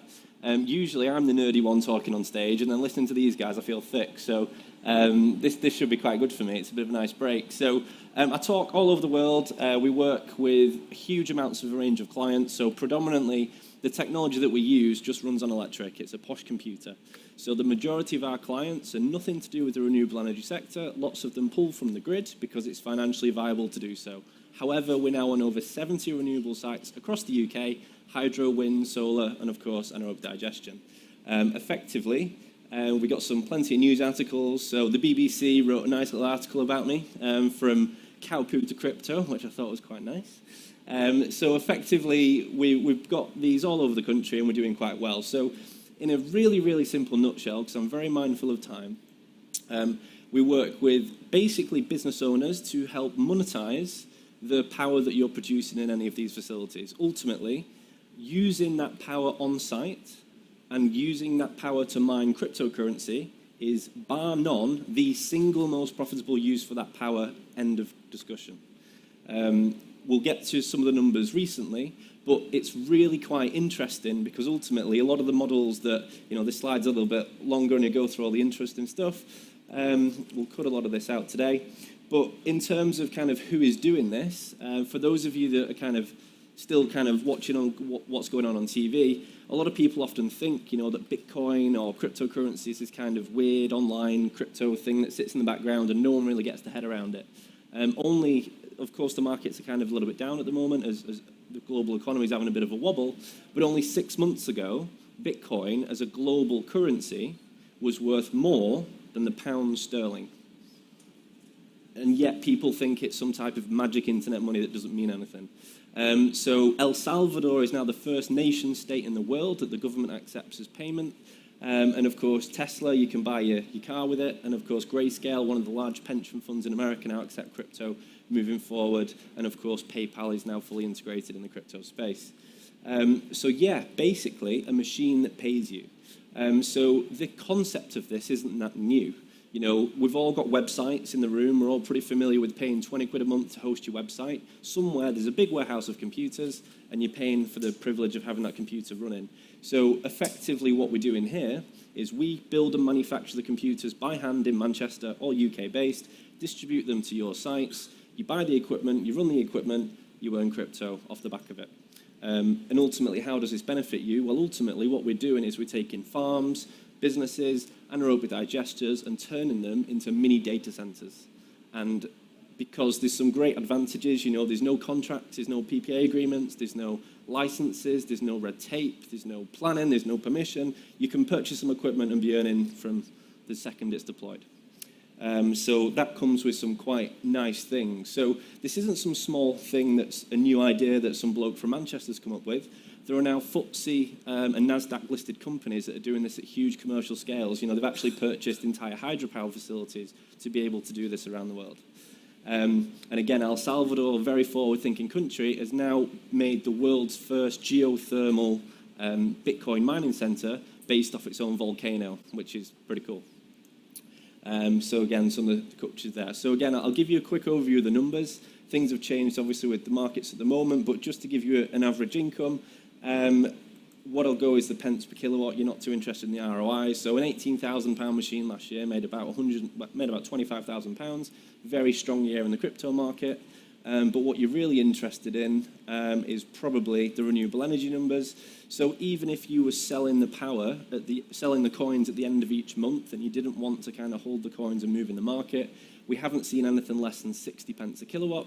If you would have kept your coins at the end of last year and rose the asset value as things moved, we've got clients earning over £3 per kilowatt, which is some of the advantages of how nice crypto can be. So it works out quite nicely because all you need is a plug socket and an internet connection. And again, some of these constrained sites, you presume you need crazy good internet. Not the case at all. You can actually run the equipment on 4G remote dongles.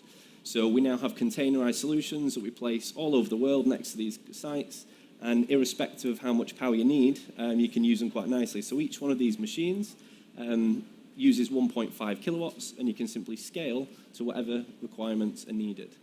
So whether it just be the inside of an AD shed there or an outbuilding or a very physically small footprint, you can imagine that each one of these machines produced over £20,000 of revenue per machine last year. The numbers can scale quite quickly. So we've found this working really well for all sorts of renewable energy applications. Obviously, AD being a primary one because, of course, you produce power 24/7. So this is a really nice addition to be able to circumnavigate lots of other things that are going on there. So again, it's me and the team. So I know I've rattled through that nice and quickly, but I just wanted to give the time back to the rest of the guys to be able to have some Q&A. So hopefully you can fire some questions at me, and I'd love to be able to help answer some of those as we go. Thank you very much. Thank you very much indeed. So I might have a spare room going, so I may speak to you later. My first question for John is, do we have any questions that have come online? If so, no, nothing. Okay, so if there's any pressing questions from the audience, if you could state your name and your affiliation and who you're directing the question at. Do you have any questions from the audience? If not, or no one's going to raise their hand? Okay. So thinking about the snapshots of tomorrow, one question, same question for each of the speakers, and if you could think about this in a very quick answer is, what technologies which don't exist today, what holy grail technologies would you like to see available in 2030 that you think would be transformative? The reason I ask this is that in the Research and Development Working Group, one of the things that we're setting up is the grand challenges, asking the industry what are those holy grail technologies so that we can get the academic or the industrial community to try to address those. So, starting with yourself. Well, I mean, one of the big things that's quite cool about our equipment is because we use graphics cards as the kind of main engine of the computations. A computer graphics card is the same bit of kit that does artificial intelligence, deep compute, kind of high yielding calculations. So what we're now seeing is a lot of our clients are using the same equipment not only for crypto mining, but also to provide revenue for distributed computation. So effectively the business will continue to move into a combination of renewable energy and distributed cloud compute for data centers. Do you need any new technology, or is it just using what's already Well, there? it's more an integration of the softwares to make all of that happen. So all of that now exists, and it's just a case of joining the dots moving forward. Okay, thank you. Danielle, same question. All the technologies capturing and converting CO2 are a lot worthy of investigation, and will for sure be present in the future in anaerobic digestion, biogas. The CO2 is not a residual, must be a feedstock for further use. But what we are actually doing is to help increasing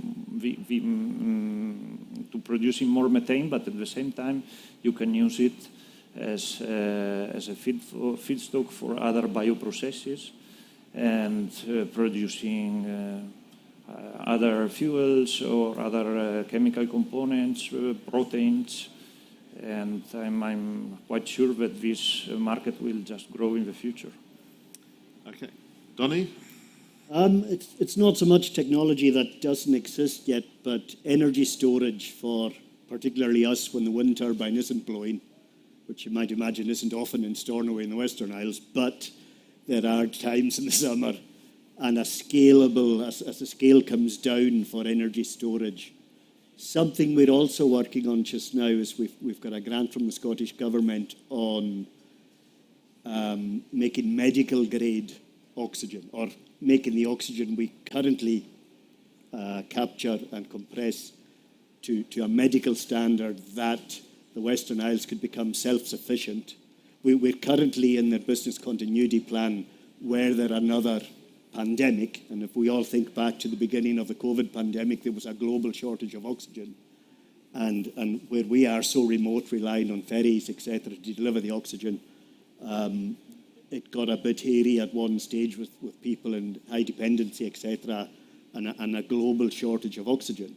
So the majority of people with electrolyzers, the oxygen's vented as a byproduct, simply enough to capture it and compress it. However, to get it certified to medical grade. Now, having spoken to the health board, it was a choice of, if it was a choice of no oxygen or uncertified oxygen that's captured off an electrolyzer, that's a no-brainer. But that would only be in an extreme circumstance. So we've now got a grant off the Scottish Government to investigate how we get it to medical grade, certified, and then the health service can use the oxygen we're producing on a waste site, basically. So I think the technology is there. I'm not suggesting anything that isn't already there, but the development of it to be more available, practical, and scalable. Getting the value out of your all your products, something that we all know very much in this audience. Same question for Jesper, and then I'll go around the virtual sort of colleagues, and then we'll come back to the audience. Yeah, I would say higher efficient carbon conversion into to X. I mean, that's the need we have. We can already now convert at some efficiency carbon into, that could be methanol, it could be gasoline, diesel, or something. But increasing the efficiency of those processes, I think, is what is needed for the future. Thank you, Jesper. Adrian. We can't hear you at the moment, Adrian. Is that our side or is it his side? It's his side. No, it's my side. Can you hear me now? Yes, we can. Yeah. So I think I'll very briefly give you three. In terms of the industry as a whole, I think it's going to be technology around the safety and use of hydrogen in grid-based heating applications. I think that needs a bit of development yet for hydrogen into the grid. In terms of pure technology, I think intensified biotech-based protein production from methane, I think that would be particularly interesting given the need we have in the protein market. And then in terms of anaerobic digestion, I don't think we've effectively dealt with the digestate question yet. So I'm still looking for ways to maximise digestate use. Thank you, Jim. Olivier. Oh, two ideas. First of all, continue to intensify the anaerobic digestion process, improve the performance, the general performance at biological level. Continue to improve also the quality of the digest, like Adrian suggested. So it's very important to improve local acceptance. And after, there is the other technology to produce biomethane, like gasification, hydrothermal gasification, methanation, that can also unlock a so huge potential for the future.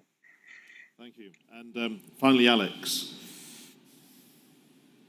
I think one of the most important things to look at is the technology that enables the coordination of different types of power generation and storage assets and enables you to optimize them in real term to maximize the value from a given point in time versus the market signals. So thank you very much, and I'd like you all to look out for the Grand Challenges document that the WBA will be issuing. So, get your wish list out there, because we're then going to try to empower the community to deliver those solutions. So I think we've got a question from the audience. Hello, Guy Blanche, Leap Micro AD. We're fortunate to be working on a Horizon 2020 project around mobile sort of digestate nutrient recovery. And for us, the biggest challenges is probably in the feedstock waste plastics and antibiotic treatment. So yeah, any kind of encouraging investors out there would be great to help us out on that project. Funding is another challenge. Yeah, always the challenge. Do we have any other questions from the audience? Now, one thing I'm just realising, it's an all-male panel that we've got at the moment. And when I was a young researcher, I was told that I could only go to a conference if I gave a poster, gave a presentation, or contributed by asking questions. So I'm now going to invite the ladies in the room to ask a question specifically. So what's your burning question for the panel? Have the microphone over there, please.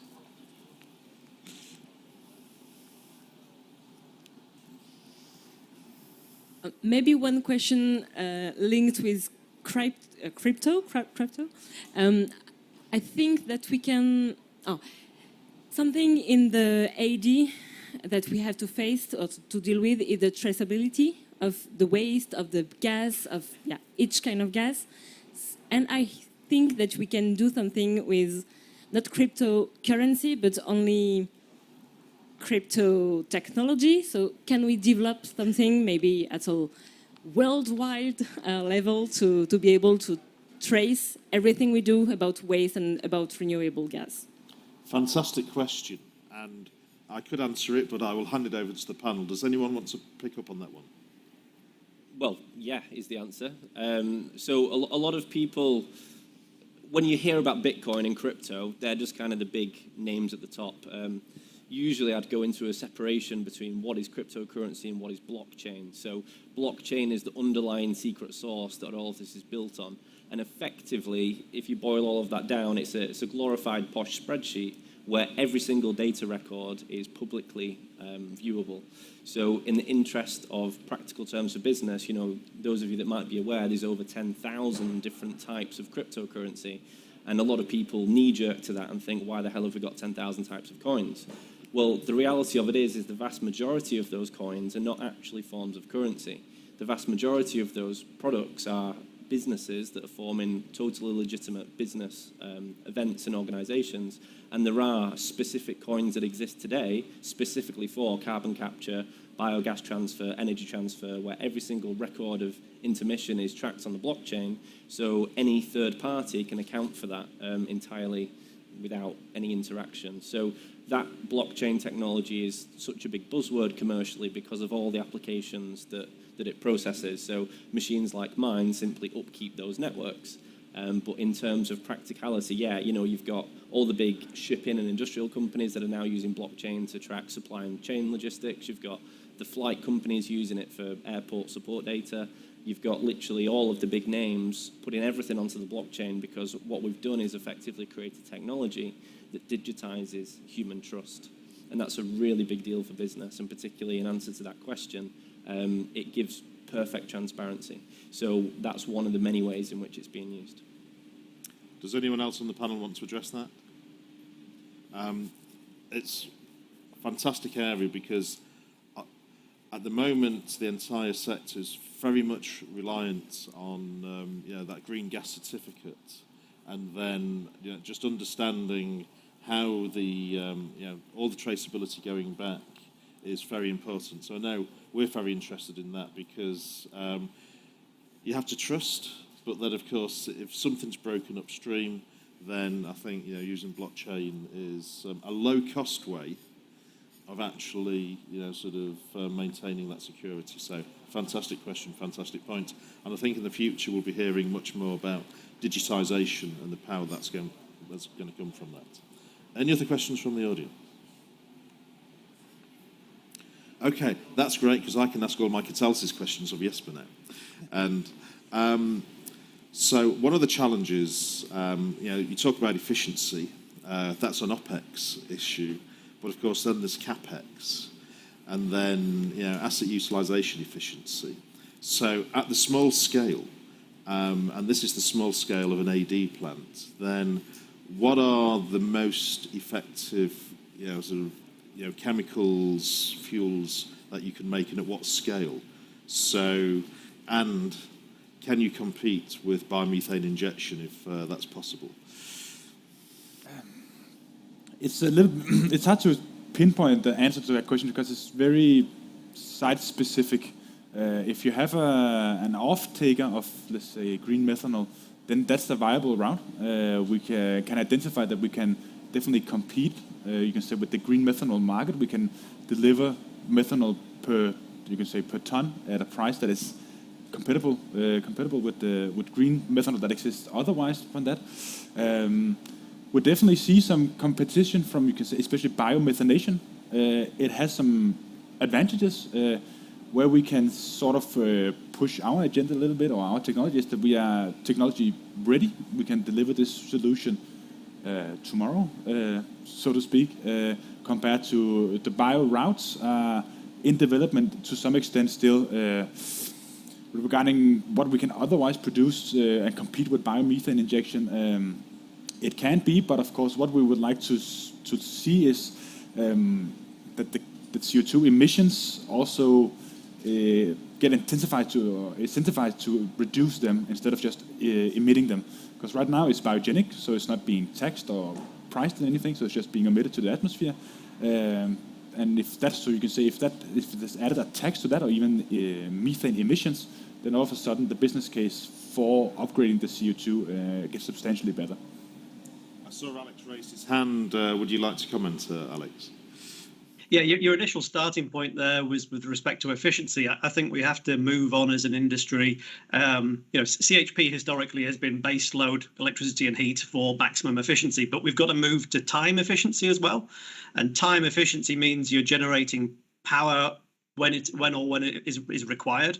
So a small biogas plant that may not efficiently recover electricity or recover grid injected biomethane can now form part of a microgrid, which might improve resilience for an industrial facility.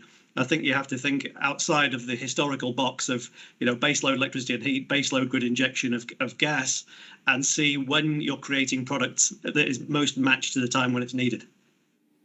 I know in our case then developing a plant for renewable DME using municipal solid waste, and the key thing why we developed it is to get something cost competitive with the fossil alternative, because in the future we're going to have efficient processes which will be subsidy-free. Because relying on subsidies is a challenge, but that will come from the right technology and the combination of feedstocks. Are there any other questions from the audience? Do any of the panel members have any questions for the other panelists? Is sort of one request? If not, I've got a question for Olivier.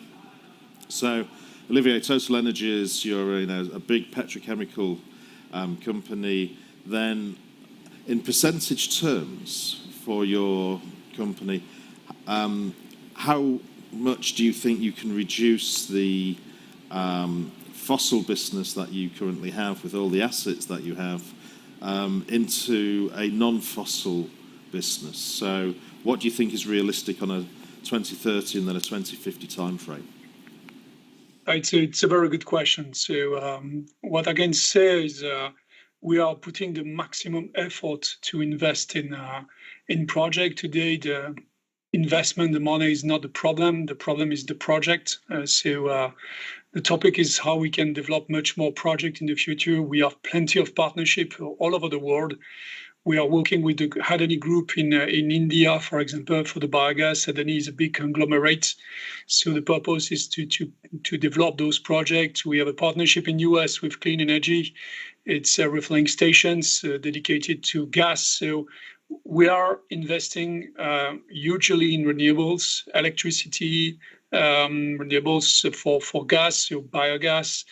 But now what is very important is to be able to accelerate the curve. So it's not really the problem of the investment. The problem is really the time for developing a project. It's very long for making a project in renewable. So we need really, if we want to decarbonize Europe and the world, we need to be able to accelerate. So, and we need to accelerate on the regulation. We need to accelerate on the local acceptance also, because when you say the country wants to do project, yes, but when you go locally, it's very hard for our developers to develop the project. We are doing project with several other developers and they have all the same problem. It takes very long to make projects, sometimes 5 to 6 years. So it's too long. We will not be able to fulfill the Paris Agreement if we take so much time to develop projects. So Total is putting all of its effort, and we have plenty of young people here that very believe that we want and we can change the things. But the problem now is really the regulation and the capability of countries to accelerate on those aspects. So, for perspective, in our company, we've aimed that 100% of our renewable energy products will be from sustainable and renewable sources by 2040. And I'm busy developing sort of that within our company. It's a big challenge that our board has given us, and we're looking forward to working with the community to achieve that. But I think it's important that targets such as that are set. So I see we've got 4 minutes left. John, any questions from the hundreds of people that are watching online? If you just check. So, thinking, Donny, of the system that you've got in place, then how reproducible do you think that is to other island communities? There's an awful lot of push in the Scottish Government for the island communities. Then do you see this being spread to, sort of other, rural off-grid communities as well? Absolutely, 100%. And that's part of the reason we were invited to join the Robinson project, because I did a similar presentation probably at the All Energy before the pandemic. And we've demonstrated through necessity, we've integrated all the kind of renewable technologies, but at the heart of it, your anaerobic digestion plant that is digesting municipal solid waste. So for every ton you're diverting from landfill, you're offsetting your carbon. You've got free fuel, you're producing biogas. That biogas is running your gas engine that runs an electrolyzer. A common problem locally and nationally is curtailed power as well. So we have a wind turbine that was curtailed. So our capacity to generate was greater than our license to export to the grid. So we took private wires and we fabricated and made a thermal store That saved us 25k in kerosene every year for heating the AD. So we've got an electric boiler now in a thermal store and a private wire going to the electrolyser to power the electrolyser. So we're maximising the efficiency of the wind turbine and getting the feed-in tariff, the additional feed-in tariff for using the curtailed power. Up and down the country, there are wind turbines that are all curtailed. If every one of them put an electrolyser on, produced hydrogen, it's just finding the market. And that market is coming and coming rapidly. And then, like I say, historically, we vented the oxygen like most people. But now we're capturing it, and we were selling it back to the salmon company at their hatcheries, and now we're working towards getting it to medical grade. So any remote island community could do what we're doing. It's scalable and transferable, and that is, like I say, part of the reason we were invited to the Robinson project, and just to upscale it, and it is transferable to other remote, vulnerable communities. View from Scandinavia. No, actually, I just wanted to add a point to the question you added to Total Energies here, and the thing of talking about decarbonizing and defossilizing. That we believe there's going to be a transition period where you will decarbonize your fossil industry, and then on top of that, we will start to defossilize our industry in between that. So you can say the AD community, that's defossilizing it, but you can say applying carbon removal technologies for fossil industry is decarbonizing it. And at the scale that we need to do this, then we see that the need to decarbonize is just as important as defossilizing it at this stage. I think we're still going to need carbon. And now, I'm afraid we've run out of time, have we? So I will now invite Charlotte to the stage to close what has been an excellent expo. So thank you, Charlotte. Thank you. Well, what a fantastic 2 days from my perspective.